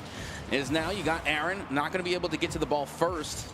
As now John has a little boost to work with, but not quite enough. Not enough, but able to get that bump and kind of cause a little bit of chaos, hopefully, for his teammates to get back and help him out. But either way, Lincolton on the offensive side, but great job there by Nutella. Well, you can see now that we are still tied 1-1 at 1:45. But I have seen a lot from JT Williams. They were able to step up their game in a major way and not only get the equalizer and strike back, but now they're putting the pressure onto Lincoln. Yeah, and Lincoln definitely not used to that kind of pressure, right? They haven't really been facing this kind of high caliber teams going into, until today, until just now. So big shout out to them by just keeping their composure. Now JT Williams needs to do something here to tie this series up. It's coming down to the wire again. Yeah. We've seen like 0-0 games for a hot minute. Yeah. We've even seen some 2-2s, but there's something about the 1-1 that's just a little bit more nerve-wracking. I don't know what it is. Regardless, a minute until we find a possible OT. That would be the third on the day, but still, that's plenty of time for either of these teams to get the go-ahead goal here. For sure, and I really think it comes down to whoever scores this next goal has a pretty good chance of winning this game too, especially if it goes to overtime, obviously. But I really think if anyone can get it in this next 40 seconds, they might have this game under control. Well, once again, Lincoln gonna be attacking the midfield line. Gets the bump on the way. Big save. Now Aaron, follow-up shot. It's on, but it doesn't go in. Just under 30 seconds left to go, and it's going to be JT Williams to clear it out. Nutella with the touch. Not going to have enough force on it, but the follow-up shot will go on and will go in. Grassy gets the go-ahead goal for JT Williams. Talking about being at the right place at the right time. Look at Grassy just trying to get back on defense. And look, hey, look what I found. The ball in a right spot where I can have an angle shot and put it in for JT Williams to go up in this game too. So still down 1 to Lincoln in the series, but JT Williams looking pretty good. 10 seconds remaining here in game 2. Well, let's see if they can hold on to it. All they have to do is run the final few seconds off the clock. This one's going to go up high. Clear it out. Big clear going back to the midfield. Aaron trying to get that one out, but it's not going to be any good. Wait, what did that hit off of? With such velocity. That hit the bottom of the goal somehow and went up. It's like you can't hit that more perfectly to make that happen. That was like the bottom corner of the net. This ball does not want to touch the ground. I don't think I've ever seen the ball hit there. Look, they're all smiling. They know that was kind of weird. Yeah, like that doesn't happen. Like that was you have to hit the bottom corner, literally on the corner. Yeah. And that is I've never seen that. Well, we're looking at the shots. I mean, I'm looking at the shot count. We got 8 shots for JT Williams and a 13. lot more than lucky number 13 for Lincoln. But this time, what happened? It's unlucky. That's what happened. But it's interesting that with this game, between these two schools, is that both of the games that they won, they had the lower shot count. Yes. Yeah, I mean, but they also had the higher save count. Yep, and just being efficient, and I've been saying that throughout the whole day. But JT Williams being efficient the way that they have been, they don't need to shoot that many shots. Obviously, 8 is enough. Either that or you get a savior medal. I mean, Grassy came away, and don't get me wrong, they got the golden goal. You know, they were able to get the goal in OT, but they also had 3 saves to their name. I mean, you're looking at 6 saves. Yeah. 6 saves coming from the side of JT Williams, and then you got 4 for Lincoln. So, you know, they played that little bit of extra defense, and it paid off. Also, not to mention, you know, Nutella, again, with 100% goal participation. They were able to get 2 assists on the board. This game is so hard to predict right now, just the back and forth action that's going on. We are tied up here in this series of the best of 5, and we are in game 3 now. 5 minutes on the clock. Let's get it. Yep, and already JT Williams with a shot on, and the follow-up is there, but Nutella accidentally blocks it on their way back down. It happens. It's not their fault. That was just gravity. Yeah, gravity will play into part here in Rocket League as we see some great plays here. Just waiting around, and here we go. I mean, we saw such a low-scoring game. No! You don't do that! Oh! You don't break Rule 1, and that is going to be bad juju. All right, explain what just happened. Okay, so for anyone that doesn't know, Rule 1 is when two cars get interlocked into one another on the nose. The rule is that you stay interlocked. It should have been a 2-on-2. You don't. Yeah, it immediately goes down to a 2v2, and you don't break it. And there is a superstition in Rocket League that if you were to break the Rule 1 deliberately, it's bad juju. I don't know which super duper player that was. I don't know if you do, but it was one of them. That was not a super duper move if I would be honest with you. I'll put it to you this way. If Lincoln lose this game, it's because that Rule 1. Because Absolutely. they broke Rule 1. Absolutely. Even the production was like, what was that? What? You don't do that. I honestly think this production room got louder than the audience at that. I feel like a lot of you just don't do that. And now the ball is just floating around for JT Williams. They can't finish though. And now look who's gonna get it. Is gonna be John with the first goal of this game 3. Maybe I don't know. Nah. Maybe the Rule 1 wasn't. I don't want to hear it. They didn't score off of breaking the Rule 1. It's true. They just scored in a regular 3v3 standard. Very true. Which is how it's supposed to go. And again, Lincoln, they've been doing that all day. It was nothing special. Oh man, I really hope the next Rule 1 we see, they hold. Oh, what? No, you can't do it now. It's over. You ruined it. Maybe next game. Next game you can hold the Rule 1. If I see bumper to bumper, I better not see anyone jump out of that. You think I'm holding Rule 1 now? Oh no. Well, not if I'm the other team, but if I see some jump movement, then yeah, all bets are off on that situation. Now, under 3 minutes, Lincoln taking that 1-0 lead, looking to find another great pass. No! And my goodness, trying to get the angle there, but unfortunately it was the wrong angle. Yeah, that's tough right there. If your JT Williams Nutella was just gonna get that clear, I honestly think that shot was off. I don't think it was. Yeah. Well, they were trying to prevent the pass. Yeah. The shot was off. Like, they were just trying to clear it out from not going into the corner. But I got to tell you, if that had gone the other way, in the right goal, that's a pretty nice shot. Absolutely. Absolutely. But, well, Lincolnton up 2 now. Looking like the Rule 1 really didn't mess them up too much. It's not over. It's not over. Plenty of time. Said that all the time for Rocket League. 2 minutes, 30 seconds is like an eternity over here. Regardless of the bad juju, you still don't break Rule 1. It's etiquette. There are, believe it or not, there's unspoken etiquette. rules, and that's what that is. Okay, call it unspoken if you will. There was no update made by Psionics. Yep. But again, it's polite. Wow, look at these saves from JT Williams right now. I mean, you got to love it. JT just needs to get back on offense, but they're doing a great job at stopping Lincolnton's shots. Yeah, they are doing a good job of doing exactly that, and that is the problem. You know, you can stop those shots all the live long day, but now you have to force Lincoln to stop your shots. It's time to, to put the ball on the other side of the pitch. Absolutely, and that's what they're going to try to do. But every time they send it that way, Lincoln sends it right back, and that's what's happening right here as we're watching. But JT trying to get back on that offensive side. They need to stick around on this side for a little bit longer to get a goal. Yeah, Aaron now is going to be able to get the touch. No boost to follow it up as this one goes into the corner. John doesn't have any boost either, but they're going to be able to get the pass out until it's deflected away. And now Lincoln, they're stepping up their defensive rotation all the way to that midfield line, and it's paying off. Yeah, Lincoln's starting to warm up here in this game. I mean, so far, really, JT Williams been very, very quiet, and that could have been a goal, another one for Lincoln. But look at these saves, JT Williams. It could be a blowout right now, Cap, if these saves were not happening. Oh, 100%. I completely agree.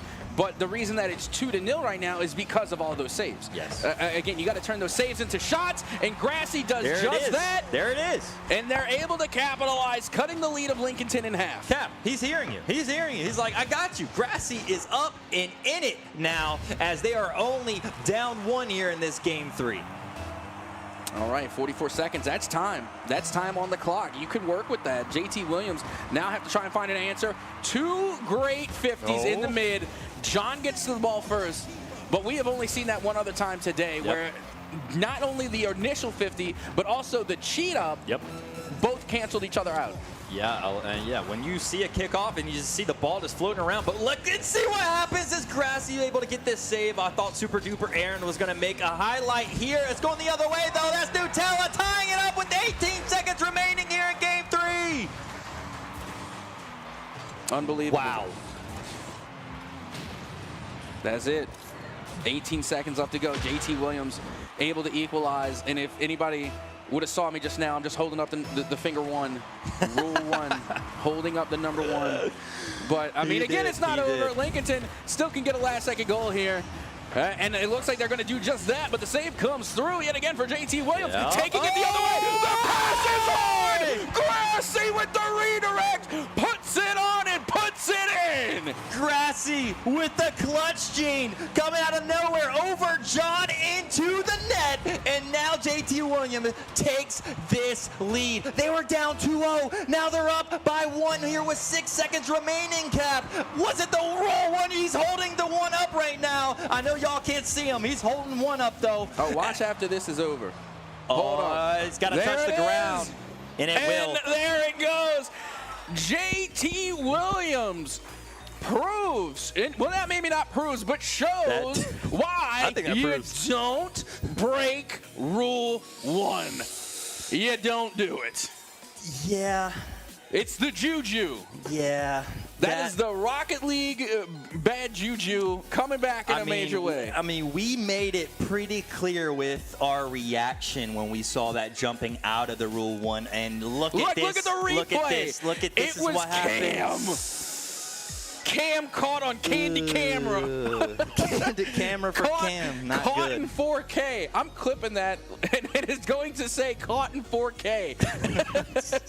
My goodness. Wow. But, I mean, you know what's even speaking volumes to me? In all seriousness, you know, the memes and jokes aside, JT Williams, even after scoring an own goal, were able to correct their mistakes and make a monumental comeback. I mean, that was unbelievable. 3 goals unanswered here at the end when their backs were against the wall, and you're seeing it here. JT Williams is, like I said, not a team to give up, and we're seeing that right here against a top-tier team. And you know how hard it is to come back from an own goal? Yeah. Like, it's so discouraging, and you know, it happens all the time when you in competitive play. It happens all the time in league play. You know, if you score on yourself, you lose nearly all momentum at that point. But they were able to shake it off, GG, and go next. Hey, we're into the next one. That's what they have to be thinking if you're Lincoln. On to the next one as they are trying to stay alive here in this best of 5. Yep, that they are, and JT Williams will take a lead in the series as they look to close it out. Remember, if JT Williams, they're on match point. If they win here, they go to Grands. Lincoln now has to stay alive. And honestly, if you would have said that maybe the beginning of 3, you know, when Lincoln was up 2-0, I mean, Lincoln had all the momentum, and that thing just shifted all the way to JT Williams' side. Now JT Williams has that momentum going into Game 4. Yeah, I mean, this is going to be close. I mean, it's been close all game. Let's be honest. This has been, no matter which way it goes, it has been close. So you can't really disparage either side.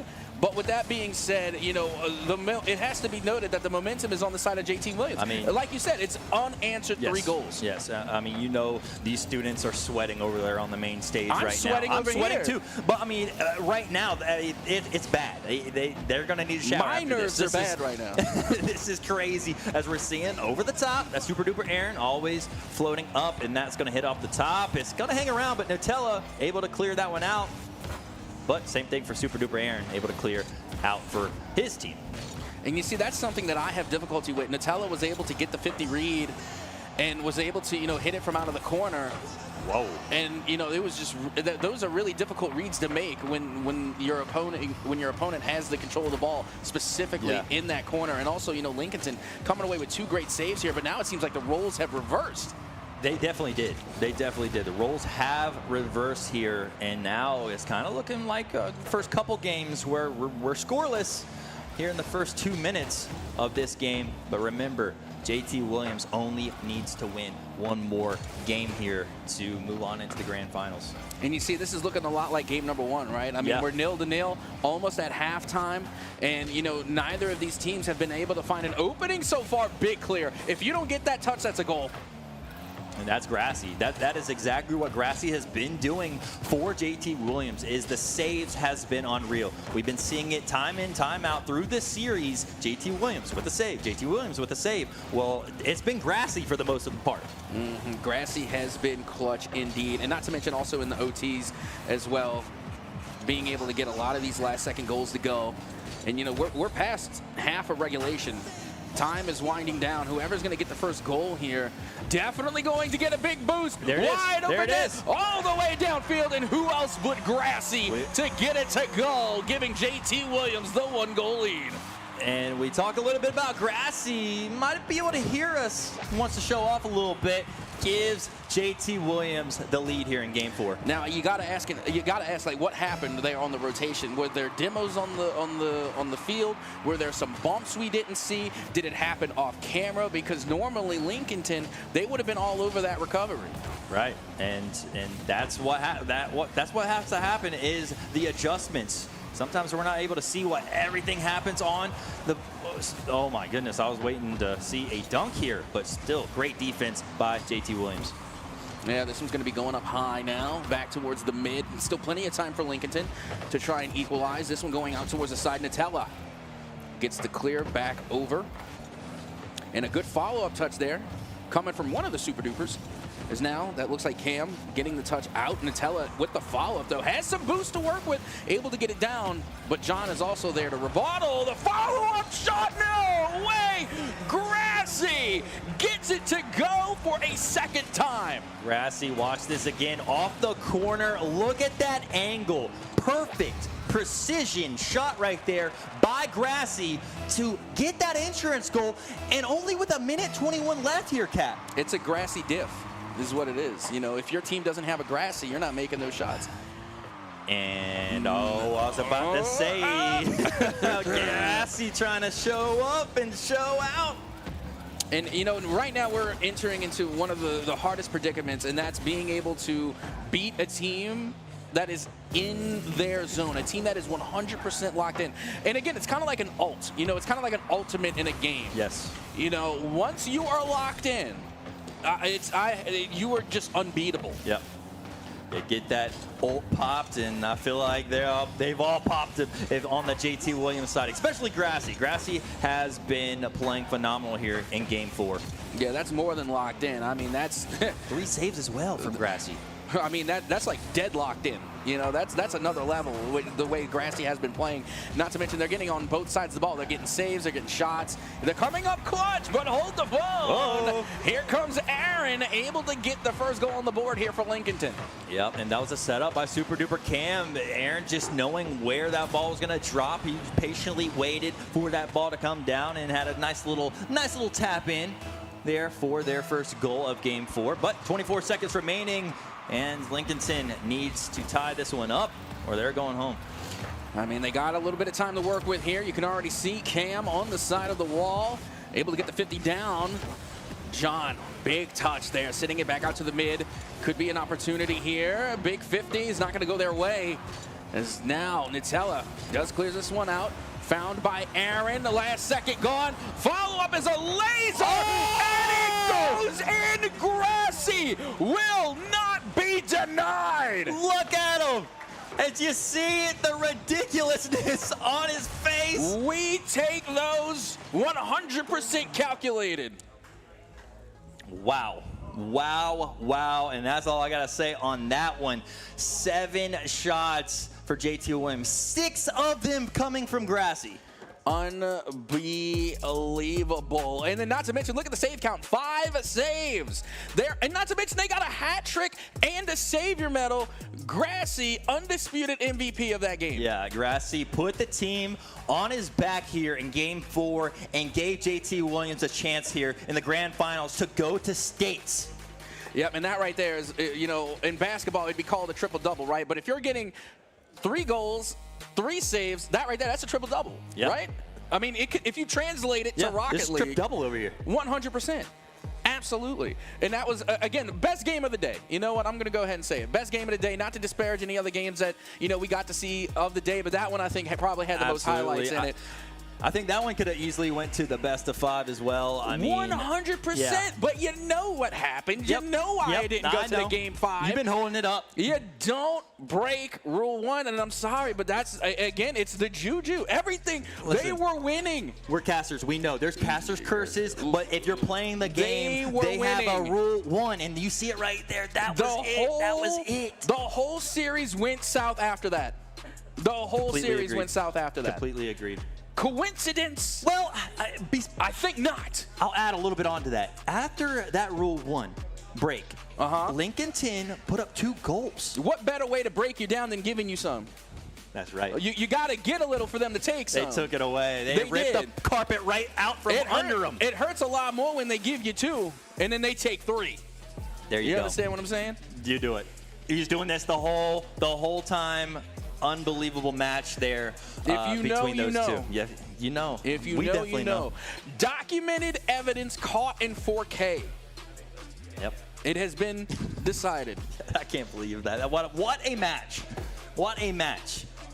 I mean, like I said, best match of the day, and we can only hope that we get a match just as good going into the Grands. Yeah. Now JT Williams going up against Audrey Kell, as you had mentioned earlier, rivals. Rivals, and I cannot wait to see these games go at it. Remember, it's going to be a best of 7 in the grand final, so we could see a game 7 is very possible between these two teams. We've seen them face off, in playoffs, in finals before in the past, and they just love it. They love going up against each other, and I'm here for it. I'm here for the rivalry.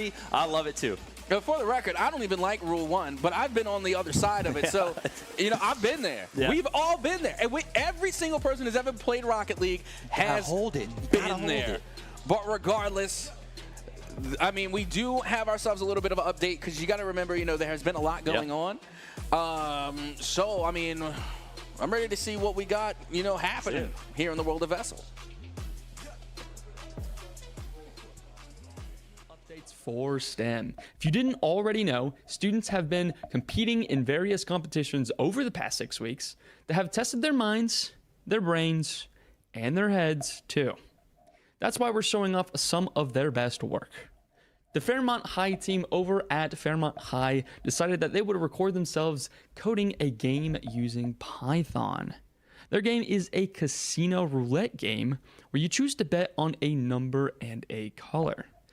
They only used a little over 80 lines of code to complete it, and the language shown off here is Python. It's a beginner-friendly, so the Fairmont High team really shows you how approachable coding can be. So if you're on the fence, now is a great time to kind of, pick up some coding. Just remember them when you are rich and famous. All right, put on your thinking caps for this next short and get ready to sign an NDA because Esports Legends is about to share their genius business ideas with us for free. Here are my top 3 business ideas. Number 1, door-to-door selling, no soliciting signs. Number 2, Barack, pet rocks with Obama's face on them. And number 3, inflatable dartboards, one-time use only. Some out-of-the-box ideas right there, 10 out of 10 video. As for the regional winners, you'll just have to wait until we return after this short esports break here at the VESL Regional Tourney.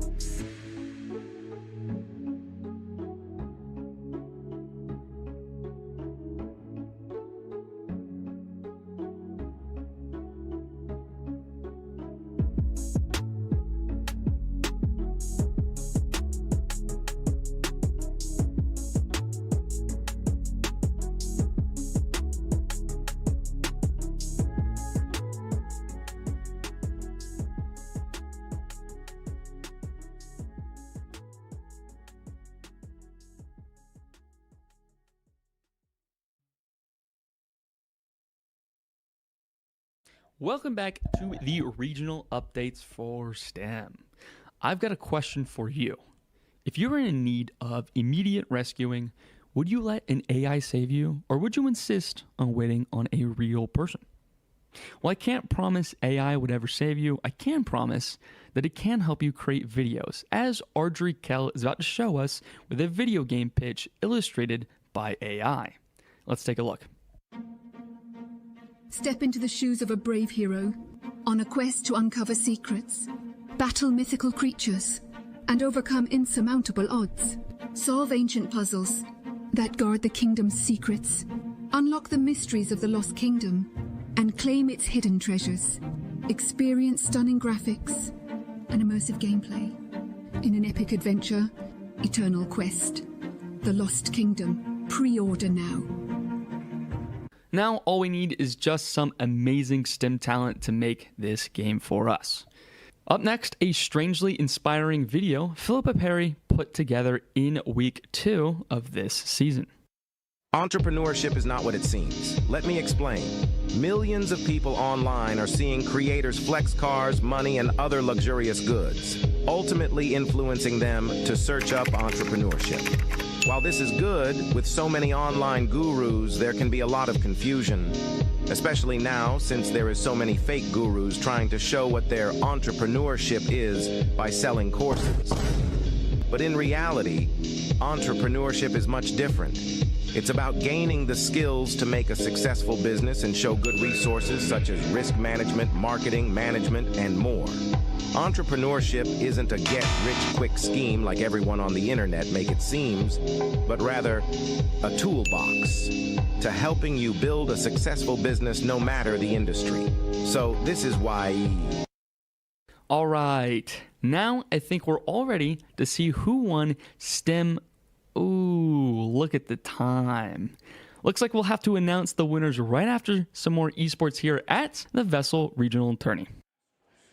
Well, here we are back again for more VESL Charlotte Regional Finals day number 1. I'll be honest, that is a mouthful and a half. Yes, and we've seen a lot of gameplay and a lot of close games, a lot of not so close games, but that last match, wow. Yeah, again, that's going to be one tough act to follow, but if anybody is going to surpass it, it is going to be Audrey Kell and JT Williams, who we have coming up next for our grand finals. And my goodness, did they put on a show today. Yeah, I mean, look what they had to do to get there. JT taking down Challenger, then taking down Lincolton to get where they're at, and then Audrey Kell had to take down Gaston, then Providence to get where they're at, and now, remember, I've said this in the past, these two schools are rivals here in this VESL League, so this is going to be a barn burner here. Yeah, and again, this is all of the previous matches that we have had throughout the day. I mean, again, JT Williams being able to come away 3-1 and 3-0, and ironically, so did Audrey Kell. Yeah, I mean, just evenly matched teams. I'm so excited for this match. They've always been duking it out in the past years, and hey, what makes this year different? I don't know. I don't think anything's different. I mean, well, it's then just... here we go. It's just good old-fashioned Charlotte car ball. That's right. And, of course, we can't have a game without players. JT Williams is going to be represented by Grassy, Sabanatella, and Am 4425. And Audrey Kell side, we got Xander Ramirez, Skimmett, and Barris. I mean... This is it. I mean, these 6 players have been playing against each other in the past, and I know they're ready here in this grand finals. Who will win this game and move on into the States here in a couple weeks in Raleigh? Yeah, I mean, this is where it's all on the line now. But the good news is that both of these teams are guaranteed a cash prize. So both of these teams, no matter the outcome, are going to be going home with a nice chunk of change. Absolutely. But, you know, that's always the positive. That's a little benefit. But that's not it. They want to win. They want to get to Raleigh. They want to show off even more here in a couple weeks where we'll be at the Raleigh Convention Center. Oh, absolutely. And, you know, that's the grand prize, isn't it? Because you're also getting $2,400. But you're going to punch your ticket to Raleigh, Yes. and when you get to Raleigh, you can win more money. Yeah. And there's going to be a $3,000 PC. That's the part I want to be involved in. I know. That's why I keep saying, where was this when we were in high school? I want a PC. Yeah. Another one. I want another one. Yeah. One I could take on the road. I mean, the ones that they're having giveaway are nice. Yeah, it's a $3,000 PC. Anything that costs $3,000 is nice. Yeah, I'm absolutely. Putting it out there right now. For me, anything that costs $300 is nice. Absolutely. You know? Yeah, I know. Maybe I need to put my name in that hat. And $30 will nearly fill your tank. So, Very again, true. it's nice. You ain't wrong on that one. It's nice. but regardless, we are just about ready to get into our grand finals game. Again, both of these teams have proven to be some of the best of the best. Yeah.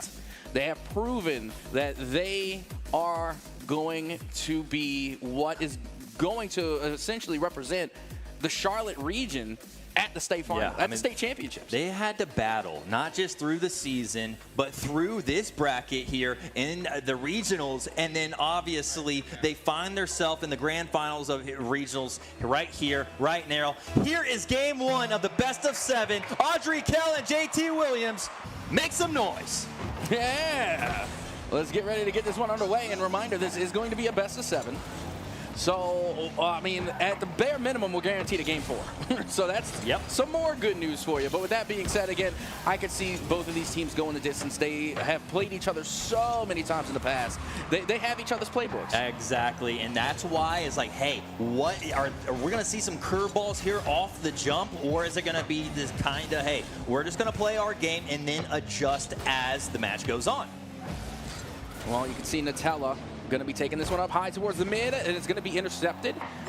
Save coming off the back wall. Big follow-up here off the crossbar. Nearly a goal, but Nutella able to get to that one in time in order to clear it out.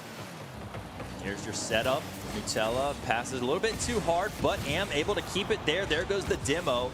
And now Audrey Kell trying to keep it on offense for their squad. But going to go back the other way, and there's a great save by Barris. I just got to point out that you predicted this grand final earlier. Like earlier today. Yeah, earlier today you even said it. You was like, yeah, these two teams here. And I was like, was that a foreshadowing? Did you foreshadow the grand finals? I think you did. I don't know. I might have something up my sleeve here. You're not really wearing sleeves. No, but you don't know that. You're metaphorical sleeves as we continue on. And you know what? We're seeing the makings of another good game. This is exactly what we saw in the previous semifinals between Lincolton and JT Williams. Yes. You know, we're going a minute and 40 now. Still scoreless. Chance now for Audrey Kell, but once again it will be denied. And guess who it was? It was Grassy. Grassy was one of the players, but look who it is to put it in the first goal of the grand finals. That's going to be Barris. Of course, Barris, one of the top scorers here today, putting on for their team. Again, big double commit, but they were able to solidify and confirm on that shot as Audrey Kell will take the 1-goal lead. 2 players were in goal on that JT Williams team, but hey, off the top ropes, Barris answers for Audrey Kell early on, and that's going to give them a little momentum early in this match, and a little bit goes a long way. And now you can see once again Audrey Kell not wasting any time. Big shot coming out from Skimmett, and look at the shot placement here. Watch this again. Barris out to Skimmett. Skimmett keeps it low and almost messed. Sander almost messed that up. But he quickly got out of the way so Skimmett could get that goal. And that's the sign of a good teammate right there. One that knows when and can get out the way when they need to. Yeah, I mean, we've seen some team goals, I mean, here already today. So that was I've seen a team save even. Yeah, as we see Nutella on the board now for JT Williams. This is the rivalry I'm talking about. The back and forth between Audrey Kell and JT Williams. It goes back, a few years ago, back to season 0 where these teams were in the finals. And you see, that's why you got to have that rotation and that positioning, because because honestly, it was Audrey Kell that was on the attack for so long, and all it took was one clear in order to turn that into a counterattack fast break play for JT Williams. Yeah, and don't expect anything to slow down here as these players are going all gas, no brakes. We see Nutella with a little breakaway there, but that's going to be Sander able to come away with it. But Grassy now sets up his teammate. Not able to get that going as Barrett's going to get that clear. Now back to the midfield we go, and here comes Skimmett. Not going to be able to follow it up. This one's going up high towards the other side, and of course Grassy is there on the back wall to intercept. That redirect was looking really good, but the save, my goodness, very good. Nutella with that redirect, but like you said, that save was there, and Audrey Kell stays alive and stays in the lead here in game 1. Minute 50 remaining, plenty of time. But man, JT trying to answer back right here. Grassy going off the wall, keeping it. Back and forth ping pong match. Yeah, there goes AM with the 50-50. Doesn't go their way, but luckily they got backup from Nutella. And you know what? This is what I love to see. I love teams and players that are able to back one another up because, again, so many times you see a little bit of a lack of trust there, but you got to give them that room to breathe. You got to let them work, and then you can back them up. Absolutely, and that's the one thing that you can count on between both of these schools is they're going to be backing each other up. The chemistry is there between these two schools. And look at this as he's going all the way, but guess who that is? That's Grassy once again. Yeah, but are they going to be able to keep them out forever? The double touch, nearly on target, but goes down and by the wayside. Nutella trying to clear this ball out. It's so dangerous when operating in that corner, and now they have an opportunity for a counterattack. Goes off the backboard, no follow-up as Skimmett takes possession. Going the other way, it's a line drive shot, but it gets saved. I wonder by who. Was that Grassy again? Yes, I can't believe it. I mean, anytime there's a shot on goal from Audrey Kell, Grassy's just there to deny it. And look at that, that's coast to coast, Nutella. The second time that defense has scored a goal for JT Williams. Yeah. From goal to goal. That's that slingshot that JT Williams can do. I mean, you see, they get like that a momentum. mortar strike. Yeah, they get that momentum off of defense, and it's literally a slingshot right back to the other side, and some long goals we've seen from JT Williams today. Yeah, but also great heads-up awareness, too, coming from, Nutella there. Just to see that, hey, I have an open opportunity. Instead of trying to pass this one out, I'm going to long ball it. Yeah, absolutely. 10 seconds remaining. We still got a tied game in game one. Game 1 OT, no shot. It has been a very long day. We have not seen a game 1 OT. I think we maybe have seen, how many OTs we got today? 2? Now 3 maybe? Yeah, well, now 3 at least. Maybe 4. Maybe. We've played a lot of Rocket League today, but you can see already the demos are coming out early. Sander going up high. Great read. Gets saved away. Not going to end early just yet. I will say, those overtime games usually don't last long. Usually it's within the first, minute. Hey, it depends what game you're watching. That's true. That's true. I personally have played in a competitive game, well, ranked, we'll call it ranked, and have gone into overtime for nearly 20 minutes. Wow. Yeah, that's a little too long for me. That's a little too long in general. I don't know how you can just maintain focus that long, especially in this best of 7 if they somehow go to 20 minutes in one game. And then let me explain for maybe some folks here or even watching on stream that don't know how overtime works in Rocket League. The time ticks up, and it only is decided when the final goal is scored. There are no ties in Rocket League. Yeah, in soccer, we call that the golden goal. So first one to score here in overtime. But doesn't that go to PKs? Goal's going goal. Whoever gets that goal wins. I thought it's decided by penalty kick. I think that depends if it, depending on the league, I think. I'm about to say, I don't know much about soccer, so, I mean, you could have me there. I just remember playing FIFA. Yeah, exactly. I've been trying to keep up with the Charlotte FC coming to Charlotte, so. Ooh, that sounds like fun. Regardless, we're still playing some good old-fashioned car ball. A minute and 30 of not even regulation, overtime here in game number 1, and this is literally the first game in a best of 7. We're already in OT. And this just shows you how good or how evenly matched these teams are. It's just back and forth action. Now we're in overtime. Now who's going to score first? I mean, this is very neck and neck right now. An even scarier question is who's going to make the first mistake. That could be the deciding factor, really. That usually is in OT, is who's going to make the first mistake. Because, again, when you make it this far in OT, it's because both teams are playing perfect. So when you get into OT, you know, that's when you have the stamina, the wear down, the endurance test. And that's why time ticks up, because you are no longer testing your competency to score. You're testing your stamina. That, and also, I mean, it's such a mental game as we see that shot, and it's going to be saved once again from JT. Well, sorry, that was Audrey Kell's side. As we're trying to go back the other way, is Audrey Kell now off the backboard. Nutella with a nice clear. 2 minutes, 37 seconds here in OT. Almost halfway through another game already, Cap. Well, we're past half. I mean, it's past 2 minutes and 30. We're gone past regulation. That is an entire half of Rocket League now being played here in overtime. And I'm telling you, it can go the distance. Don't be surprised if we get a full game of regulation here in OT. Yep, and we haven't seen that today yet. We've seen the overtimes. We've seen them in quick, though. Yeah, like, what was it, like 15 real quick, seconds? like 9 seconds, I think, on one. And now these teams with great defense and showing it here. Who wants it more? Who wants to go to Raleigh more? Who wants to compete for the state championship? I mean, both of them look like they want it pretty bad here, Cap. Yeah, they do. And now a big opportunity. The shot placement was there. Yeah. That was actually a really good shot, and you're only off by about maybe a pixel or two. I was going to say, Skimmett usually doesn't miss those, so that was very rare. And, you know, he wants that one back, but it continues. Of course it does. I wouldn't have it any other way here in the grand finals. Audrey Kell, JT Williams, literally neck and neck here.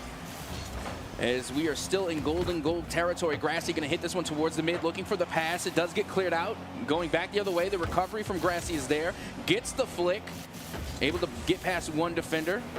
And now, another recovery coming from Sander as they have to scramble back on the defensive side. There's your shot, but Bears with the clear, and Grassy able to get his clear. So now it comes down to it. Will Bears be able to set him up? This there, and that's going to be Skimmett. Going to be taking it out in overtime for game one. Yep, and this was a good amount of finesse here. I mean, look at Bears getting past not one, not two, but three defenders. And there you have it. Eventually, you know, that stamina begins to wane. The endurance begins to empty. And you're only left standing with one or two possibilities. You're either going to go numb in the thumbs or you're going to go sick on the sticks. I mean, we talked about the shot count and everything. Look at this. This just blows every game out of the water that we've seen today. My goodness. You're looking at 21 shots coming from Audrey Kell. And then 13. There's the 13 again. But this time it's unlucky. Because, I mean, you go into OT, but still 21 shots. A 20 bomb, as it were. And yet it was only a 5-goal game. Yeah, and you know that's you need to have a mental reset if you're JT Williams going into game two. You gotta put game one past it. I know it hurts after losing in overtime. You know, not just overtime, a long overtime at that. So you know they want it back, but they're gonna have to look forward to this game number two and heads down. I mean, it's a best of 7. Yeah, you know, heads down. You got plenty of room left to make corrections, and honestly, you don't even really need to make too many corrections, because if that had taught us anything, you played pretty good. Speaking of, let's talk about the save count. Not only did JT Williams get 13 shots, they got 13 saves. Wow. And on the other side, 11 for Audrey Kell. So, but 13 saves by JT Williams. You've seen Grassy. I don't remember how many he had alone, but Grassy coming up with all these clutch saves. I think it was 8. Yeah, like that's ridiculous. I think it was 8 saves for Grassy alone. That's 2 Savior medals and only 1 away from a 3rd. Wow. Insane. And still only decided by 1 goal. And what was it, like quadruple overtime? I mean, of course, there's no double OT. But if I measured it by the minute, it was like triple. Yeah, it felt like it. It really did. I mean, game one was an eternity on that one, as we see. But game two, we're underway, still scoreless. And this is kind of how game one was looking a little bit. I wouldn't have it any other way here in the Grands. as this touch is going to get a little bit misread there. Looking for the recoveries. That one's going to get pinched high towards the side. Grassy with the follow-up. Sends it towards the other half. A scramble back on defense for Audrey Kell. As that bump is going to give him a little breathing room there, but this one goes up high. Good-looking pass, followed by Nutella, but they can't put it on straight. Oh, Barris, I thought I was going to get that clear, but it kind of got stuffed by JT Williams. Not really sure what player was doing that, but now Sander trying to keep it going for Audrey Kell. Going back toward the JT Williams side. And there's your setup. That's Sander. It's going to drop down, but Nutella's going to be there. And now on the way, trying to score for his team. Oh, it's right there, but Sander's there. Yeah, just a little too light on the touch there. And that's why you like, for the rule of thumb, when you set up for the pass, you want to give yourself a little bit of room. More often than not, you don't want to set up in the paint. And, you know, you can I know it's a term used in basketball, but it can also be translated into Rocket League because there's literal paint in front of the net. That's where you're in the colors. So you don't want to be in that area when you're waiting for a pass. So that way, when you do get a touch on the ball, there's a little bit more heat on it. Right, and you got a little bit of time to react when you're backing up. You get to go to, you get a boost to the ball. There's your hard shot. So, yeah, you definitely don't want to be caught in the paint on those. But we have a shot. It's going to hit the top. And Grassy's going to keep this one alive for JT Williams, going now back the other way. And here's your setup, but it's going to be Skimmett able to get this one out. Yeah, but look at the presence now from JT Williams, starting to really push into their opponent's half, but Nutella was by themselves on that last effort, and now this one's going up high. Skimmett, opportunity to score! And off of the redirect, Barris able to get it to go. Audrey Kell take a 1-0 lead. Skimmett past the Barris. Barris knew that. I mean, that was just great reaction time. Bicycle kick. The bicycle kick for the first goal here in Game 2. Audrey Kell does it in style. You actually get an award for that in Rocket League. It is called the bicycle, and it's like a little notification. It comes up, and it's an actual bicycle. You'll love to see it. Love to see it, and especially in the grand finals as Audrey Kell. Yeah, I think someone might have tripped over the cord. We seem to be experiencing some technical difficulties. Well, par for the course. We already said that earlier. Yep, and we are going to reset the lobby, but we do. I'm assuming that goal still counts. Yeah. Because that was a phenomenal goal. I think that goal. Great. I think the goal was so good that it broke the game. I mean, it might have. I think that's what happened. Someone might have just snatched a cord or something. That was unbelievable. That bicycle was just unbelievable. But I think we're going to be getting that back into it. Same score and everything. Yeah, and you know what? Now that we have this little bit of a technical pause, and we're going to try to get everything back in action for you.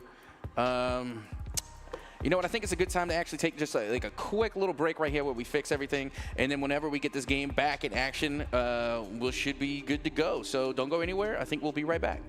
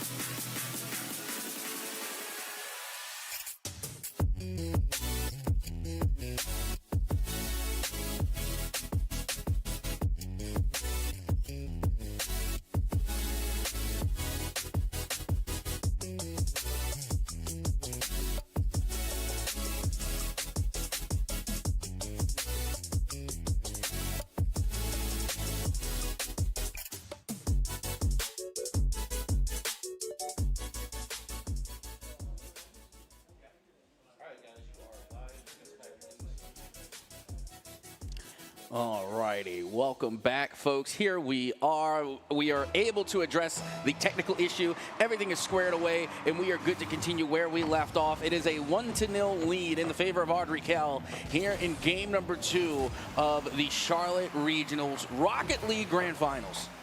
Absolutely. We are back on the pitch here. Audrey Kell up 1, 2 minutes remaining, and it looks like, oh, we almost try to see another possible backflip for a goal there here in game 2. This time it would have been on the other side, JT Williams. And let's see if they can recover. JT Williams, again, have been so close to scoring here, time and time again, knocking on the door. Now they just need to kick it right on in and put a goal on the board here, as it is still 1-0 in the favor of Audrey Kell, as that one's going to get cleared back to the other side. And getting them set up here now, back toward Audrey Kell's goal. It's going to need to be cleared, and that's going to be Barris, but keeping it there, that's going to be Grassy doing a good job on holding it, holding that offensive possession. Now Am trying to do that same thing. I mean, just back and forth here, as JT Williams really doing a good job on keeping this on the offensive side. And like we said, JT Williams, you know, they're pushing closer and closer towards the net. It's only a matter of time before they find a goal here. And that was a great pass coming off the side. And there it is. It was literally just a matter of moments, because the pressure has just been accumulating for the side of JT Williams. Yeah, you set that one up perfect. And I mean, that shot was perfect. That had to be exactly where it was for it to go in. Obviously, you saw the save attempt, but just a little bit off on that. And hey, it doesn't count if you're just a little bit off. As we see a possible goal, that's going to be it. Skimmett puts it in and takes the lead for Audrey Kell. And there you have it. I mean, easy come, easy go. A matter of seconds in between goals. And it just goes to show that you can never take a moment against Audrey Kell. You have got to be on the top of your game from the start to the finish. You got to keep that foot on the gas. And yeah, if you let up and let Audrey, they will make you pay. But also, same thing with that JT Williams team. If Audrey Kell is going to let up anything, they will make them pay. So, you know, both of these schools evenly matched. And it's showing right here. I mean, how great both of these first 2 games have been. And here comes Barris now, looking to find another opportunity for Audrey Kell. Sander able to send this one across the pitch, and you can see Skimmett there waiting, able to get past one defender, looking to get past the other. Great pinch off the ceiling and down, but no one there to respond as Sander is now making their way. They did get the flip reset, but it's not going to be any good. Yeah, that was a good attempt there. And now JT Williams has a possible chance here, and it's going to go in. That's Nutella sneaking it in that corner. And what a clutch goal there, Cap, with 12 seconds remaining. Watch this again. Yeah, the angle was nasty. That was, I feel like that was low-key a doomsy dish. But it was just really hard, because normally you come from the top of the net. That one was straight from the side. So, again, we'll just call that a dish, as it were. I mean, that was beautiful, whatever it was. And now we are tied up once again. I mean, I'm not going to say it because we still got 1 second here on the clock. I'll say it. Well, go ahead. Well, it looks like we're going to be heading into game 2 OT. There you go. Overtime, the second game in the row here in the grand finals. I mean, what more can you ask for? Already 2 overtimes. It's only been 2 games. Yeah, this is insane. Again, no matter, I honestly think no matter how this game ends, you can't say these teams are unevenly matched. Even let's say if Audrey Kell won all 4 games to get the dub in OT, I would still say these teams are evenly matched. I agree. I mean, they're neck and neck each and every game. They're so close, so closely matched. And look at Skimmett trying to add here to get their second game, but not able to do so, and that's Grassy. Yeah, looking for their opportunity. JT Williams need to get a win on the board, get some wind back in their sails. Audrey Kell enjoying that 1-0 lead here in the series. Skimmett able to get the flick, gets another, puts this one up high. Not much doing, though, as it will go back towards mid. Barris a little off the mark on that pass. Yep, Skimmett's there, trying to keep this ball on their side, keep this on offense, right? You want to keep this on offense, but JT Williams doing a good job on getting these clears, but this ball's been hanging around at the 50 for a while. And now here comes the back, but he couldn't get the shot in, but guess who does? That's Skimmett. Skimmett puts it in. Yeah, and a great pass, too. Again, Barris getting involved just to get that 50 down, and then finding just the smallest opening. Skimmett was able to get that ball into the back of the net. In overtime for the second time, Audrey Kell gets the dub. Beautiful, beautiful way to win that one here in game 2 in nice fashion. OT.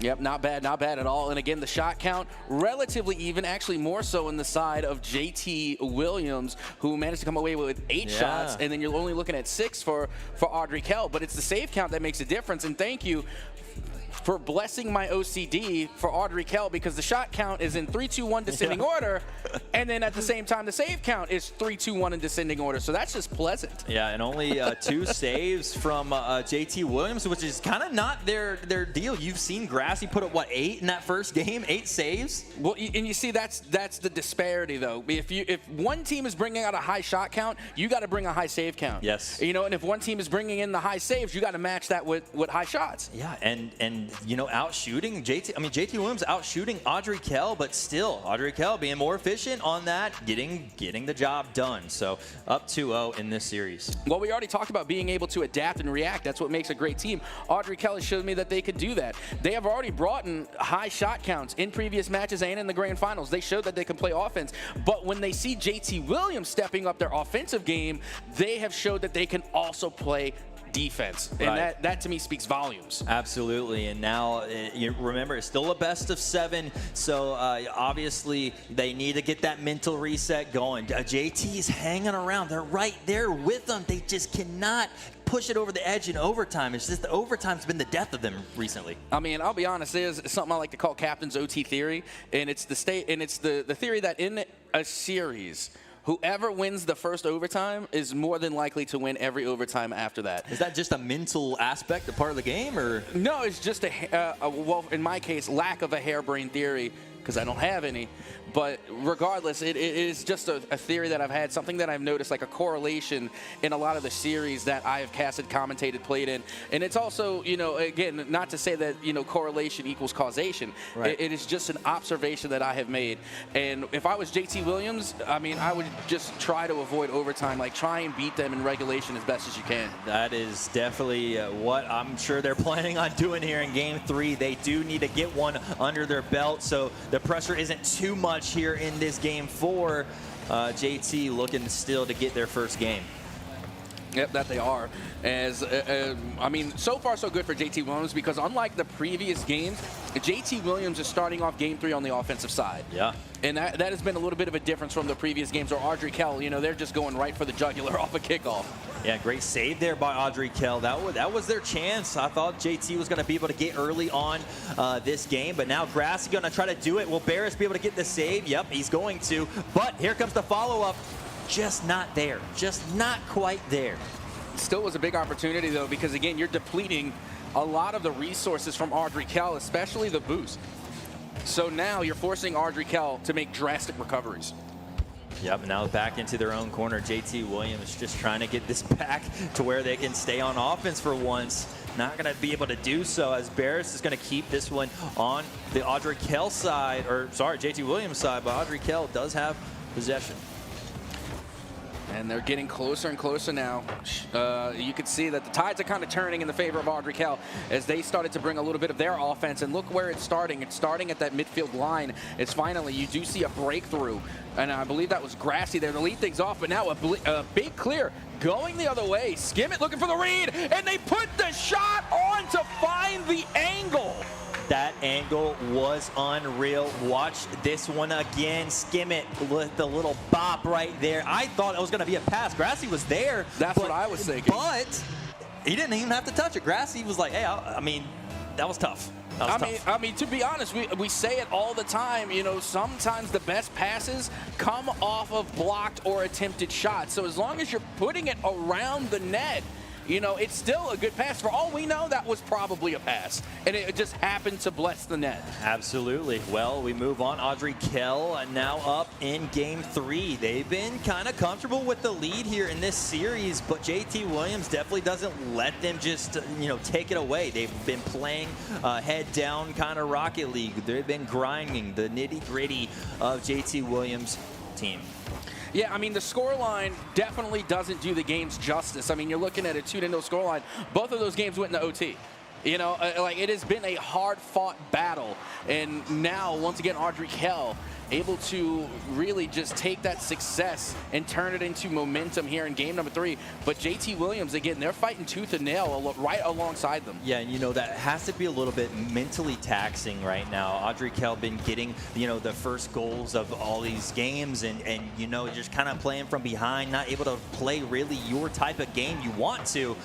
So that's kind of really depleting when it comes to that JT Williams side. Hopefully they get it together here in game 3 to hey, possibly send it to another one. And, well, I mean, we'll see. Still very early on here. 2 minutes to go. Only down by 1. JT Williams definitely have more than enough time to make an equalizer happen as we have just passed the 2-minute mark. And Nutella going to take control. They have a little boost to work with. Tried to join the pre-flip gang, but was denied.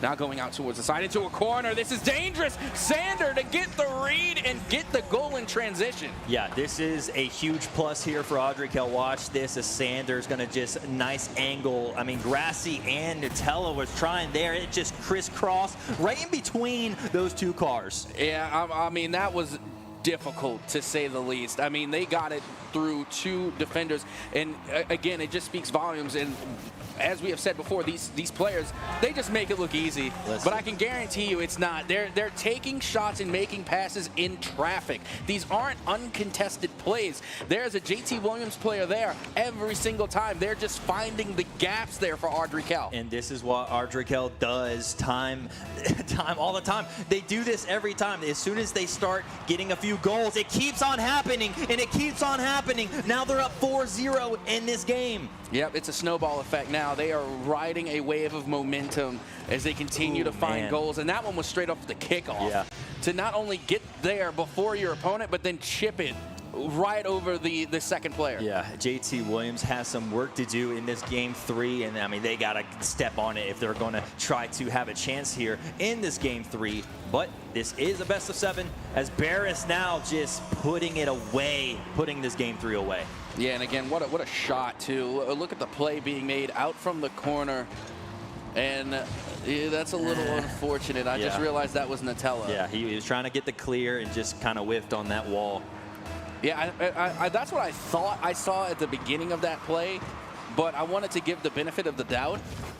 And then you saw the replay. Yeah, and now that time it really was Barris. This is what happens. Like you said, the snowball effect, and it's these kickoffs. These kickoffs, Audrey Kell is just on it right now. So, I mean, they have not been missing. It's been very slim to none on missing their shots. Well, this has been the biggest disparity in this series, 6-0. I mean, this is not the way this series has been going from the get-go. But again, Audrey Kell have just been, you know, on a non-stop momentum run against JT Williams. And, you know, at this point, you just have to salvage a goal here, just so that way you can, you know, wash your hands of this game. Exactly. And then go into game 4. You need that mental reset, especially, you know, after, you know, a game like this that just happened, whenever you were just with this team for the first 2 games of the series, and then now not so much here in game 3. You just got to get that mental reset. You know you can compete. You've been in overtime twice with that. So we'll see if they're going to be able to bounce back in game 4. But definitely need, you know, maybe the coach saying, hey, let's try to take it one game at a time after this. One game at a time, one play at a time, one possession at a time is really how you have to dissect it. And that right there is mentally taxing to be able to focus and lock in for that long. You got to keep in mind, the first game, that was like 10 minutes. Yeah. 10 minutes of game time. That will take a lot off of your mentality. Absolutely, and it's kind of showing here in game 3. You saw 2 overtimes, and now this game 3 is not even close to what those 2 games were showing in the first 2. So let's see if Sander adds. Oh wow, just keeping it on the ground and doing what Sander does. And watch this one again as getting the 7th goal of Audrey Kell, and just a whiff by JT Williams. Well, I mean, in all fairness, the force is strong with Sander, because that was one heck of a mind trick. Absolutely. That we just saw again. And not only that, but displaying a high level of mechanic prowess as well, because they were able to keep the ball balanced on their car with the discipline to retain from flicking. So again, that right there, that's a certified mechanic. Like you said, you got to throw a change up every now and then. That's exactly what that was. Just slowing it down. Exactly. And trying to not let your opponent know what you're doing. Exactly. And now take a look at the shot count again. It reflects the score line. You're looking at another 12 shots in the favor of Audrey Kell. You got 4 for JT Williams. And then, I mean, the stats tell the tale. It speaks for itself.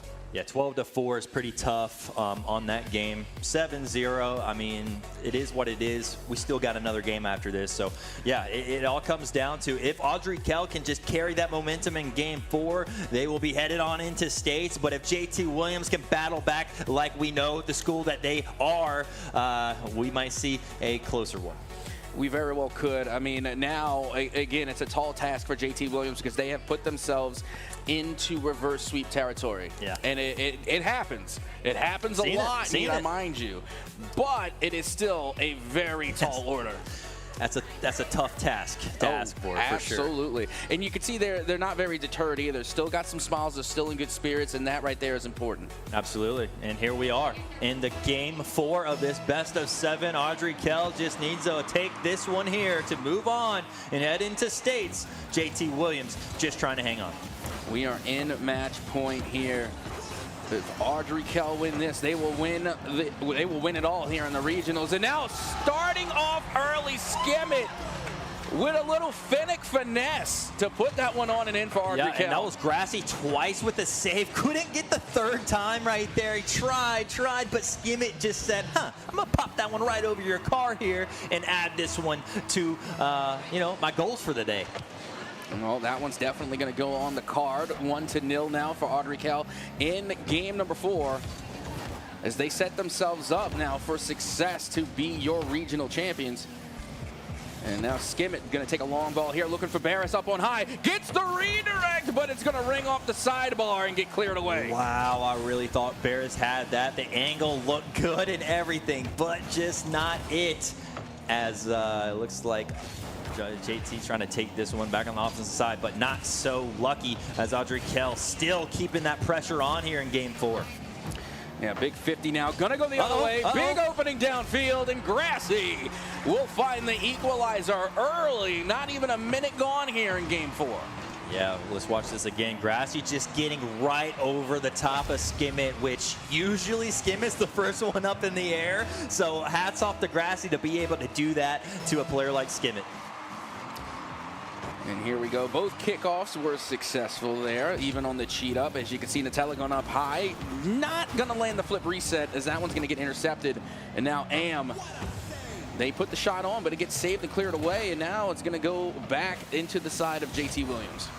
Here we go. And we have back the other way, JT Williams. But Audrey Kell, I mean, back and forth match is going on. And just, I mean, like you said, the mental state of these players, I mean, it's got to be taxing if you're JT Williams. Absolutely. And you got to remember, JT Williams, they can play the long ball if they have to. And it looks like they're going for it again. Grassy with a big redirect on target, gets saved and cleared away. Again, that's just good recovery coming from Audrey Kell. Yeah, and that was a great shot, but just they were there. They were ready. And now here we go, seeing with another redirect, but not able to do so. But here, this one's looking good, and it's going to go in. And guess who it is? That's Skim It. And again, look at the decision making here, okay? Because again, off the rip, instead of taking that redirect and putting it on target, they decide to put it out into the corner and then take the shot. Right. So you're throwing JT Williams' defense through a loop not once but twice. That was a great heads-up play being made by Skim It. Yeah, always want to keep your opponent guessing, and Audrey Kell has been doing that here in this series. I mean, very tough nut to crack on this one. Here comes Am now getting a touch back out to mid. We did hear a demo on Nutella as they get themselves back in the game. Looking to follow it up here. Not a lot of boost to work with from the sidewall. Gets the 50 out from the corner. Am again. Not going to be able to get to the ball first as Grassy puts this one down. Barris hits it up high. Follow up from Nutella. It's on target, but it's not going to find the back of the net. 2-1 still the score now. Audrey Kell still has that lead. 2 minutes 30 remaining, but JT Williams trying to close in. They're close. They are very close right here.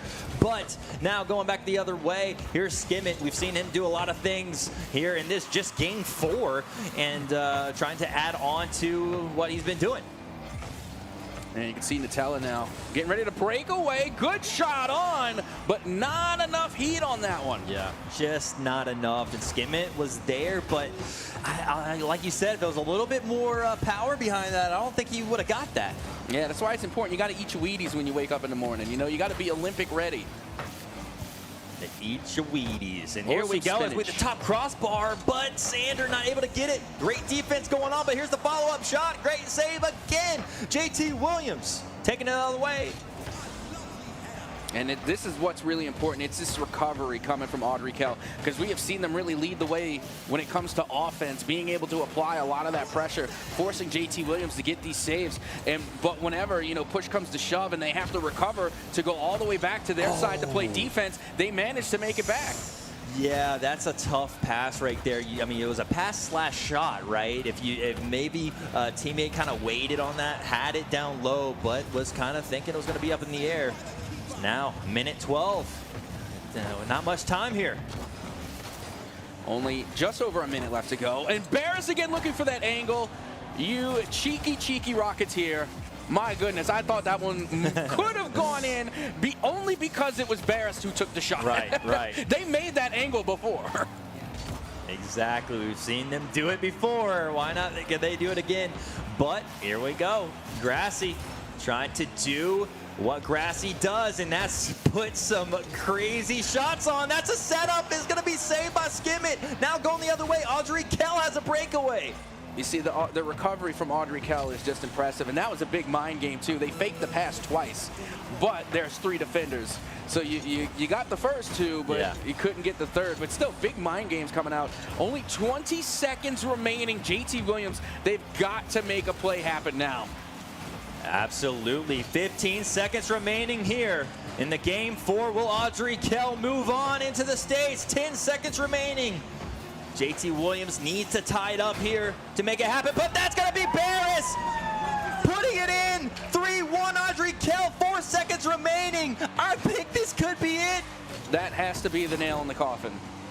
I am nearly 100% certain, 99.9% certain. Yeah. I am as certain as Germex is effective at killing germs. 99.9. That's right. As the final seconds tick off the clock, and that will wrap it up. There you have it.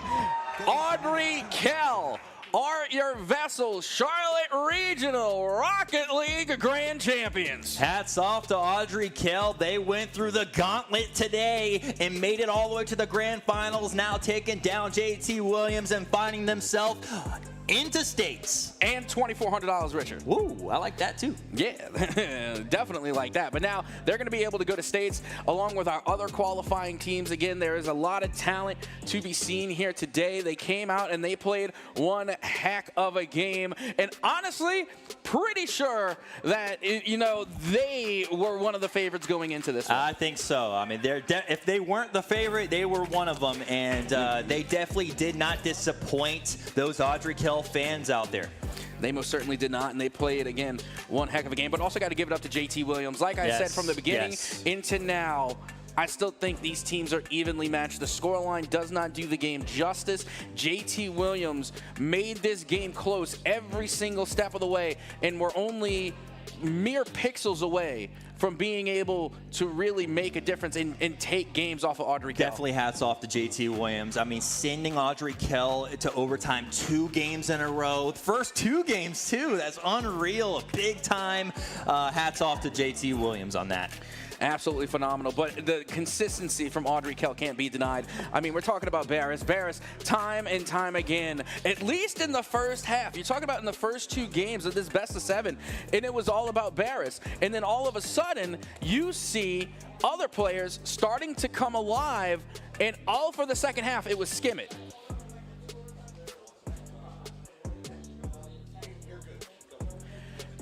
just a truly phenomenal play from start to finish. Coming from the likes of Audrey Kell, they are going to be your Charlotte Regional Grand Champions, and they're going to be moving on to states. And we're in for another treat because I am hearing word that we are going to get an interview with one of the players from Audrey Kell right here on the desk, so we can dive into the minds of the Charlotte Regionals Championship team. And here they come, big GGs. About to say, come on in. Yeah. Regardless, I mean, a phenomenal game from start to finish. I mean, absolutely unbelievable. And you know what? Every single player was getting involved in a major way. And, you know, we were talking about Sander from the get-go, and of course we have to bring up Barris. Definitely, you know, the goal scorer for the majority of that. But then for the entire remaining 2 games, it was all Skimmett. Skimmett just started showing up out of nowhere, and all of a sudden, they're going to be your point guard for the remainder of the game. They're setting up passes, they're setting up shots, and that's what you love to see. You love to see everybody getting involved, and when you look at the scorecard, it's not even a difference of 100 points. That just shows me perfect, flawless rotation. And such a great game through and through, truly deserving of the Charlotte Regional Champions title. But now we have an opportunity to sit and talk with one of the players from Audrey Kell. My goodness. First of all, congratulations. Number 2, introduce us to who you are, you know, what school you're representing, and, you know, let us know a little bit something about yourself. My name is Harris Mukhtar, or Barris. I go to Audrey Kell. Something about, I've been to States. This is my 3rd time going to States. We've made it every season. So. Undisputed regional champion, apparently. But regardless, Barris, I mean, we were talking about you a lot, okay? You were definitely the goal scorer for the majority of today, and, of course, for the first 2 matches, bare minimum. That's not to say you weren't for the other 2, but, again, you were really popping off. Do you play that position regularly for Audrey Kell, or are you usually the goal scorer? I'd say it's kind of a mix between all 3 of us. I'd say all 3 of us are all really good players, and we can all play either position at any time. Like, let's say if someone's not having the best game, I can know someone else is going to pick it up. Or if they're not having the best game, I'll help them pick them up. So I feel like it's kind of a distribution between all 3 of us who really scores the goals. I just happen to have a good series. Yeah, and you know what? I got to ask you, you know, I mean, we've already seen in the semifinals y'all did drop a game to Providence. How were you able to kind of like shake that off and then be able to go into the grand finals and play flawlessly, a 4-0 sweep? Well, we went into the semis. It was definitely a bit of a change of pace. Providence was a good team. They managed to get the first game on us, but as soon as we got that first goal, we're like, all right, that's all we needed. Now we can pick up the momentum, carry it, and we carried it throughout the whole series. And then we just carried that all the way into the finals. Yeah, and you know, speaking of Audrey Kell, and you know, speaking about you having a really good team, we noticed that Audrey Kell consistently has a good team, not just this year, but also the years prior. You know, and being involved with CMS League, VESL, and etc. I mean, is Audrey Kell's esports program just that ironclad? Yeah, I mean, we just have unbelievable depth. We've had different rosters every season, and we've been able to qualify for states every season. I guess that's just what the school offers. Yeah, again, so big shout out to everybody involved with the esports program there at Audrey Kell. I'm talking about coaches, teachers, you know, the whole 9, because clearly they have a very good support core there at Audrey Kell. And, you know, I want to further get to know your team a little bit. We've already talked about mechanical prowess, and you guys make it look easy for the record. So just to set the record straight, how many hours of practice has your team put into this game? I mean, too many to count. I mean, me personally, I have a couple thousand hours. I know both my teammates have a couple thousand hours. And leading up to regionals, I think we've scrimmed almost every single day the last 2 weeks. So it's been 1 to 2 hours of practice with the whole team every day. And we've tried to keep up at least 2 to 3 days a week the entire season. Yeah, and one thing that we weren't privileged to this time around here for the regional finals is listen-ins, where we get a chance to listen to the comms. So enlighten me a little bit. What were the communications like for Audrey Kell throughout the day? Are you a very talkative team? Do you talk it up a lot, or is it just kind of like a trust thing? Yeah, I'd say like the more we calm, the more confident we feel in each other. But we're definitely very talkative, especially in that final. We were calming every single thing we're doing. Like even if it's just a simple touch that your teammate would expect, just calm it. Just just give everyone else on the field like confidence that you're gonna have it, or if you know you're not gonna be able to hit the ball, just call like faking or like I'm missing, yeah, like faking, chat disabled. Yeah. But I mean, clearly you're all smiles. You're feeling good. You're going to the grand finals. Is there any team in particular at States that you may be looking forward to playing? I mean, honestly, give us anyone. Oh, Barra said anybody can get the smoke. I like that attitude. Definitely keep that attitude going to States, and I look forward to seeing you perform. But before I let you go, I'm going to give you a moment. You get the last say. You get the last word right here. Any type of shout-outs you would like to make, any final statements, the floor is yours. I'd like to shout out my team, obviously. Wouldn't be here without him. Shout out our coach Laser. He's helped us a lot. He's really helped us like develop a real play style this season and kind of like work towards like an end goal. Shout out to my family. You know, I wouldn't be here without them either. And shout out to all the AK fans. I guess we have. Well, I got to tell you definitely have some AK fans here today. You got some watching at home. And again, thank you just for sharing the desk with me and being able to talk with you. Like, again, I appreciate being able to get some background information on what makes a successful Audrey Kell team. All right, thank you. You are most welcome. With that being said, it is just about time to wrap things up here at the Charlotte Regional Grand Finals. This is only day number 1, folks. We still have day number 2 tomorrow, which is going to include Valorant and Super Smash Brothers. But with that being said, I've been your host, Captain Etsoka. You get your butt over here right now. This has been none other than my wonderful co-caster who's been with me throughout the entire day. Discounts, one of the best in the business, representing Charlotte right there on the cap. You had better believe it. And also big shout out to all the production that's been making everything happen behind the scenes as well. And also for UNCG just for letting us be here. Again, could not thank everyone involved enough. And also big thank you for Reed Sloth about being wrong in the semifinals. With that being said, let's go ahead and wrap things up for today. And we will see you tomorrow again for day number 2 of the VESL Charlotte Regionals Grand Finals. See you then. All right, ladies and gentlemen, it's now time to answer the burning question you all have. Who are our STEM regional winners for this spring 2024 season? Let's take a look at the leaderboard here, and as we can see, we have Gaston Early College High School taking the win in Western with 50 points. Piedmont High also winning by 50 points in the Metrolina Conference, with Carver High following suit in the Foothills Conference again with 50 points. Now, as we move up the leaderboard, we can see a win with 100 points total earned over the entire season from J.P. Knapp Early College High School in the Northeast Conference. Jumping up in point totals is the North Carolina Virtual Academy and Panther Creek High winning with 150 points, both in the Independent and Wake conferences respectively. Now we see a huge split as we view the second highest scoring regional winner. It's Fairmont High in Sandhills with 240 points total. But even this is nowhere close to the top performing team in STEM this season. William Amos Huff High with a jaw-dropping 380 points in CMS. Huff did have some really tough competition from Maracas Middle College, but they managed to consistently score more views in all of the content creation competitions, giving them just enough points to take the win. Will Huff be able to continue this extreme lead that they've earned through the state competitions, or will we see another team, possibly a new school to the league, overcome the more experienced team? Teams will have to take advantage of this 2-week prep time before the state's competition, which will honestly really make all of the difference when they show up to throw down on the 31st of May. For everyone who competed in STEM, be on the lookout for a possible invitation to compete at states, and with that, enjoy the rest of the spring 2024 regionals here at VESL.